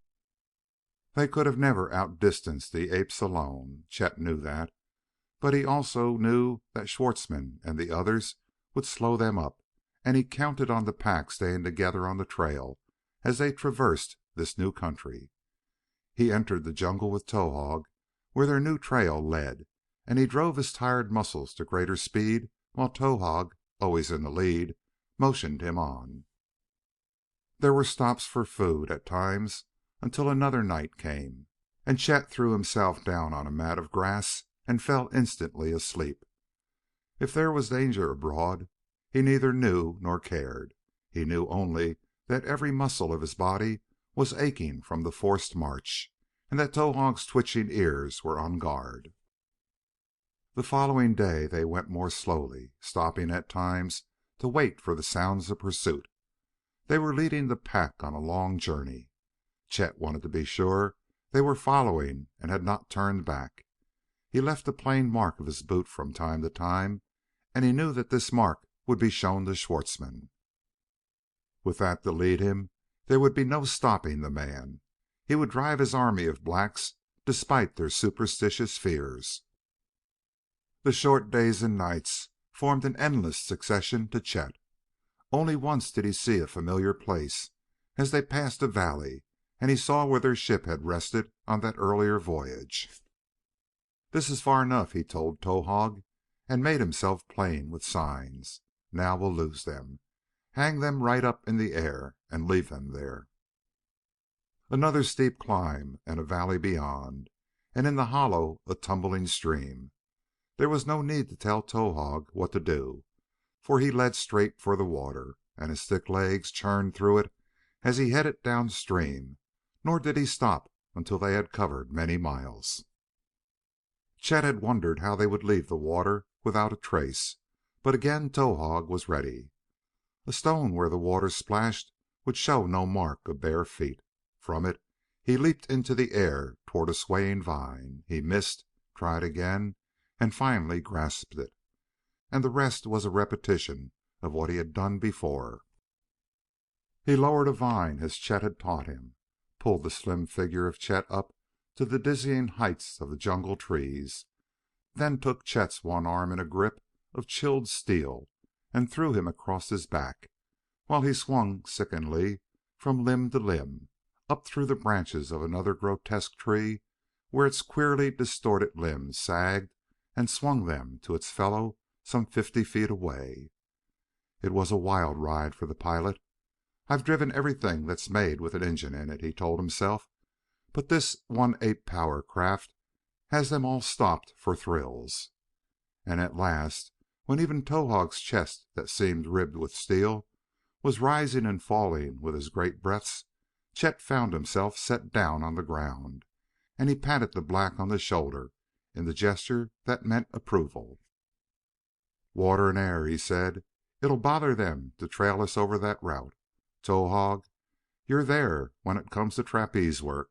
Now, if you can find the way back again." And Towahg could, as Chet admitted when, after a series of eventless days, they came again to the big divide above the reaches of Happy Valley. And the grip of Harkness' hand and the tears in Diane's eyes brought a choke to his throat until the voluble apologies of a penitent Herr Kreiss and the antics of Towahg, recipient of many approving pats, turned the emotion into the safer channels of laughter. "But I think we switched them off for good," Chet said in conclusion to his recital. "I believe we are as safe as we ever were, and I've only one big regret. If I could just have been around somewhere when friend Schwartzmann found his scouts had led him up a blind alley, it would have been worth the trip. He did pretty well when he started cussing us out before. I'll bet he pumped his vocabulary dry on them this time." End of chapter 16.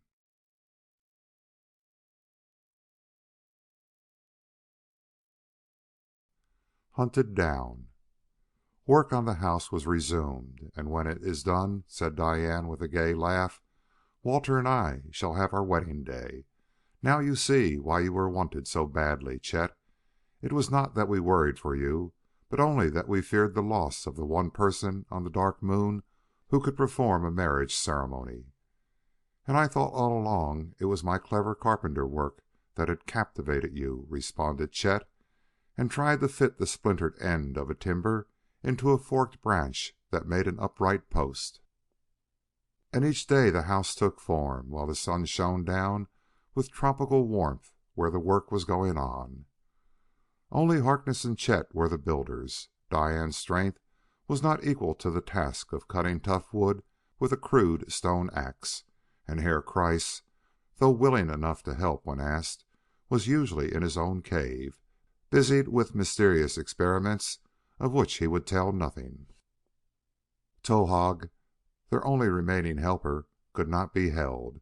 Too wild for restraint of any kind, he would vanish into the jungle at break of day to reappear now and then as silently as a black shadow. But he kept them all supplied with game and fruit and succulent roots which his wilder brethren of the forest must have shown him were fit for food. And then came an interruption that checked the work on the house, that drained the brilliant sunshine of its warmth and light, and turned all thoughts to the question of defense. The two had been working on the roof while Diane had returned to the jungle for another of the big leaves. She carried her bow on such trips, although the weeks had brought them a sense of security. But for Chet this feeling of safety vanished in the instant that he heard Harkness's half-uttered exclamation and saw him drop quickly to the ground. Beyond him, coming through the green smother of grass that was now as high as her waist, was Diane.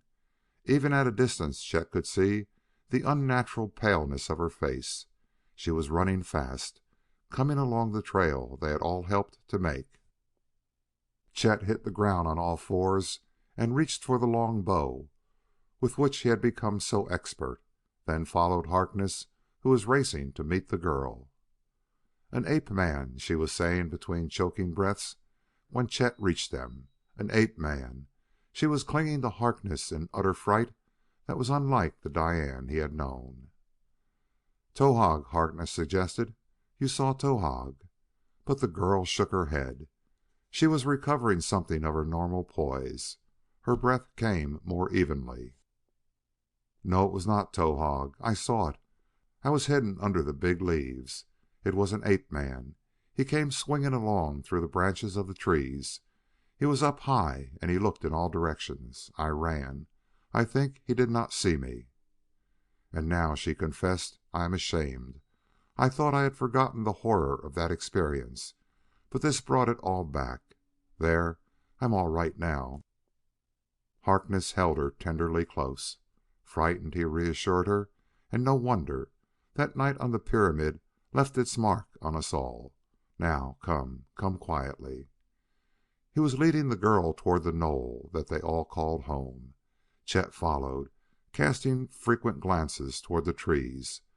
They had covered half the distance to the barricade when Chet spoke in a voice that was half a whisper in its hushed tenseness. "Drop quick," he ordered. "Get into the grass. It's coming. Now let's see what it is." He knew that the others had taken cover. For himself, he had flung his lanky figure into the tall grass. The bow was beside him, an arrow ready, and the tip of polished bone and the feathered shaft made it a weapon that was not one to be disregarded. Long hours of practice had developed his natural aptitude into real skill. Before him, he parted the tall grass cautiously to see the forest whence the sound had come. The swish of leaves had warned Chet. Some far-flung branch must have failed to bear the big beast's weight and had bent to swing him to the ground. Or perhaps the descent was intentional.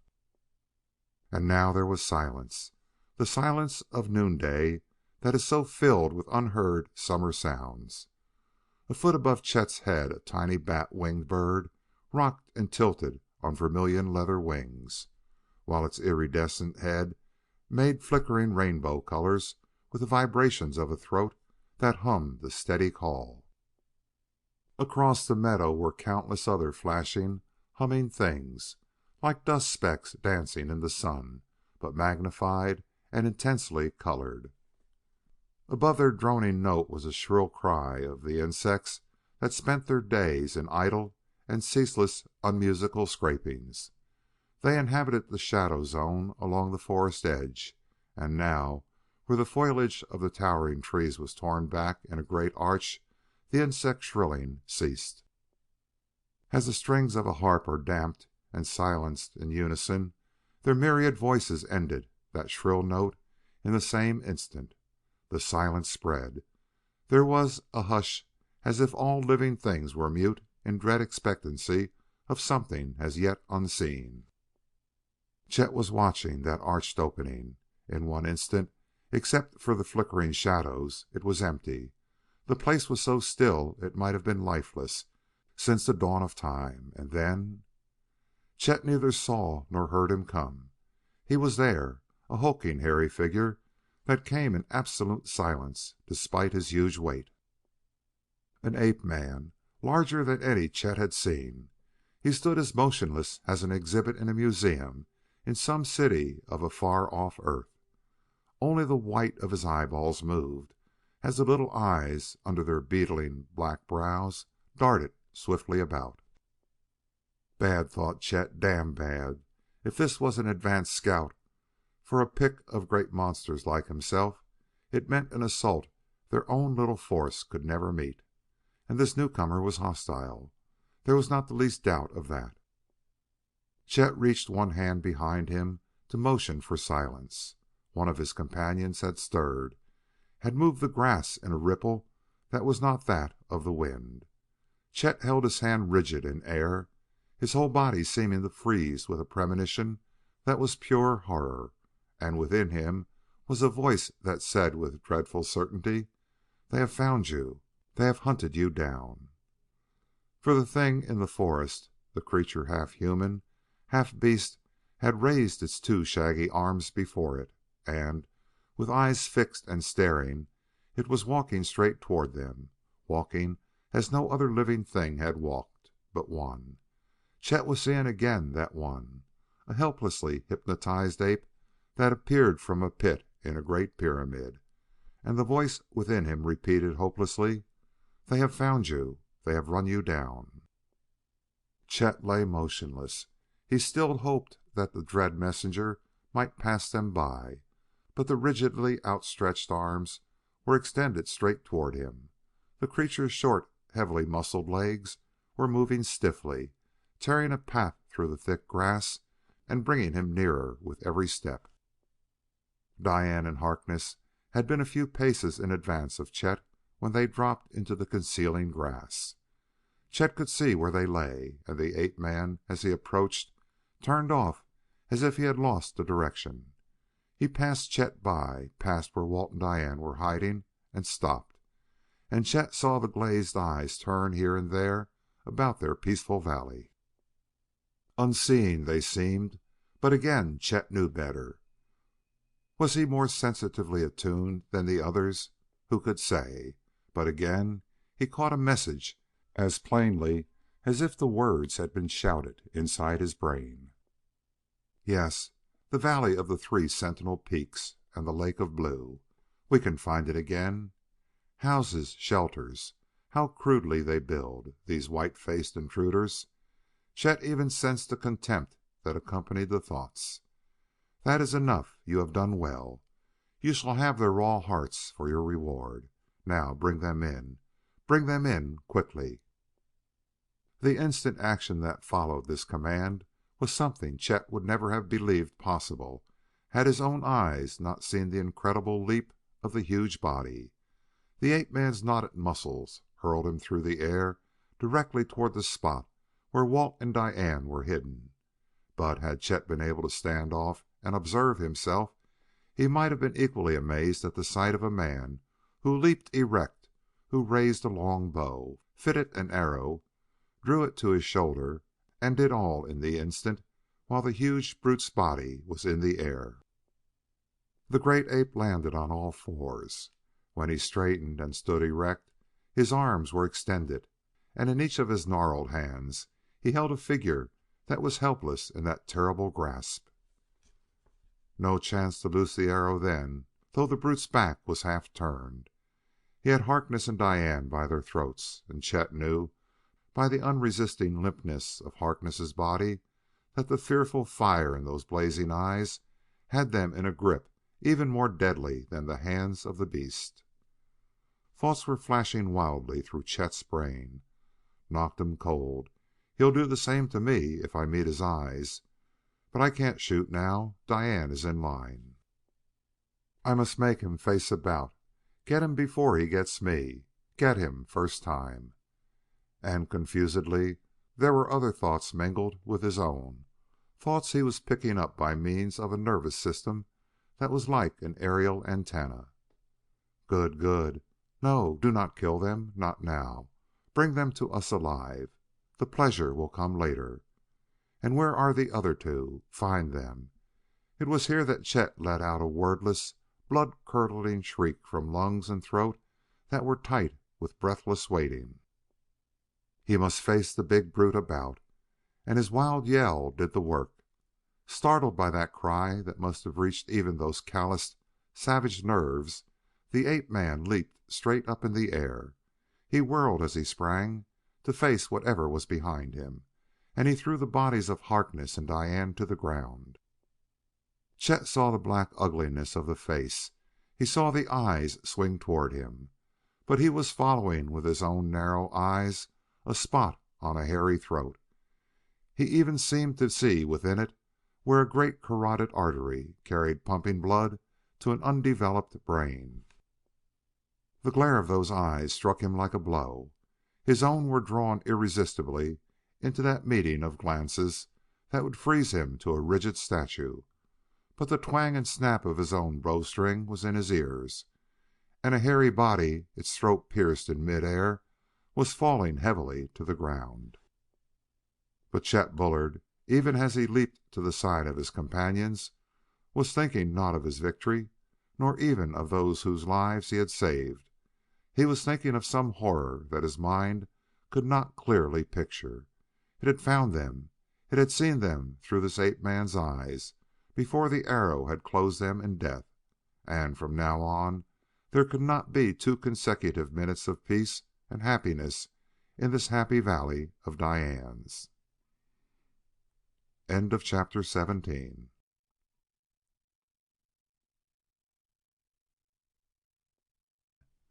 Besieged. "I've felt it for some time," Chet confessed. "I've wakened and known I've been dreaming about the damnable thing. And although it sounds like the wildest sort of insanity, I have felt that there was something, some mental force that was reaching out for our minds, searching for us. Well, if there's anything like that..." He was about to say that the trail made by Kreiss and the apes who tracked him would have given this other enemy a direction to follow. But Kreiss himself dropped down beside Chet where he and Walt sat before the front of Diane's shelter. The pilot did not finish the sentence. Kreiss had meant it for the best. There was no use of rubbing it in. But the thing in the pyramid would never be fooled as Schwartzmann and the apes had been. Chet had told Kreiss of the attack and had shown him the body of the ape-man. "Council of War," he explained as Kreiss rejoined them, but he corrected himself at once. "No, not war. We don't want to go up against that bunch. Our job is to plan a retreat." Harkness turned to look inside the hut. "Diane, old girl," he asked, "how about it? Are you going to be able to make a long trip?" Within the shelter Chet could see Diane's hands drawn into 2 hard little fists. She would force those tight hands to relax while she lay quietly in the dark, and then again they would tremble, and unconsciously the nervous tension would be manifested in those white-knuckled little fists. For all of them the shock had been severe. It was hardest on Diane. She answered now in a voice whose very quietness belied her brave words. "Any time, any place," she told Walt. And the farther we go, the better." "Quite right," Harkness agreed. "I am satisfied that there is something that we can never combat. We don't know what it is, and God help anyone who ever finds out. How about it, Chet? And you too, Kreiss, do you agree that there is no use in staying here and trying to fight it out?" "I do not agree," the scientist objected. "My work, experiments I have collected, would you have me abandon them? Must we run in fear because an anthropoid ape has come into this clearing? And if there are more, we have our barricade. Our weapons are crude but effective, and I might add to them with some ideas of my own should occasion demand." "Listen," Chet commanded. "That anthropoid ape is nothing to be afraid of. You're right on that. But he came from the pyramids, Kreiss, and there's something there that knows every foot of ground that messenger went over. There's something in that pyramid that can send more ape-men, that can come itself for all that I know, and that can knock us cold in half a second.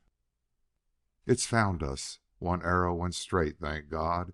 It has given us a stay of execution. But is that damnable thing in the pyramid going to let it go at that?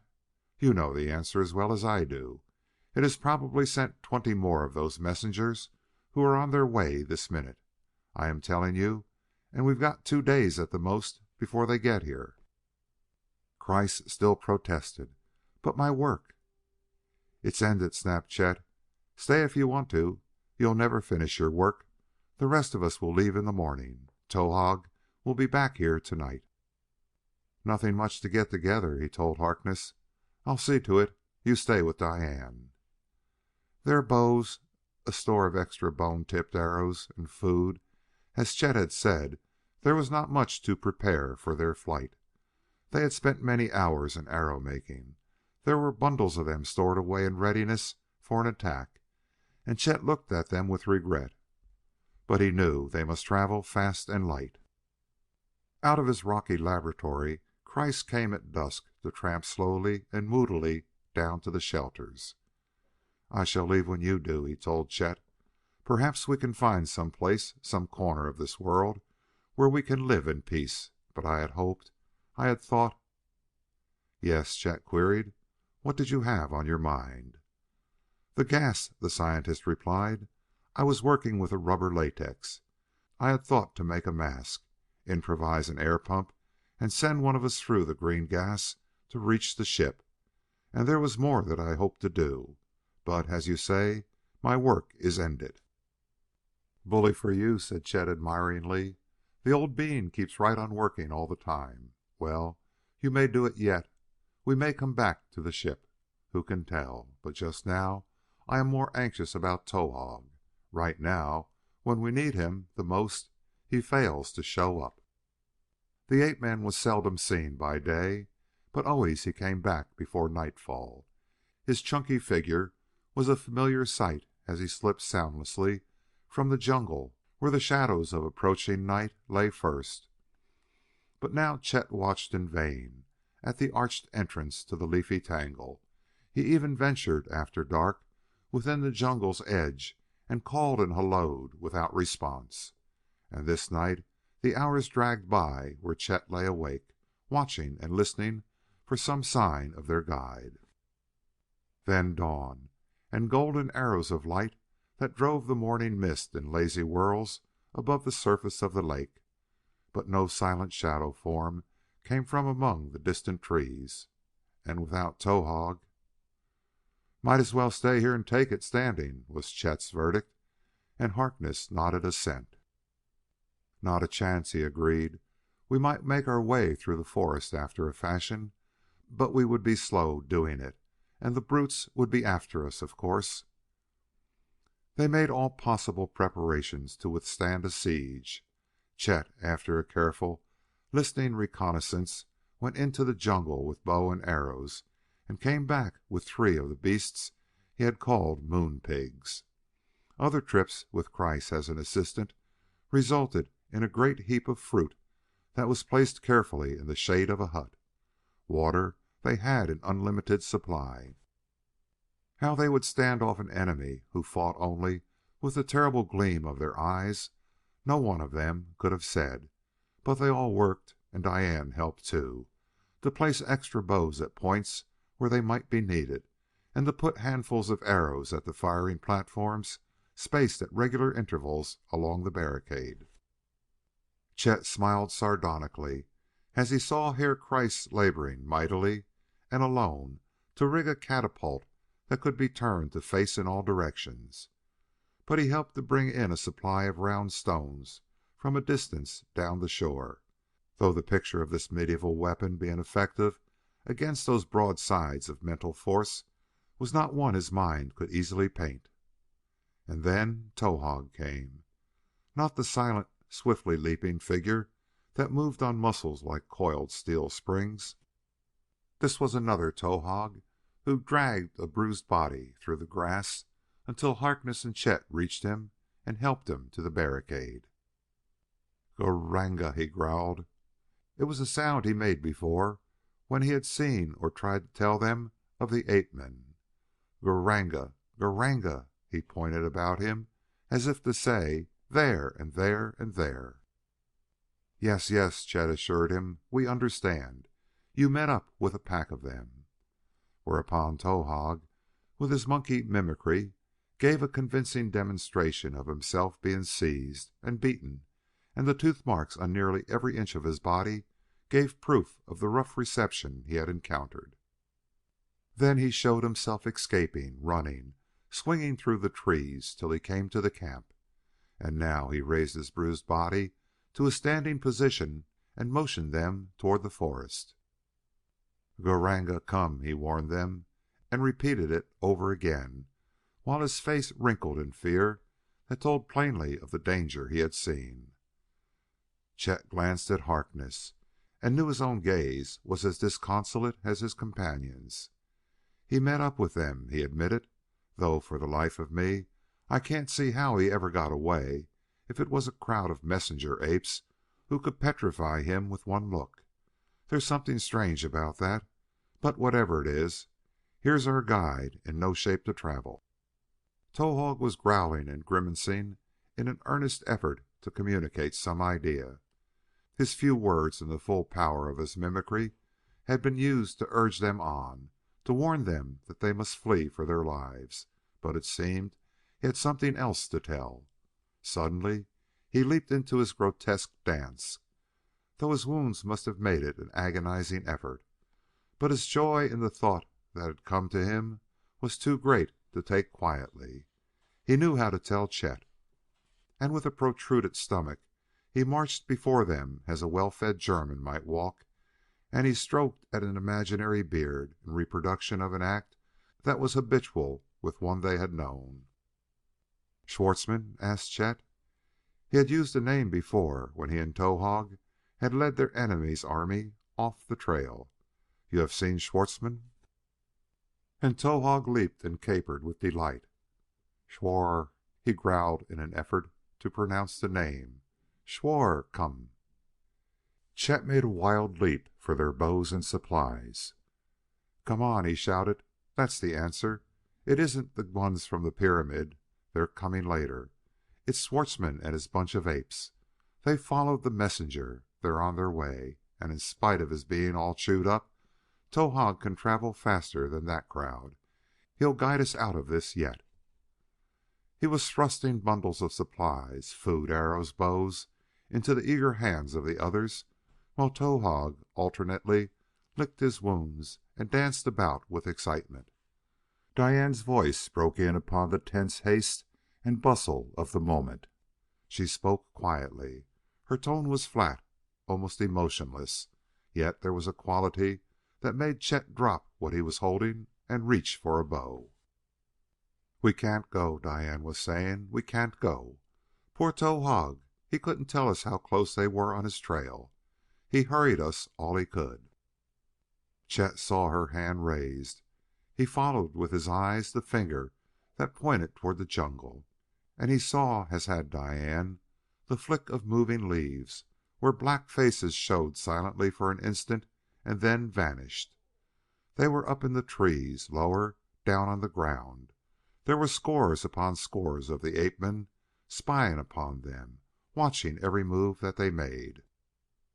And suddenly, across the open ground, where the high-flung branches made the great arch that they called the entrance, a ragged figure appeared, the figure of a man whose torn clothes fluttered in the breeze, whose face was black with an unkempt beard, whose thick hand waved to motion other scarecrow figures to him, and who laughed loudly and derisively that the three quiet men and the girl on the knoll might hear.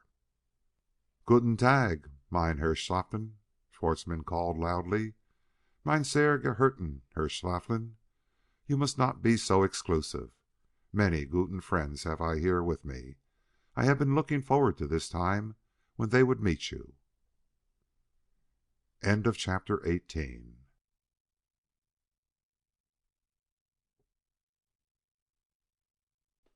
One for each of us.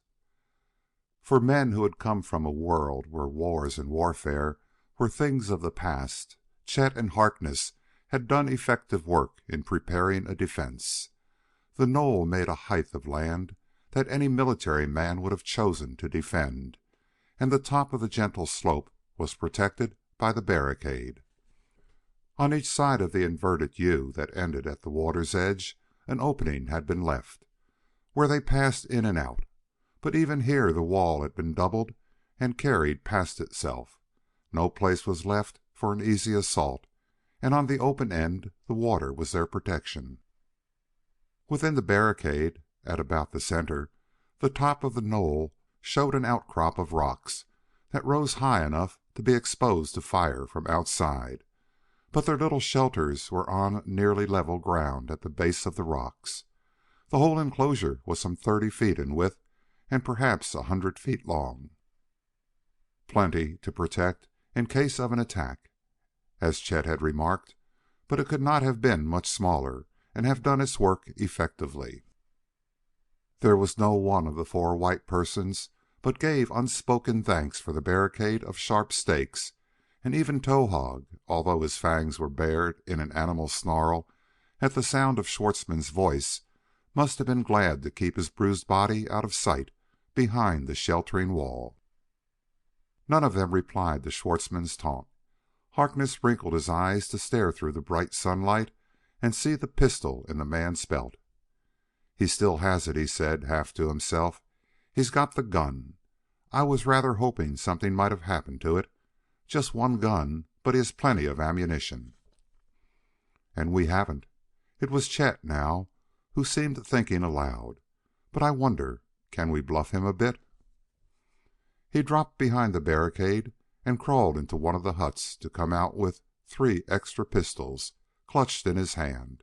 Empty, of course, but they had brought them with them with some faint hope that some day the ship might be reached and ammunition secured. Chet handed one to Diane and another to Kreiss. The third weapon he stuck in his own belt where it would show plainly. Harkness was already armed.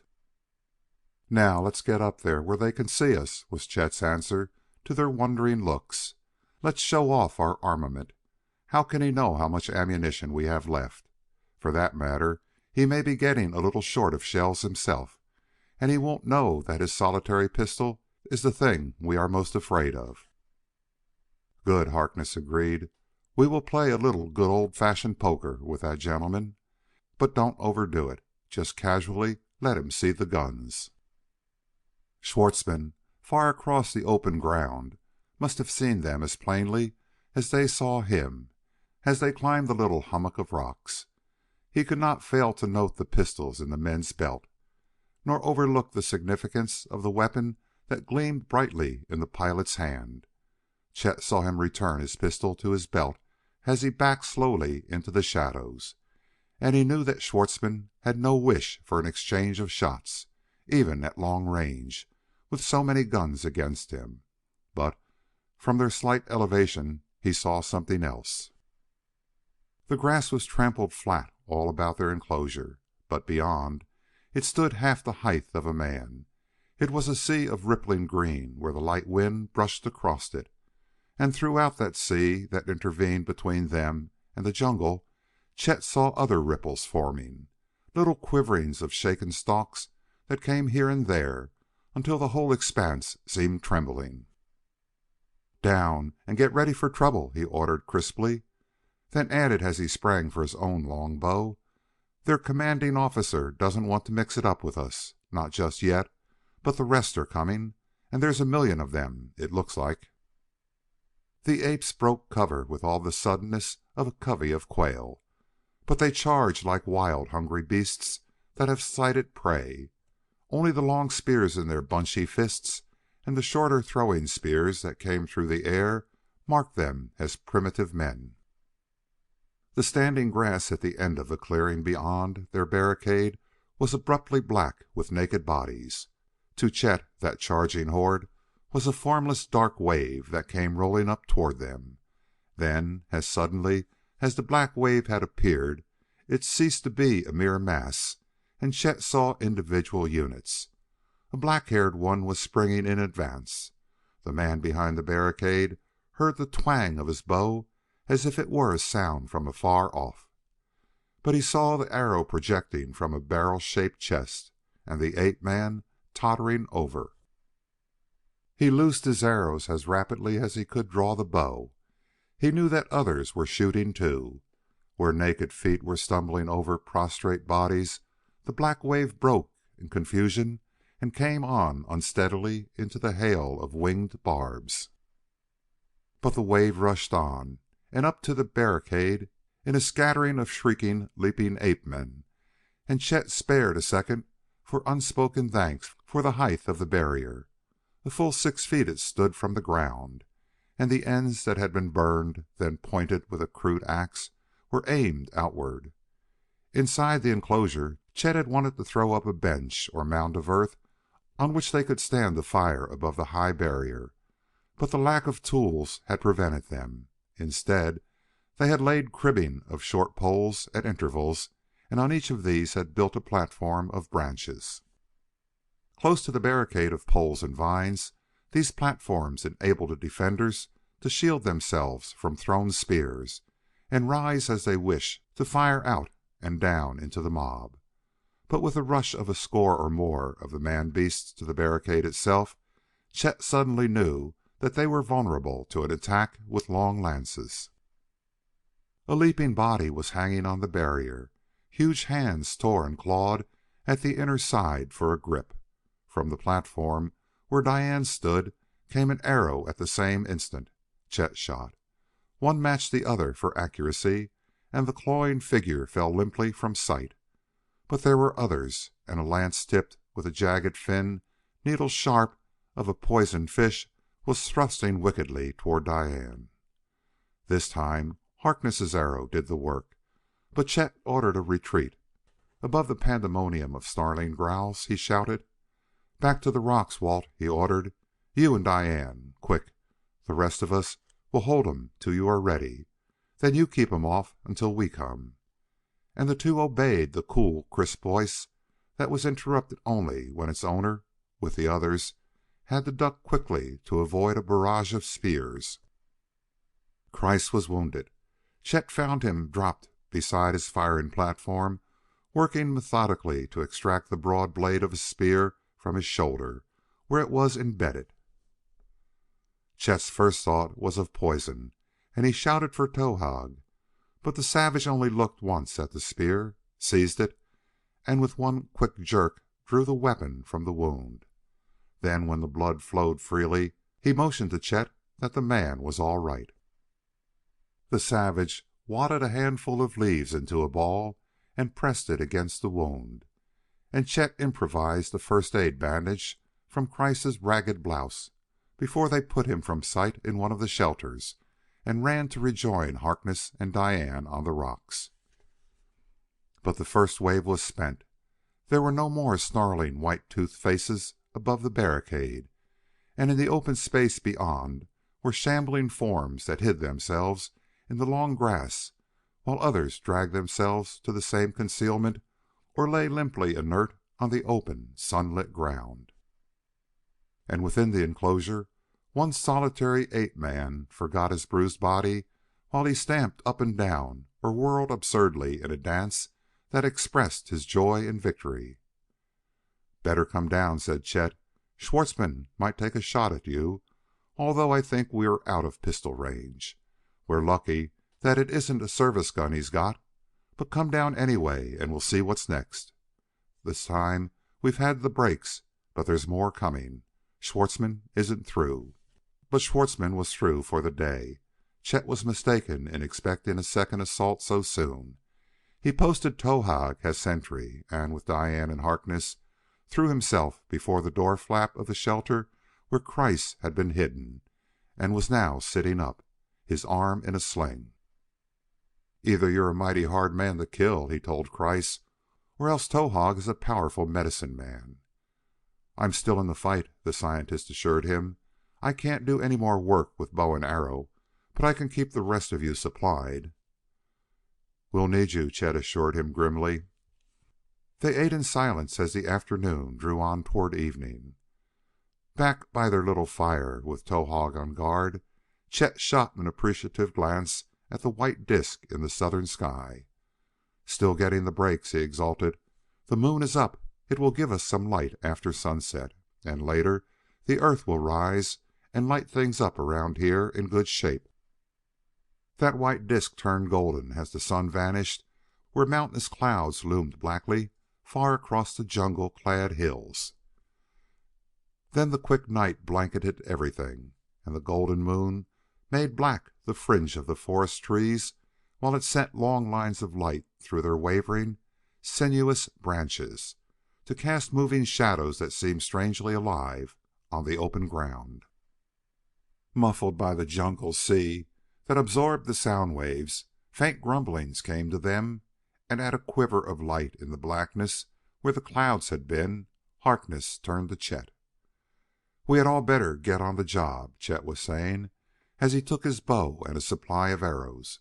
"We've got our work cut out for us tonight." And Harkness nodded grimly as the flickering lightning played fitfully over the far distant trees. "We crowded a bit too soon," he told Chet. "There's a big storm coming, and that's a break for Schwartzmann. No light from either moon or earth tonight." The moon disk, as he spoke, lost its first clear brilliance in the haze of the expanding clouds.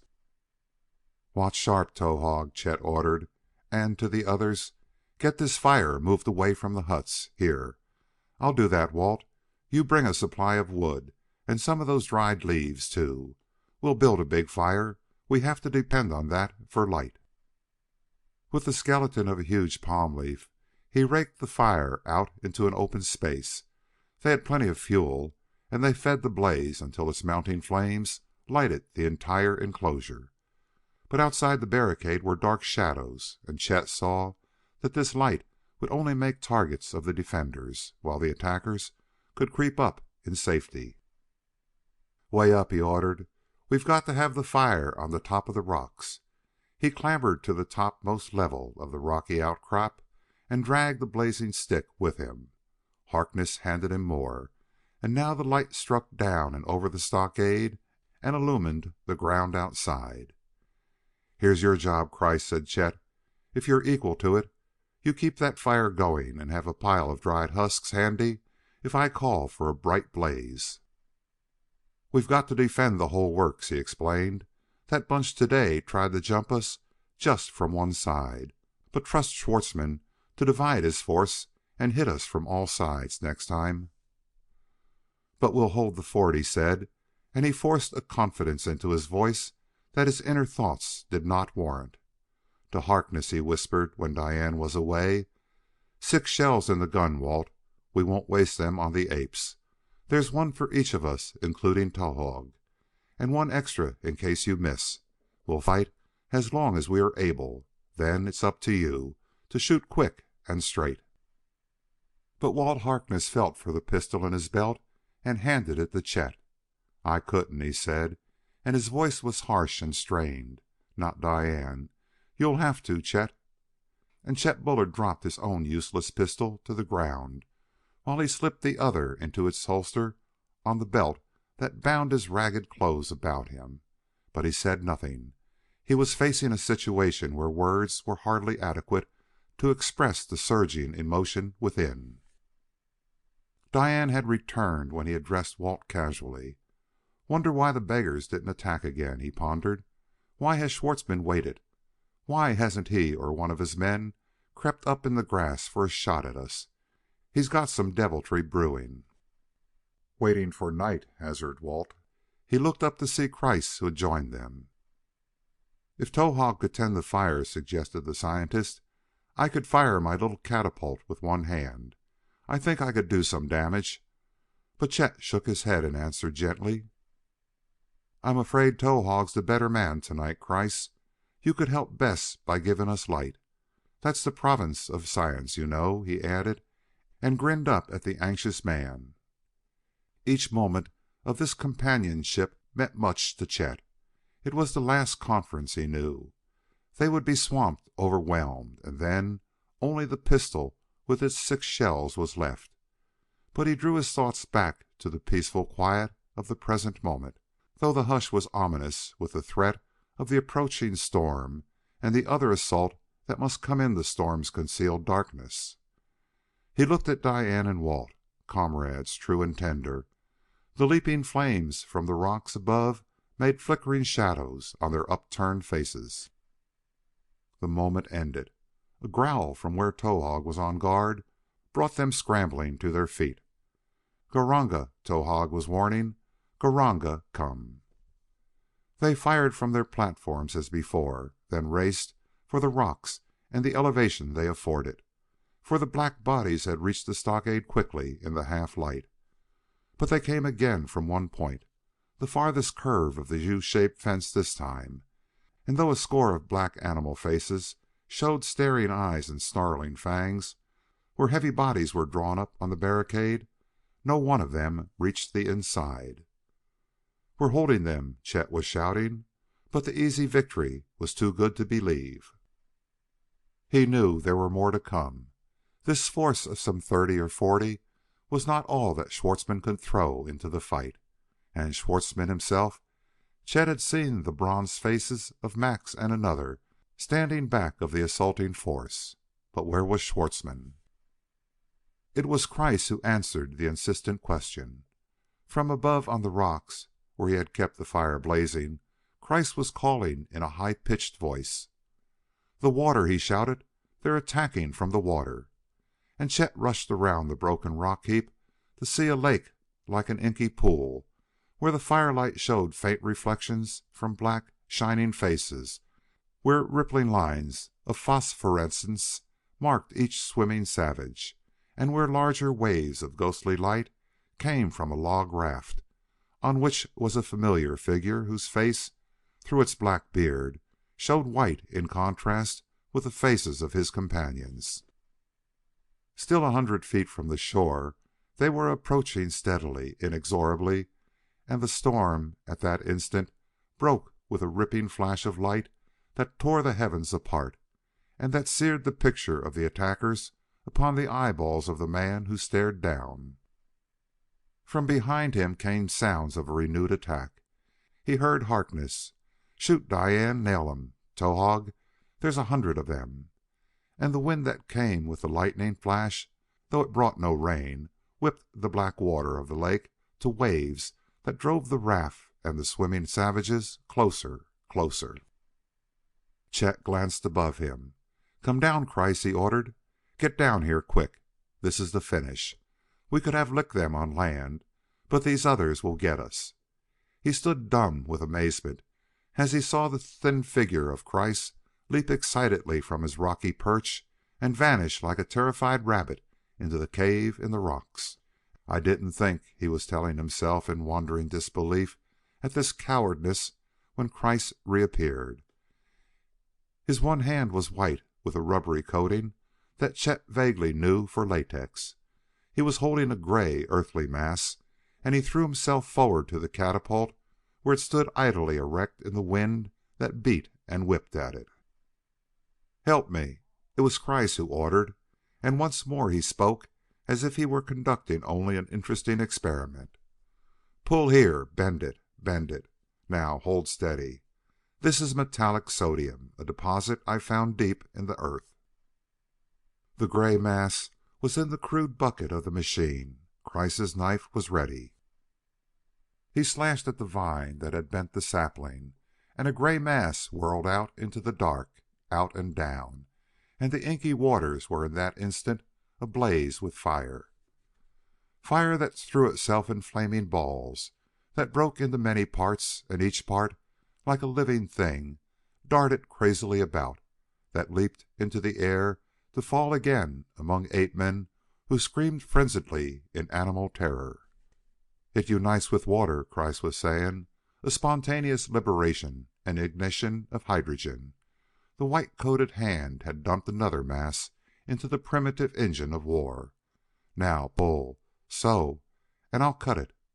And the leaping, flashing fires tore furiously in redoubled madness where a shrieking mob of terrified beasts, and one white man among them, drove ashore beyond the end of the barricade.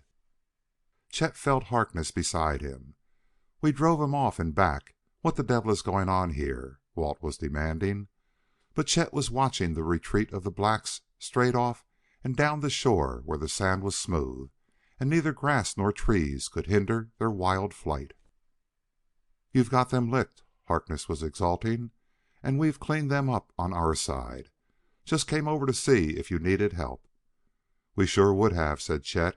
"More than you could give if it hadn't been for Kreiss." "We've got 'em licked," Harkness repeated wonderingly. "We've won."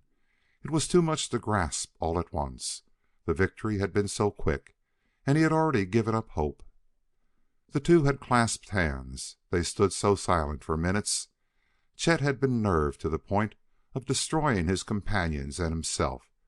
The revulsion of feeling that victory brought was more stupefying than the threat of impending defeat. Staring over the black waters, he knew only vaguely when Harkness left.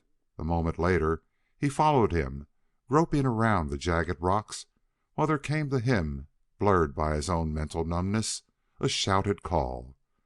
But a moment elapsed before he was aroused, before he knew it for Walt's voice. He recognized the agonized tone and sprang forward into the clearing. The fire still blazed on the rocky platform above. Its uncertain light reached the figure of a running man who was making madly for the opening in the wall. As he ran, he screamed over and over in a voice hoarse and horrible, like one seized in the fright of a fearful dream. "Diane! Diane! Wait! For God's sake, Diane, don't go!"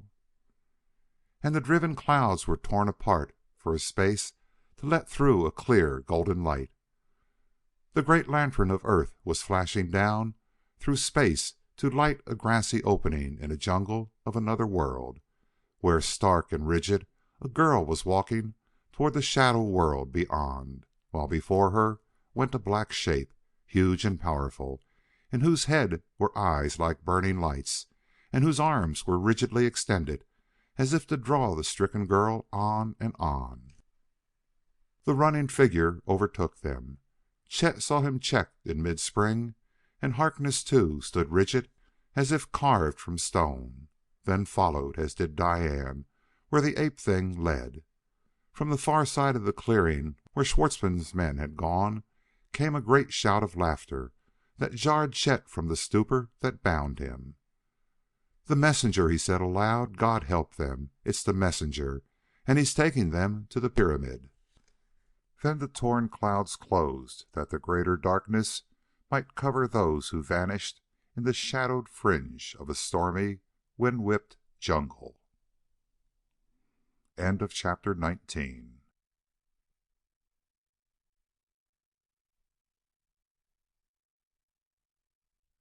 On to the pyramid. It was like Walt Harkness to rush impetuously after where Diane was being drawn away, but who, under the same circumstances, would have done otherwise.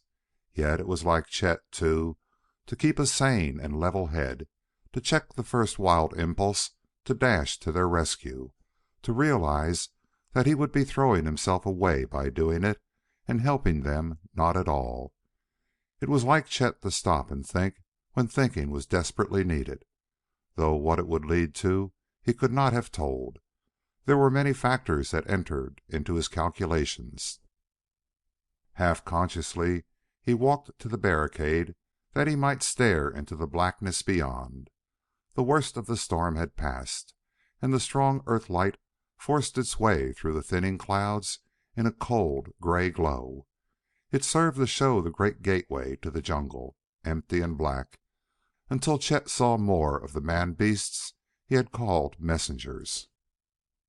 A file of them, stolid, woodenly walking.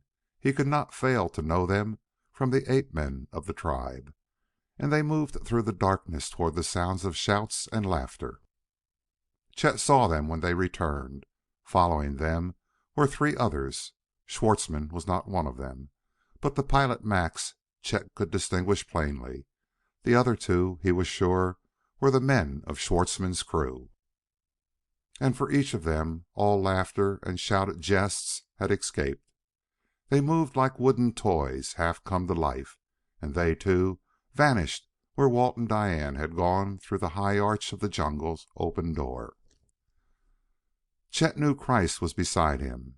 At a short distance, Towahg, staring above the palisades, buried his unkempt hairy head in the shelter of his arms.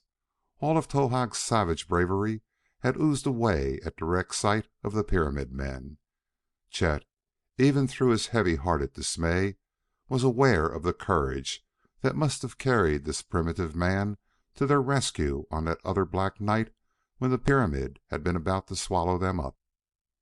To the pyramid all Chet's thoughts had been tending. There Diane and Harkness were bound. there he, too, must go, though the thought of driving himself into that black maw, through the overpowering stench and down into the pit where some horror of mystery lay waiting, was almost more than his conscious mind could accept. But with the sight of Towahg and the abject fear that had overwhelmed him, Chet found his own mind calmly determined, though through that cold detachment came savage spoken words. If poor Towahg could go near that damned place, he reasoned, am I going to be stopped by anything between heaven and hell? And his mind was suddenly at ease with the certainty of the next step he must take. He turned to speak to Christ, but paused instead to stare into the dark where shadows that were not ghosts of clouds were moving. Then his whispered orders came sharply to the scientist and to Towahg. "Come," he commanded. "Come quickly. Follow me."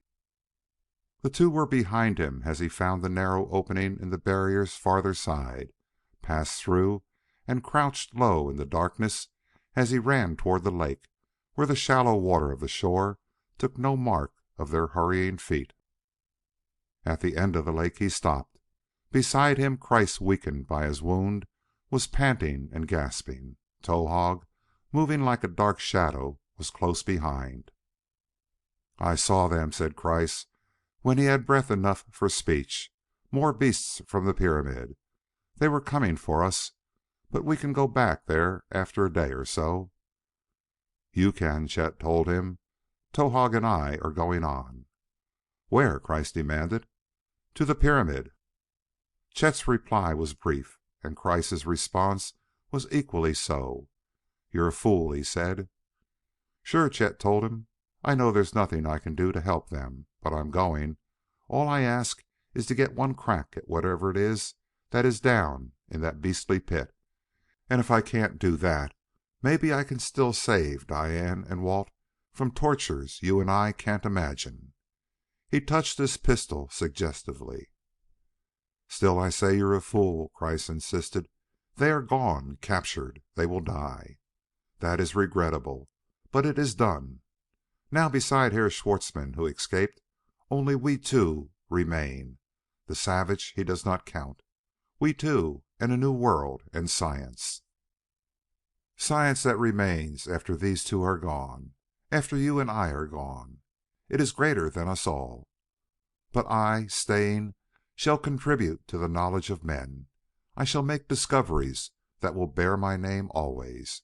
This world is my laboratory. I have found deposits such as none has ever seen on Earth. Be reasonable, Herr Bullard. The enemy has tracked us down by his superior cleverness. We will go far away now, where he never shall find us, you and I. Do not be a fool. Do not throw your life away." Chet Bullard, a figure of helpless, hopeless despair, stood unspeaking while he stared into the black depths of the jungle, and the night wind whipped his tattered clothing about him. "A fool," he said at last, and his voice was dull and heavy. "I guess you're right." Herr Kreiss interrupted. "Of course I am right. Right and reasonable and logical."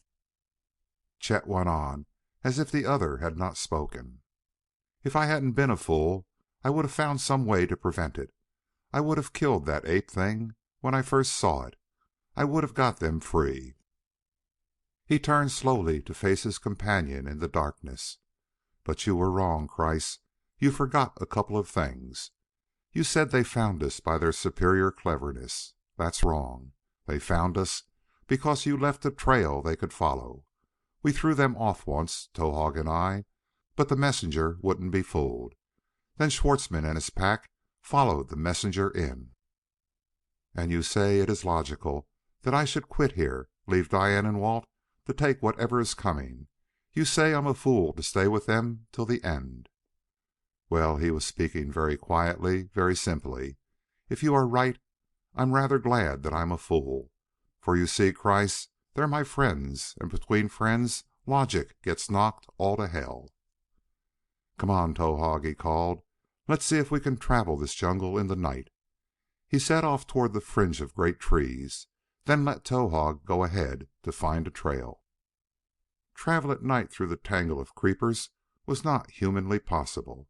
Even Towahg, after an hour's work, grunted his disgust and curled himself up for the night. And Chet, though he found his mind filled with vain imaginings, was so drained by the day's demands on his nervous energy that he slept through to the rising of the sun. Then they circled wide of the trail they had taken before. No risk would Chet take of a chance meeting with one of the pyramid apes, and he plagued his brain with vain questions of what he should do when he reached the arena and the pyramid and the unknown something that waited within, until he told himself in desperation, "You are going down. You are going into that damned place. That's all you know for sure." Whereupon his questioning ceased, and his mind was clear enough to think of giant creepers that barred his way, of streams to be crossed, and to wonder, at the last, when the valley of the pyramid was in sight, whether the others had reached there before him. Another day's sun was beating straight down into the arena when again it opened before Chet's eyes, and the bleak horror of this place of black and white that had seemed so incredibly unreal under earth-lit skies was doubly so in the glare of noon. They entered through the jagged crack that had been their means of escape. An earthquake one time had split the stone, and Chet was more than satisfied to avoid the broad entrance where the rocks made a gateway and where hostile eyes might be watching. He stood for long minutes in the cleft in the rocks, where the hard earth of the arena made a floor before him, where the huge steps of ribboned white and black swung out on either hand, and where, directly ahead, in the same hard, contrasting strata, a pyramid lifted itself to finish in a projecting capstone. And now that he faced it, he found himself curiously cool.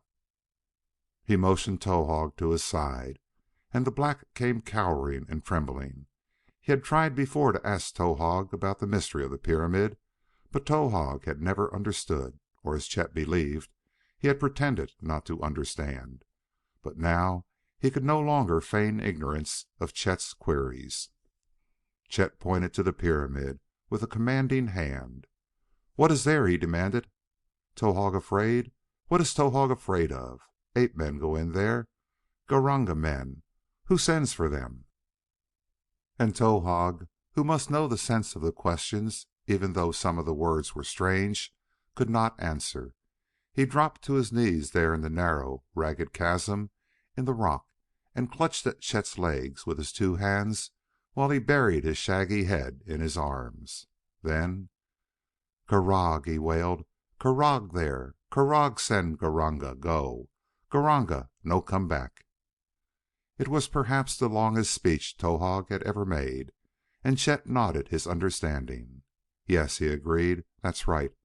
I imagine when Krargh sends for you, you never come back."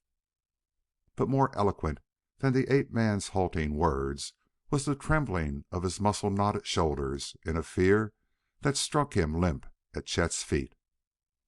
And the pilot realized that the fear was inspired in part by the thought in the savage mind that his master might ask him to go closer to the place of dread. He had followed them once and had struck down a messenger, but this was when he was avid with curiosity and half worshipful of the white men as gods. Now to go to that dreadful way in full daylight, it was more than Towahg could face. Chet patted the cringing shoulder with a kindly hand. "Get up, Towahg," he ordered, and pointed back toward the jungle. "Towahg, wait outside. Wait today and tonight." He gave the ape-man's sign of the open and closed hand to signify one day and one night, and Towahg's grunt was half in relief and half in understanding as he slipped back into hiding where the jungle pressed close. Chet turned again to the pyramid. "They're down there," he told himself, "facing God knows what. And now it's sink or swim, and I'm almighty afraid I know which it is to be. But we will take it together. When Krargh sends for you, you never come back." No jungle sounds were here in this silent arena, no flashing of leather-winged birds, nor scuttling of little odd creatures of the ground. It was as if some terror had spread its dark wings above the place, a terror unseen of men. But the little wild things of earth and air had seen, and they had fled long since from a place unclean and unfit for life.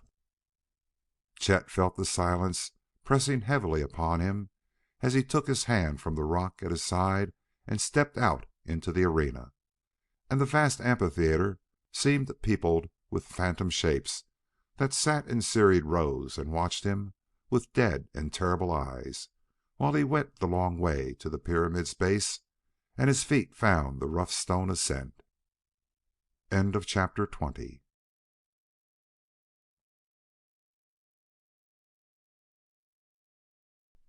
The Monstrous Something. The way to the top of the pyramid was long. One look Chet allowed himself out over this world, one slow, sweeping gaze that took in the bare floor at the pyramid's base, a level platform of rock some distance in front of the pyramid, the hard black and white of the walled oval, the sea of waving green that was the jungle beyond, and beyond that, hills misty and shimmering in the noonday heat. And nestled there beyond the last bare ridge must be the Valley of Happiness, Diane Delacour's Happy Valley. Chet Bullard turned abruptly where the projecting capstone hung heavy above a shadowed entrance. He entered the blackness within, stopped once in choking nausea as the first wave of vile air struck him, then fought his way on till his searching feet found the stairway, and he knew he was descending into a pit that held something inhumanly horrible, an abomination until all gods of decency and right. And still there persisted the abnormal coolness that made him almost light-headed, almost carefree. Even the fetid stench ceased to offend. His feet moved with never a sound to find the first step and the next and the next. He must go cautiously. He must not betray his presence until he was ready to strike. Just where that blow would be delivered or against what adversary he could not tell, and perhaps it would be given him only to save Diane and Walt by the grace of a merciful bullet. It made no difference. Nothing made any difference any more. They had had their day, and now if the night came suddenly, that was all he could ask.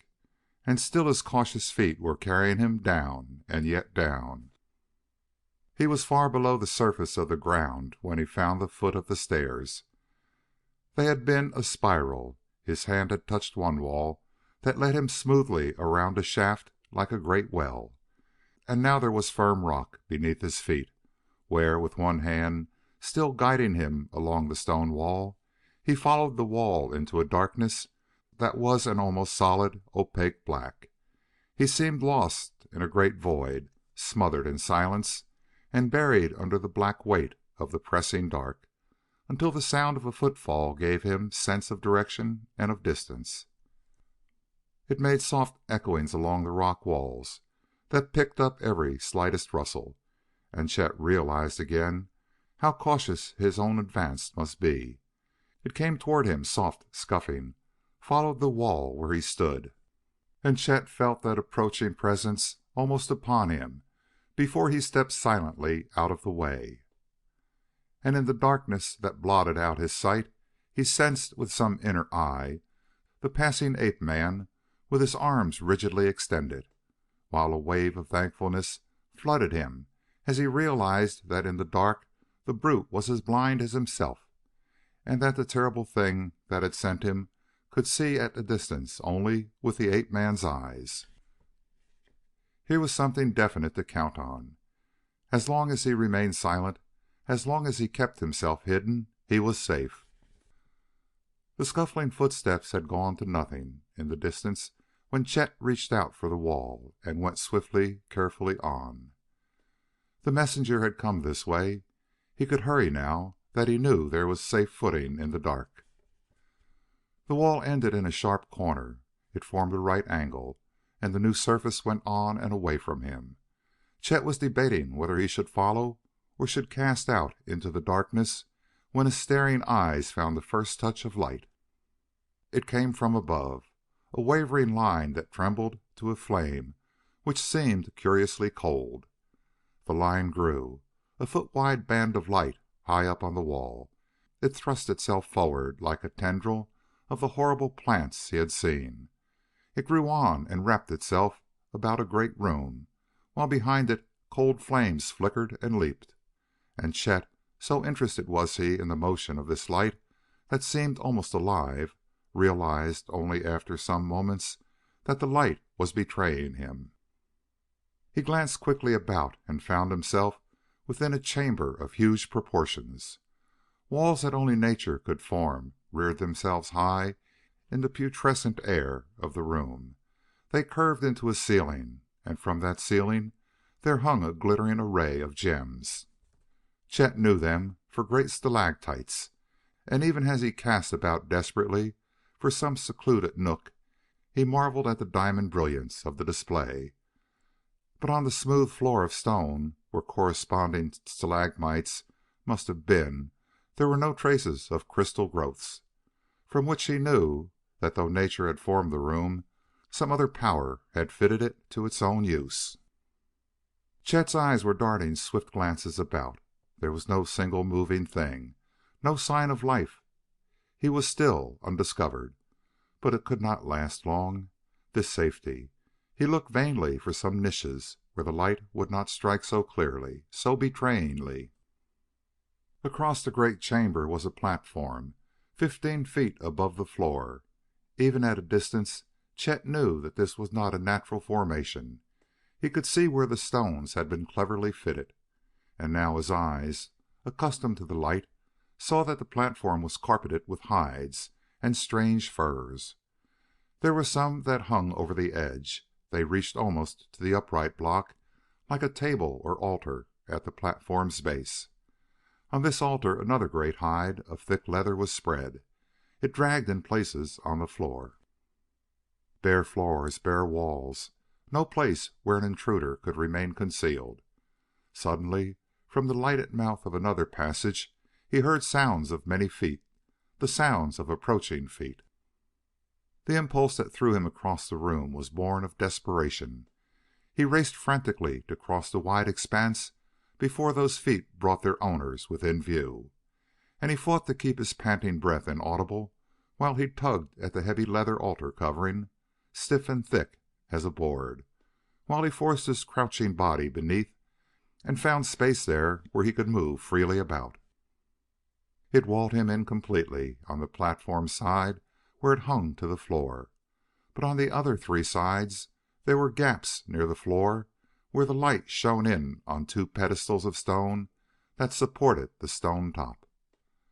Between the pedestals Chet crouched, hardly daring to look, hardly daring to breathe, while feet, bare and black, tramped shufflingly past.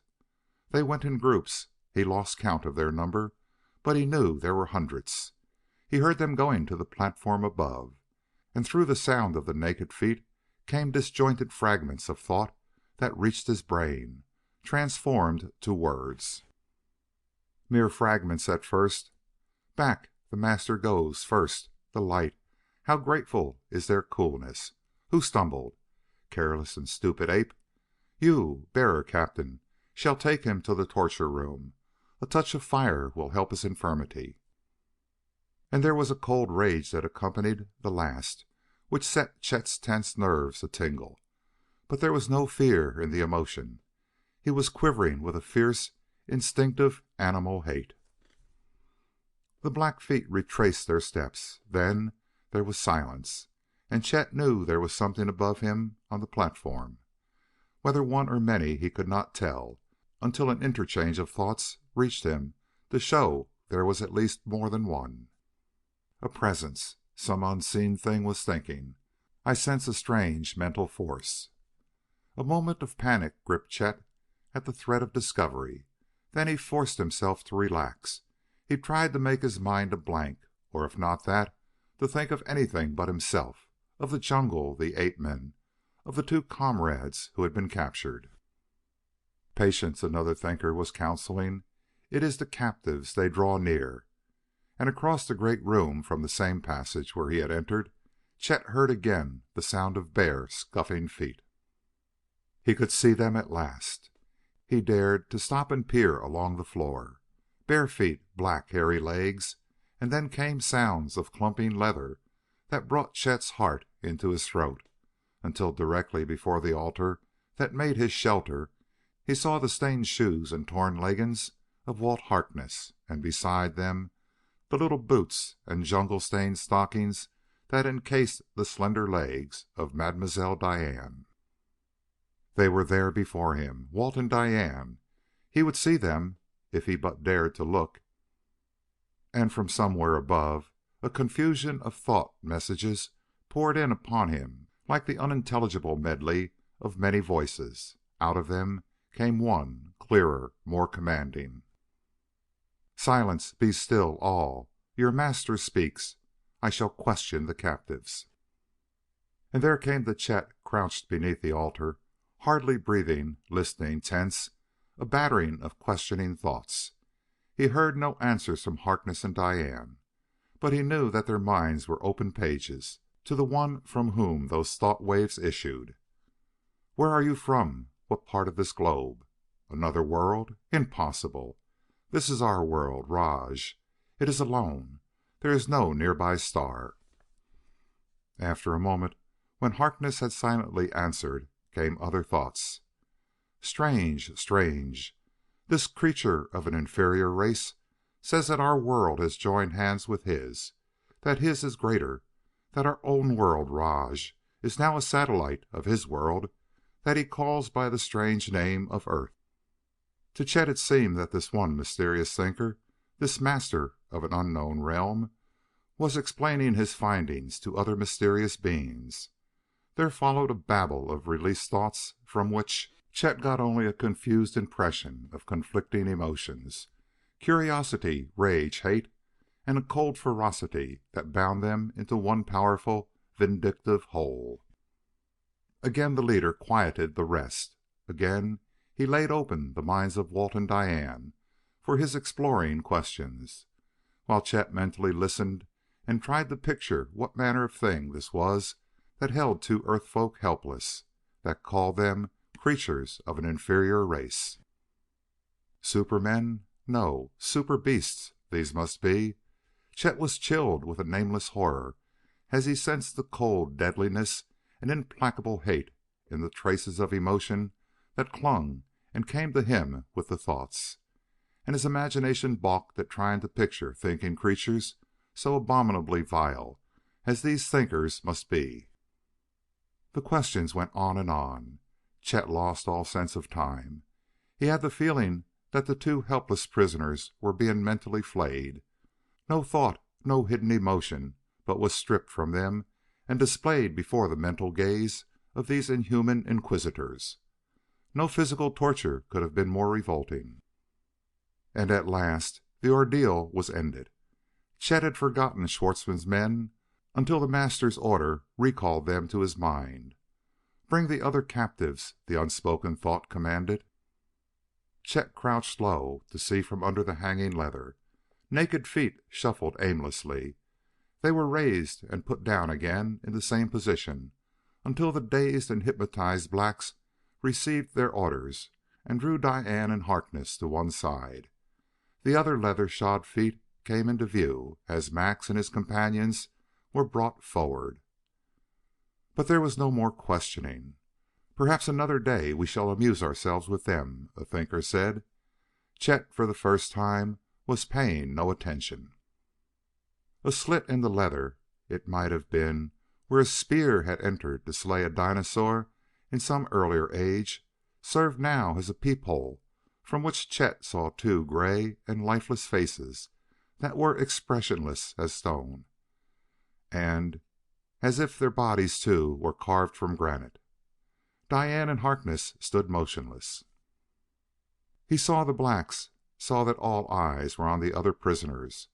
Only Harkness and Diane stood with lowered gaze, staring stonily at the floor where the leather hung.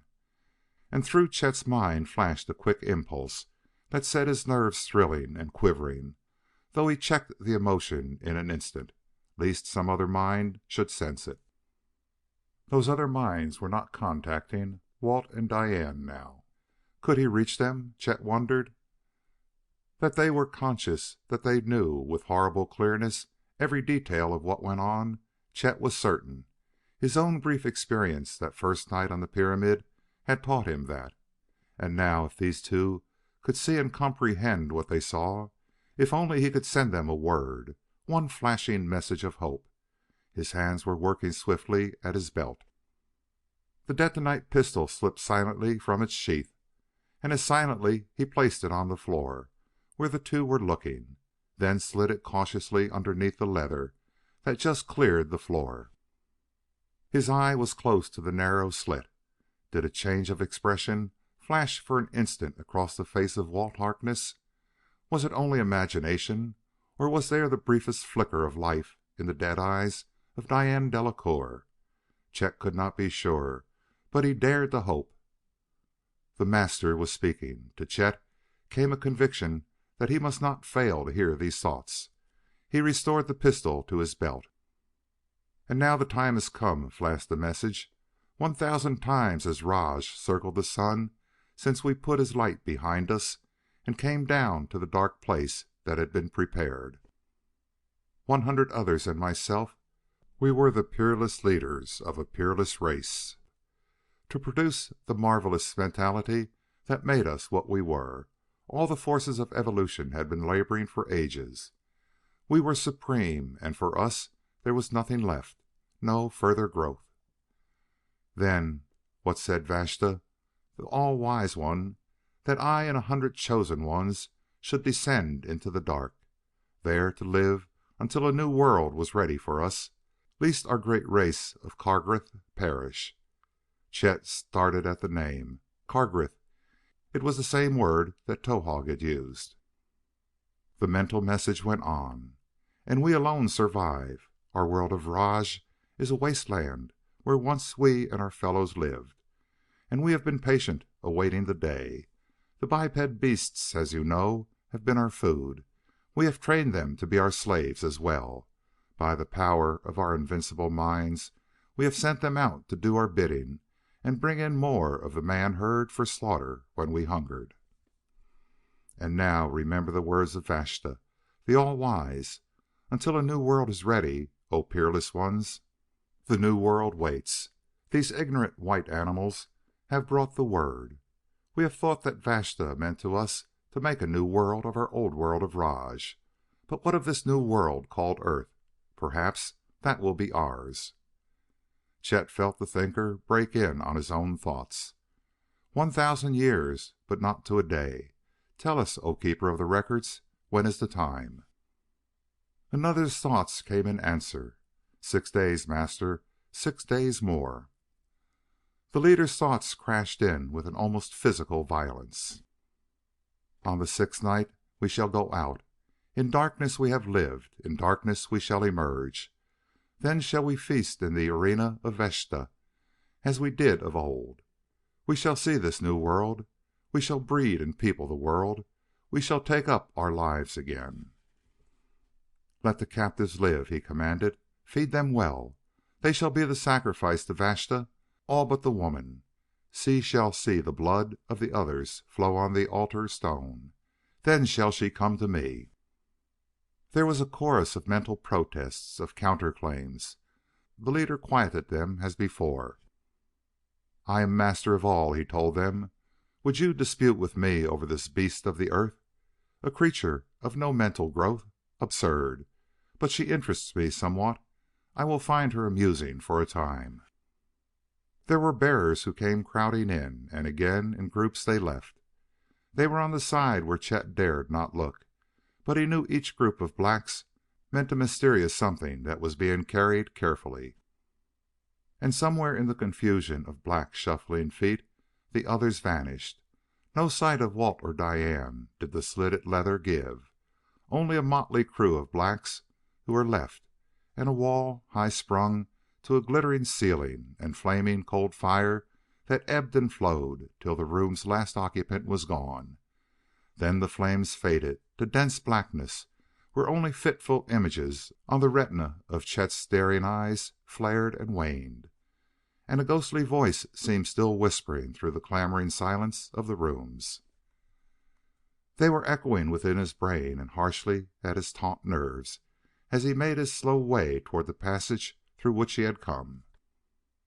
Despite their terror-filled urgings, he did not run, but took one silent, cautious step at a time, until after centuries of waiting, his eyes found a square of light that was blinding, and he knew that he was stumbling through the portal in the top of the pyramid of Vashta. Vashta, the all-wise, unholy preceptor of an inhuman race. End of chapter 21.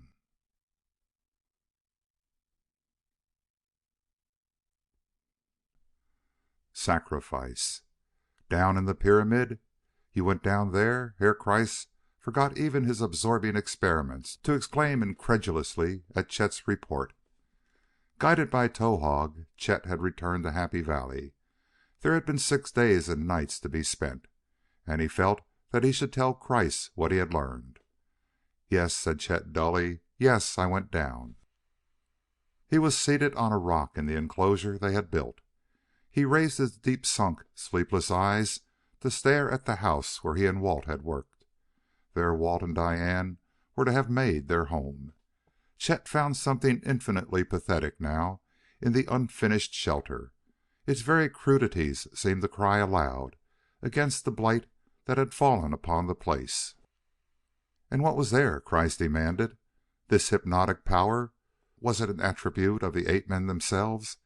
That seems highly improbable. Or was there something else, some other source of thought waves or radiations of mental force? Chet was still answering, almost in monosyllables. "Something else," he told Kreiss.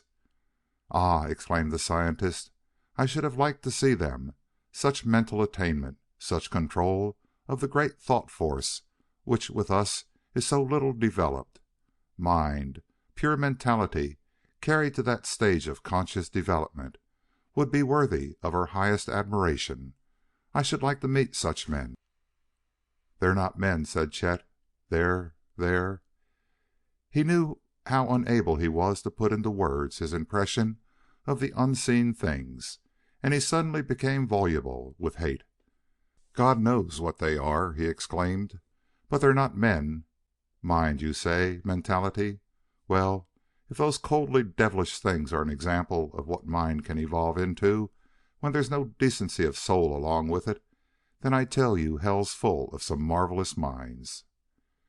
He sprang abruptly to his feet. "I've got to get out of here," he said. "I can't stand it. 4 more days, and that's the end of it all. I'm going back to the ship. I saw it from up on the divide. Still buried in gas, but I'm going back. If I could just get in there, I might do something. There's all our supplies, our storage of detonite. I might do some good work yet." He was pacing up and down restlessly where a path had been worn on the grassy knoll, worn by his feet and the pitiful bruised feet he had seen from his shelter in the pyramid, worn by Walt and Diane, his comrades. And they were helpless. Their whole hope lay in him. The thought of his own impotence was maddening. He poured out the story of his experience in the pyramid, as if the telling might give him relief. Kreiss sat in silence, listening to it all. He broke in at last. "Wait," he ordered. "There are some questions I would have answered. You said once that they found us, these devils that you tell of, because of the trail that I left. That is true?" "Yes," Chet agreed irritably. "But what of it? It's all over now." "Possibly not," Herr Kreiss demurred. "Quite possibly not. The fault, it appears, was mine. Who shall say where the results of that fault shall lead?" "And you say that these thinking creatures are devils, and that they plan to sacrifice your good friends to strange gods, and still the fault leads on." Herr Kreiss, to whom cause and effect were sure guides, seemed meditating upon the strange workings of immutable laws. "And you say that if you could reach the interior of your ship, you might perhaps be of help?" "Yes, it is so. And the ship is engulfed in a fluid sea, but the sea is of gas. Now, in that I am not to blame, and yet, they all tie in together, at the last. Yes. "What are you talking about?" demanded Chet Bullard harshly. "It's no use to moralize on who is to blame. If you know anything to do, speak up. If not—" Herr Kreiss raised his spare frame erect. "I shall do better than that," he stated. "I shall act." And Chet stared curiously after as the thin figure clambered up on the rocks and vanished into the cave. He forgot him then and turned to stare moodily across the enclosure that had been the scene of their battle. Kreiss had done good work there. He had scared the savages into a panic fear. Chet was seeing again the scenes of that night when a faint explosion came from the rocks at his side. He looked up to see Herr Kreiss stagger from the cave. Eyebrows and lashes were gone. His hair was tinged short, but his thick glasses had protected his eyes. He breathed deeply of the outside air as he regarded the remnants of a bladder that once held a sample of green gas. Then, without a word of explanation, he turned again into the cave where a thin trickle of smoke was issuing. Ragged and torn, his clothes were held together by bits of vine. There were longer ropes of the same material that made a sling on his shoulders when he reappeared. And tied in the sling were bundles, one large, one small, but sagging with weight. Both were bound tightly in wrappings of broad leaves. "We will go now," Herr Kreiss stated. "There is no time to be lost." "Go? Go where?" Chet's question echoed his utter bewilderment. "To the ship. Come, savage," he motioned to Towahg. "I did not do well when I made my way alone. You shall lead now." "He's crazy," Chet told himself half aloud. "His motor's shot and his controls are jammed. Oh, well, what's the difference? I might as well spend the time this way as any. I meant to go back to the old ship once more." Kreiss' arm still troubled from the wound he had got in the fight, but Chet could not induce him to share his load. "Ist ist mein Recht," he grumbled, and added cryptically, "To each man this only is sure, that he must carry his own cross." And Chet, with a shrug, let him have his way. There was little said on the trip. Chet was as silent and uncommunicative as Kreiss was.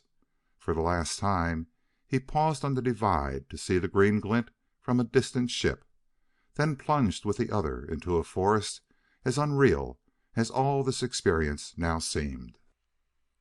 And at last, when the red light of the late afternoon ensanguined a wild world, they came to the smoke of Fire Valley and 1,000 fumaroles, little and big, that emitted their flames and gas. And one, at the lower end of the valley, had built up a great mound of greasy mud from whose top issued hot billows of green gas. It was here that Kreiss paused and unslung his pack.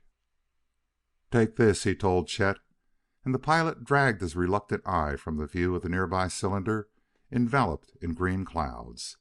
The scientist was handing him the larger of the two packages. It was bulky but light. Chet took it by a loop in one of the vines. "Careful," warned Kreiss. "I have worked on it for a month. You see, my equipment was not so good. I thought that the time might come when it would be put to use. Only first I must conquer the gas, which I now prepare to do." "I don't understand," Chet protested. "You are a master pilot of the world?" questioned Kreiss, and Chet nodded. "And the control on your ship was a modification of the new ball control mechanism such as is used on the latest of the high-level liners?" Again Chet nodded. "Then, if ever you are so fortunate, Herr Bullard, as to see once more that device on one of those ships, will you examine it carefully? And stamped on the underside you will find—" "The patent marking," said Chet, then stopped short as the light of understanding blazed into his brain. "Patented," he reflected. "That's what it says." And a wondering comprehension was in his voice. "Patented by H. Kreiss of Austria. You are the inventor?" "I did not speak with entire truth to Herr Schwartzmann," admitted Kreiss, "on that occasion when I told him I could not rebuild the control you had demolished. With your equipment on the ship I could have done quite a creditable job. But even now, He pointed to the leaf-wrapped bundle in Chet's hand. "With copper I have hammered from the rocks, and with silver and gold and even iron which I found occurring in a quite novel manner, I have done not so badly." This is. Chet stared at the object in his hand. His tongue could not be brought to speak the words. "But what use? How can I get in the gas?" "Cause and effect," stated Herr Dr. Kreiss of the Institute at Vienna, and once more he seemed addressing a class and taking pleasure in his ability to dispense knowledge. "It is the law of the universe. I perform an act. It is a cause. I have invoked the law, and the effect goes out like circling waves in an endless ocean of time, forever beyond our reach. But we can do other acts, produce other causes, and sometimes we can neutralize thereby the effects of the first. I do that now." He picked up the second bundle in its wrapping of leaves. It was heavy for him to manage with his wounded arm. "This is all that I have," he said. "I must place it surely." "Go down toward the ship," he ordered. "Wait there where it is safe. Then when the gas ceases you will have but 3 minutes. 3 minutes, remember. Lose no time at the port." He had reached the base of the hill of mud. He was on the windward side. Above him the fumerole was grunting and roaring, and to Chet the thin figure, gaunt and ungainly and absurd in its wrappings of dilapidated garments, became somehow tremendous, vaguely symbolic. He could not get it clearly, but there was something there of the cool, reasoning sureness of science itself, an indomitable pressing on toward whatever goal the law might lead one to. But Kreiss was human as well. He stopped once and looked about him. "A laboratory, this world!" he exclaimed. "Virgin, untouched, so much to be learned, so much to be done, and mine would have been the glory and fame of it." He turned hesitantly, almost apologetically, toward Chet standing motionless and unspeaking with the wonder of this turn of events. "Should you be so fortunate as to survive," began Kreiss, "perhaps you would be so kind my name I would not want it lost." He straightened abruptly. "Go," he ordered. "Get as near as you can." His feet were climbing steadily up the slippery ascent. The faintest breath of the gas warned Chet back. Almost infinitely diluted, it still set him choking while the tears streamed down his face. But he worked his way as near the ship as he dared, and he saw through the tears that still blinded his stinging eyes the tall figure of Kreiss as he reached the top. A table of steaming mud was there, and Kreiss was sinking into it as he struggled forward.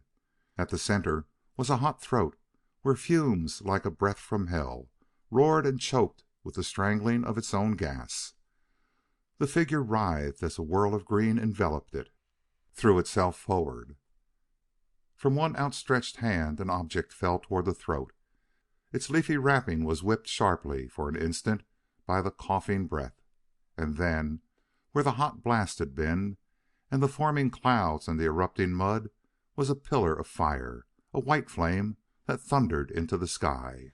Straight and clean, like the sword of some guardian angel, it stood erect, a line of dazzling light in a darkening sky, and the fumes of green had vanished at its touch.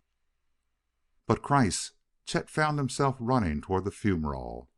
He must save him, drag him back. Then he knew, with a certainty that admitted of no question, that for Kreiss there was no help, that for this man of science the laws of cause and effect were no longer operative on the plane of Earth. The heat would have killed him, but the enveloping gas must have reached him first. And he had sacrificed himself for what? That he, Chet, might reach the ship? Before Chet's eyes was a silvery cylinder whose closed port was plainly marked. No gas now, no glint of green. The way was clear, and the slim figure of Chet Bullard was checked in its rush toward a mound of mud and the body of a man that lay next to a blasting column of flame. He turned instead to throw himself through the clean air toward the ship that was free of gas. 3 minutes. This was what Kreiss had said. This was the allotted time. In 3 minutes he must reach the ship, force open the long unused port, get inside. At one side, across the level lava rock, he saw Towahg. The savage was running at top speed. He had thrown away his bow, dropping it lest it impede his flight from this terrifying witchcraft he had seen. There had been a witch doctor in Towahg's tribe.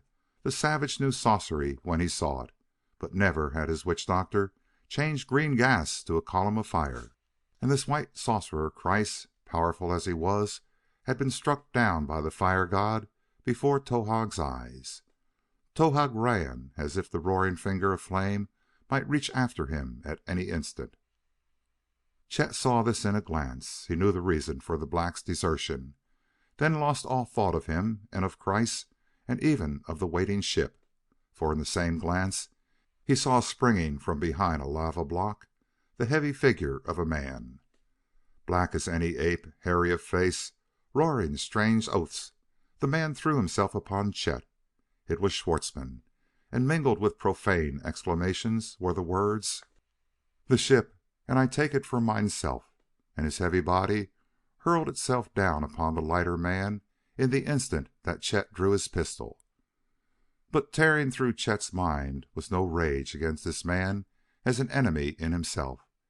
He thought only of Kreiss's words, 3 minutes, lose no time at the port. And now the brave sacrifice. It would be in vain. He twisted himself about so that his shoulder might receive the human projectile that was crashing upon him. End of chapter 22.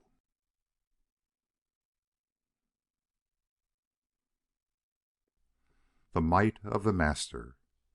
As with other measures of matters earthly, time is a relative gauge. Nowhere is this more apparent than in those moments of mental stress when time passes in a flash, or, conversely, drags each lagging minute into hours of timeless length. 3 minutes. The words clanged and reverberated through Chet's brain, and it seemed, as he strained and struggled and was forced backward, and yet backward by the weight of his antagonist, that those 3 minutes had long since passed, and other threes without end. The enemy's leaping body had been upon him before the detonite pistol was half drawn, and now he fought desperately. He felt only the jar of blows that landed on his half-covered face. There was no sting or pain, only the crashing thud that made strange clamor and confusion in his head. But he ducked and blocked awkwardly with one arm that held the package Kreiss had given him, while the other hand that gripped the pistol was twisted behind him. No chance here for clever blocking, no room for quick footwork. Weight was telling, and the weight was all in favor of his big opponent. Chet knew that the possession of the gun was vital. Flashingly it came to him that Schwartzmann had not fired. His pistol, then, was lost, or he was out of ammunition. And now Chet's hand that held the gun with the 6 precious charges of detonite was fast in the clutch of a huge paw, and the pain of that twisted arm was sending searing flashes to his brain. A twist of the body, and the pain relaxed. He dropped the leaf-wrapped package to the ground, and with the free hand shot over a blow that brought a grunt of pain from Schwartzmann and a gush of blood that smeared the black, hairy face. He took one stiff jolt himself on his half-averted head, that he might counter with another to flatten that crushed and painful nose. For one brief instant Schwartzmann's free hand was raised protectingly to his face so contorted with rage. For one brief instant, below that big fist, there showed the contour of a jaw, and, with every ounce of weight that Chet could put into the swing, he came up from under in that same instant with a smashing left that connected with the exposed jaw.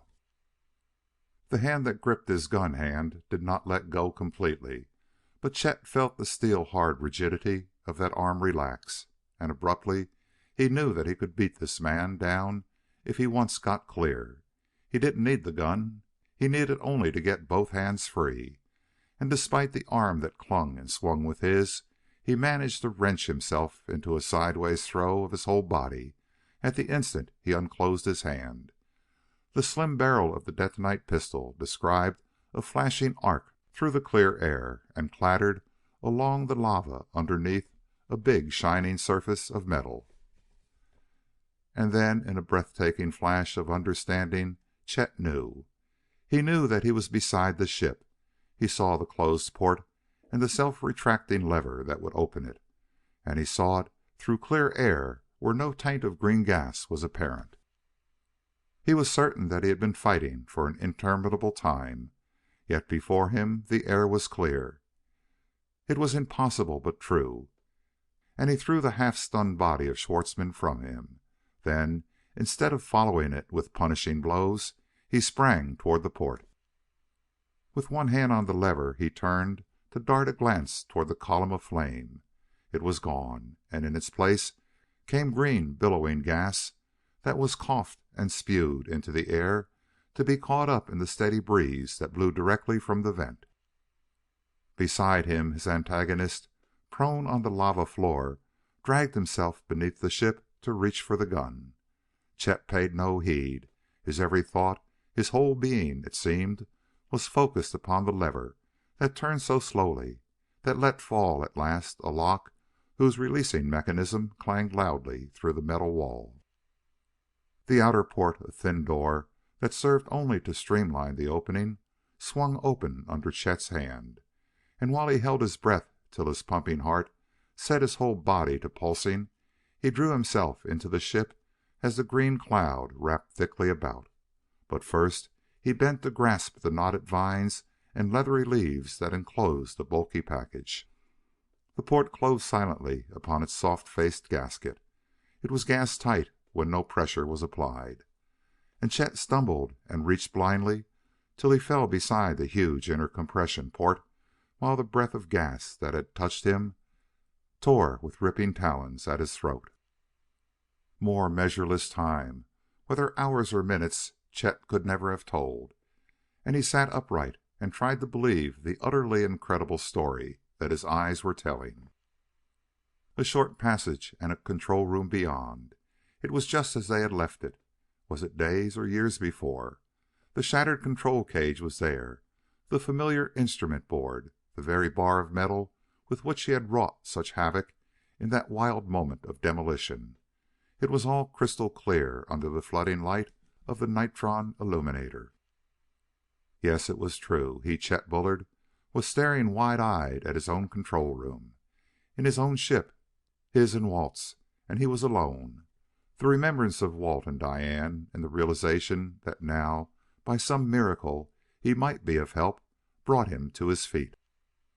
He sprang toward a lookout where the last light of day was gone and a monstrous moon shone down upon a world of ghastly green. Yet through the gas, every detail of the world outside showed clear, even the giant fumerole that had been the funeral pyre of a man of science, even the mound of ashes at its top, which the moving air was blowing in dusty puffs until spouting mud fell back to hide them from sight. Chet cursed the gas for the dimness that clouded his eyes, and he rubbed at them savagely as he turned and walked to a side lookout. Through the riot of impressions of the fight outside the port, he had known that there was a human body over which he stumbled at times. He saw it now, the body of Schwartzmann's henchman, killed these long weeks before, but preserved in the ceaseless flow of gas. But now, sprawled across it, was another and bulkier shape. Sightless eyes stared upward from a face turned to the cruel gas cloud and the hideous green moon above. The mouth sagged open in a black, bearded face, and one hand still clutched the pistol. It would have shattered his human opponent had the man been given an instant more. But against the enemy that rolled down and overwhelmed him in billowing clouds, no weapon could prevail. Herr Schwartzmann had fought his last fight. The package, the last gift of Christ, was still securely wrapped. It lay on the metal floor. Chet stooped to lift it, to work at the knotted vines and lay off the thick wrappings of fibrous leaves, until he stood at last under the white glare of the bubbling nitron bulb, to stare and stare wordlessly at the cage of metal bars in his hand. Crude, yes. No finely polished mechanism, this. No one of the many connection clips that the other had had, either. But Chet knew he could solder on the hundreds of wires that made the nervous system of the control and fed the current to the cage, and Kreiss had believed it would work. There was no thought of delay in Chet's mind, no waiting for daylight. This was the fourth night since he had been in that place of horror, since above him in that Stygian pit an inhumane, satanic something had said, "The captives, a sacrifice to Vashta," on the sixth night. Chet threw off the rags that once had been a trim khaki jacket and went feverishly to work. And through the time that was left he drove himself desperately, the hours so few and each hour so short. As he worked with seemingly countless strands of heavy cables, where each strand must be traced back and its point of connection determined, he knew how long each dreadful minute must be for the two captives deep inside the Dark Moon. It was well, perhaps, that Chet did not have the power of distant sight, that he had no messenger like those from the pyramid who might have gone down into that place and have sent him by mental television a picture of what was there. For he would have seen that which would have lent no clarity of vision to his deep-sunk eyes, nor skill to the touch of fumbling, tired hands. Walt Harkness, no longer under hypnotic control, stood in a dim-lit room carved from solid stone, stood and stared despairingly at the surrounding walls and at the pair of giant ape-men who guarded the one doorway. And clinging to his hand was a girl, and she, too, had been released from the invisible bonds. She was speaking. "No, Walter, we both saw it. It must be true. It was Chet's pistol. He was there in that horrible place. And I will not give up.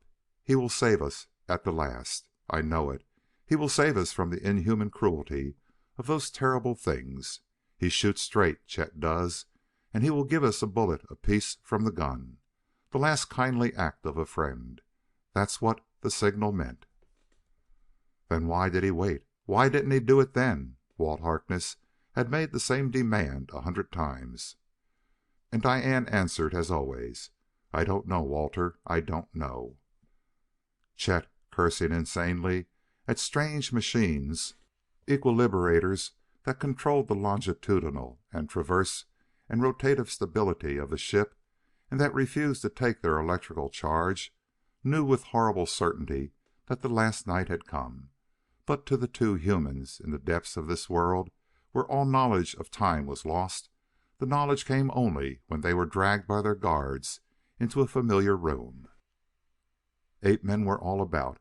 They stared unwinkingly at the captives, who stared back again in an effort to keep their eyes averted from the monstrous repulsiveness on the platform above them, till their eyes were drawn to meet the compelling gaze of the master of a lost race. A something which at first glance seemed all ahead. This was the master. The naked body, so skeleton thin, was shrunken and distorted. It was withered and leathery brown, like the aged parchment of mummified flesh. It was seated in a resplendent chair, whose radiant handles were for its carrying, and above it the head, so incredibly repulsive, was made more hideous by its travestied resemblance to human form. Soft, pulpy, and wetly smooth, a 10-foot sack enclosed in a membrane of dead gray shot through with flickerings of color that flamed and died. The whole pulsing mass was supported in a sling of golden cloth, and dominating it in the center of that flabby forehead, a focal point for the gaze of the horrified observers, was a single, glassy and lidless eye. Cold, unchanging, entirely expressionless except for the fixed ferocity that was there, the eye was a yellow disk of hate, where quivering lines of violet culminated in a central flaming point, and that point of living fire swelled prodigiously before their staring eyes. It seemed to expand, to slowly draw their senses, their very selves, from their bodies, to plunge them down to annihilation in the fiery pit where a soundless voice was speaking. "Slaves, apes, take the captives to the great altar rock of Vashta, to the Holy of Holies. The others you are permitted to slaughter for our food. Hold these two safely, for one shall die slowly for Vashta's pleasure, and one shall live on for mine. And we would not have them under our mental control, so guard them well. The offering is more pleasing to Vashta when the blood in his cup flows from a creature unbound both in body and mind."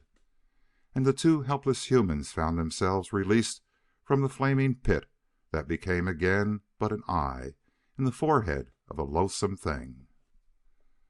They were fully conscious of their surroundings as they were herded up through the pyramid and out into the night, where rough calloused hands seized them and dragged them to a smooth tabletop of rock that stood only slightly above the ground before the great rocky pile.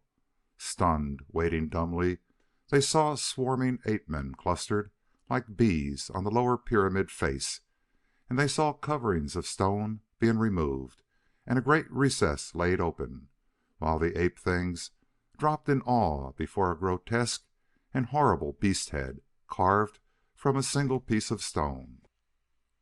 The eyes of the beast shone with some cold, hidden light. They seemed fixed hungrily upon a cup in a distorted hand, and though the cup was empty, there was promise of its being filled, for little sluices of stone sloped from the place where the captive stood, and they ended above the cup, so that the life-blood of a slaughtered creature or a sacrificed man might pour splashingly in, a streaming draught for this bloodthirsty god. The arena filled with abominable life. Now, in the dark silence of a moonless night, the cold stars shone down on a gathering of spectators, wild and unreal, nameless, spectral horrors of a blood-chilling dream. The flat capstone of the pyramid was the resting place of the master. His huge head showed pulpy and gray above the glittering gold of the metal carrying chair where a misshapen body was seated. Others like him had poured from the pyramid, carried by thousands of slaves to their places about the arena. Monsters of prodigious strength their forebears must have been, but this degenerate product of evolutionary forces had lost all firmness of flesh. Their bodies, sacrificed for the development of the bulbous heads, were mere appendages, fit only for the propagation of their kind and for the digestion of human food. The clean air of night was polluted with abominable odors as it swept over the exudations of those glistening, pulpy masses. To the two waiting humans on the great sacrificial stone came a deadening of the senses as an executioner armed with strange torturing instruments drew near. But of the two, one, clinging hopelessly to the other, abruptly stifled the dry, choking sobs in her throat to lift her head in sharp, listening alertness. Walt Harkness was speaking in a dead, emotionless tone. "Chet has failed us. He is probably dead. Goodbye, dear." But his words were interrupted and smothered by a breathless, strangling voice. Diane Delacouer, staring with agonized eyes into the night, was calling to him. "Listen, oh, listen! It's the ship, Walter. It's the ship. It's not the wind. I'm not dreaming nor insane.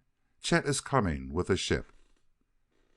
It was well that Chet Bullard could not see the two, could not hear that voice, trembling and vibrant with an impossible, heart-gripping hope, and surely it was well that he could not share their emotions when, for them, the silence became faintly resonant, when the distant, humming, drumming reverberation grew to a nerve-shattering roar, when the black night was ripped apart by the passage of a meteor ship that shrieked and thundered through the screaming air, close above the arena, while, with the rock beneath them still shuddering from the blasting voice of that full exhaust, the sky above burst into dazzling flame.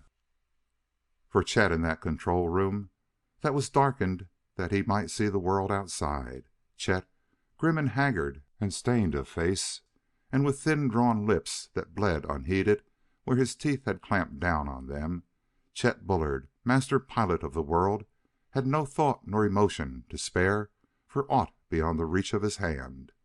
He was throwing his ship at a speed that was sheer suicide over a strange terrain flashing under and close below. He overshot the target on the first try. The twin beams of his searchlight picked up the dazzling black and white of the arena. It was before him, under him, lost far astern, in one single instant that was ended as it began. But his hand, ready on a release key, pressed as he passed, and the sky behind him turned blazingly bright with a cloud of flare dust that made white flame as it fell. Such speed was not meant for close work, nor was a ship expected to hit dense air with a blast such as this on full. Even through the thick insulated walls came a terrible scream, like voices of humans in agony. The tortured air shrieked its protest while Chet threw on the bow blast to check them and slanted slowly, slowly upward in a great loop whose tremendous size was an indication of the speed and the slow turning that was all Chet could stand and live through. He came in more slowly the next time. Floodlights in the underskin of the ship were blazing white, and whiter yet were the star flares that he dropped one after another, brighter than the sunlight of the brightest day this globe had ever seen. The sky, ablaze with dazzling fire, shone down in vivid splendor to drain every shadow and half light and leave only the hard contrast of black and white. In the nose of the ship was a .50 caliber gun.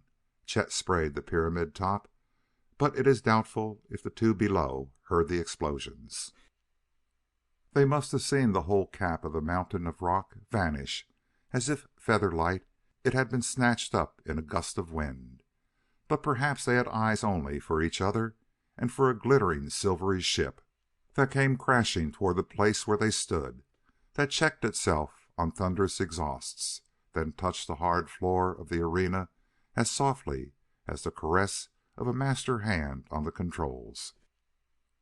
But from them came no cry, no exclamation of joy. They were dazed, Chet saw, when he threw open the port. They were walking slowly, unbelievingly, toward him till Diane faltered. Then Chet leaped forward to sweep the drooping, ragged figure up into his arms, while he hustled Harkness ahead and closed the port upon them all. But, still haggard and stern of face, he left the fainting girl to Harkness's care, while he sprang for a ball control and a firing key that released a hail of little .50 caliber shells whose touch could plow the earth with the ripping sword of an avenging god. And later, a pulverous mass where a huge pyramid had been, smoking rock in a great oval of shattered, crumbling blocks, and, under all the cold light of the stars, no sign of life but for a screaming, frantic mob of ape-men, freed and fleeing from the broken bondage of masters now crushed and dead. All this Chet's straining, bloodshot eyes saw clearly before his hand on the firing key relaxed, before he covered his eyes with trembling hands as realization of their own release rushed overwhelmingly upon him. There were supplies of clothing in the ship, jackets, knee-length trousers, silken blouses, boots, and even snug-fitting, fashionable caps. Very unlike the ragged wanderers of the mountainous wastes were the three who stood safely to the windward of a spouting fumarole. Mud coughed hoarsely from a hot throat, and green, billowing gas. There was nothing now to show that here was the scene of a companion's last moments. With heads bared to the steady breeze that had been their undoing, they stood silent for long minutes. Behind them, at a still safer distance, where no chance flicker of a fire god's finger might strike him down as it had the white man, a black figure danced absurdly from foot to foot and indulged in unexpected gyrations of joy. For did not Towahg hold in one hand a most marvelous weapon of shining, keen-edged metal with a blade that was longer than his two hands? What member of the tribe had ever seen such an indescribably glorious thing? And lacking the words even to propound the question, Towahg spun himself in still tighter spirals of ecstasy. Then there was the axe, not made of stone, but fashioned from the same metal, and besides this, a magic thing for which as yet there was not even a name. It made flashing reflections in the sun, and if one held it just so, and moved one's head before it, it showed a quite remarkably attractive face of a man who was more than half ape, though Towahg had never yet been able to catch that man beyond the magic that the white man called mirror. He was still enthralled in his grotesque posturing when Diane looked down from the floating ship. "He'll be the Lord Chief Voodoo Man for the whole tribe," she said, and for the first time since they had stood at the fumerole she managed to smile. "And now," she asked, "are we off? What comes next?" Chet's hand was on a metal ball in a crudely constructed cage of metal bars. He looked at Harkness, and at the other's almost imperceptible nod he moved the ball forward and up. "We're off," Harkness agreed. "Off for Earth, home. And it will look good to us all. We will take up things where we left them when we were interrupted. There's no Schwartzmann to fear now. We can show our ship to the world, revolutionize all lines of transportation, and we can plan." He failed to finish the sentence. To his reaching vision there were, perhaps, more potentialities than he could compass in words. And Chet Bullard, fingering the triple star on his blouse, the insignia that had gone with him through all his hopes and despairs, looked out into space and smiled. Behind him a brilliant world went slowly dark. It became, after long watching, a violet ring. Then that was gone. The dark moon was lost in the folds of enshrouding night. Ahead was an infinity of black space, where only the distant stars struck sparks of fire in the dark. And still he smiled, as if, looking into the unplumbed depths, he, too, made plans. But he moved the little ball within his hand and swung the bow sights to bear upon a glorious globe, a brilliant, welcome beacon. "Home it is," he stated. "We're on our way." But there was needed the rising roar from astern that his words might have meaning. It thundered sonorously, its resounding hum in a crescendo of power that brooked no denial, that threw them out and onward through the velvet dark. End of chapter 23. Recording by Richard Kilmer, Rio Medina, Texas. End of Brood of the Dark Moon by Charles Diffin.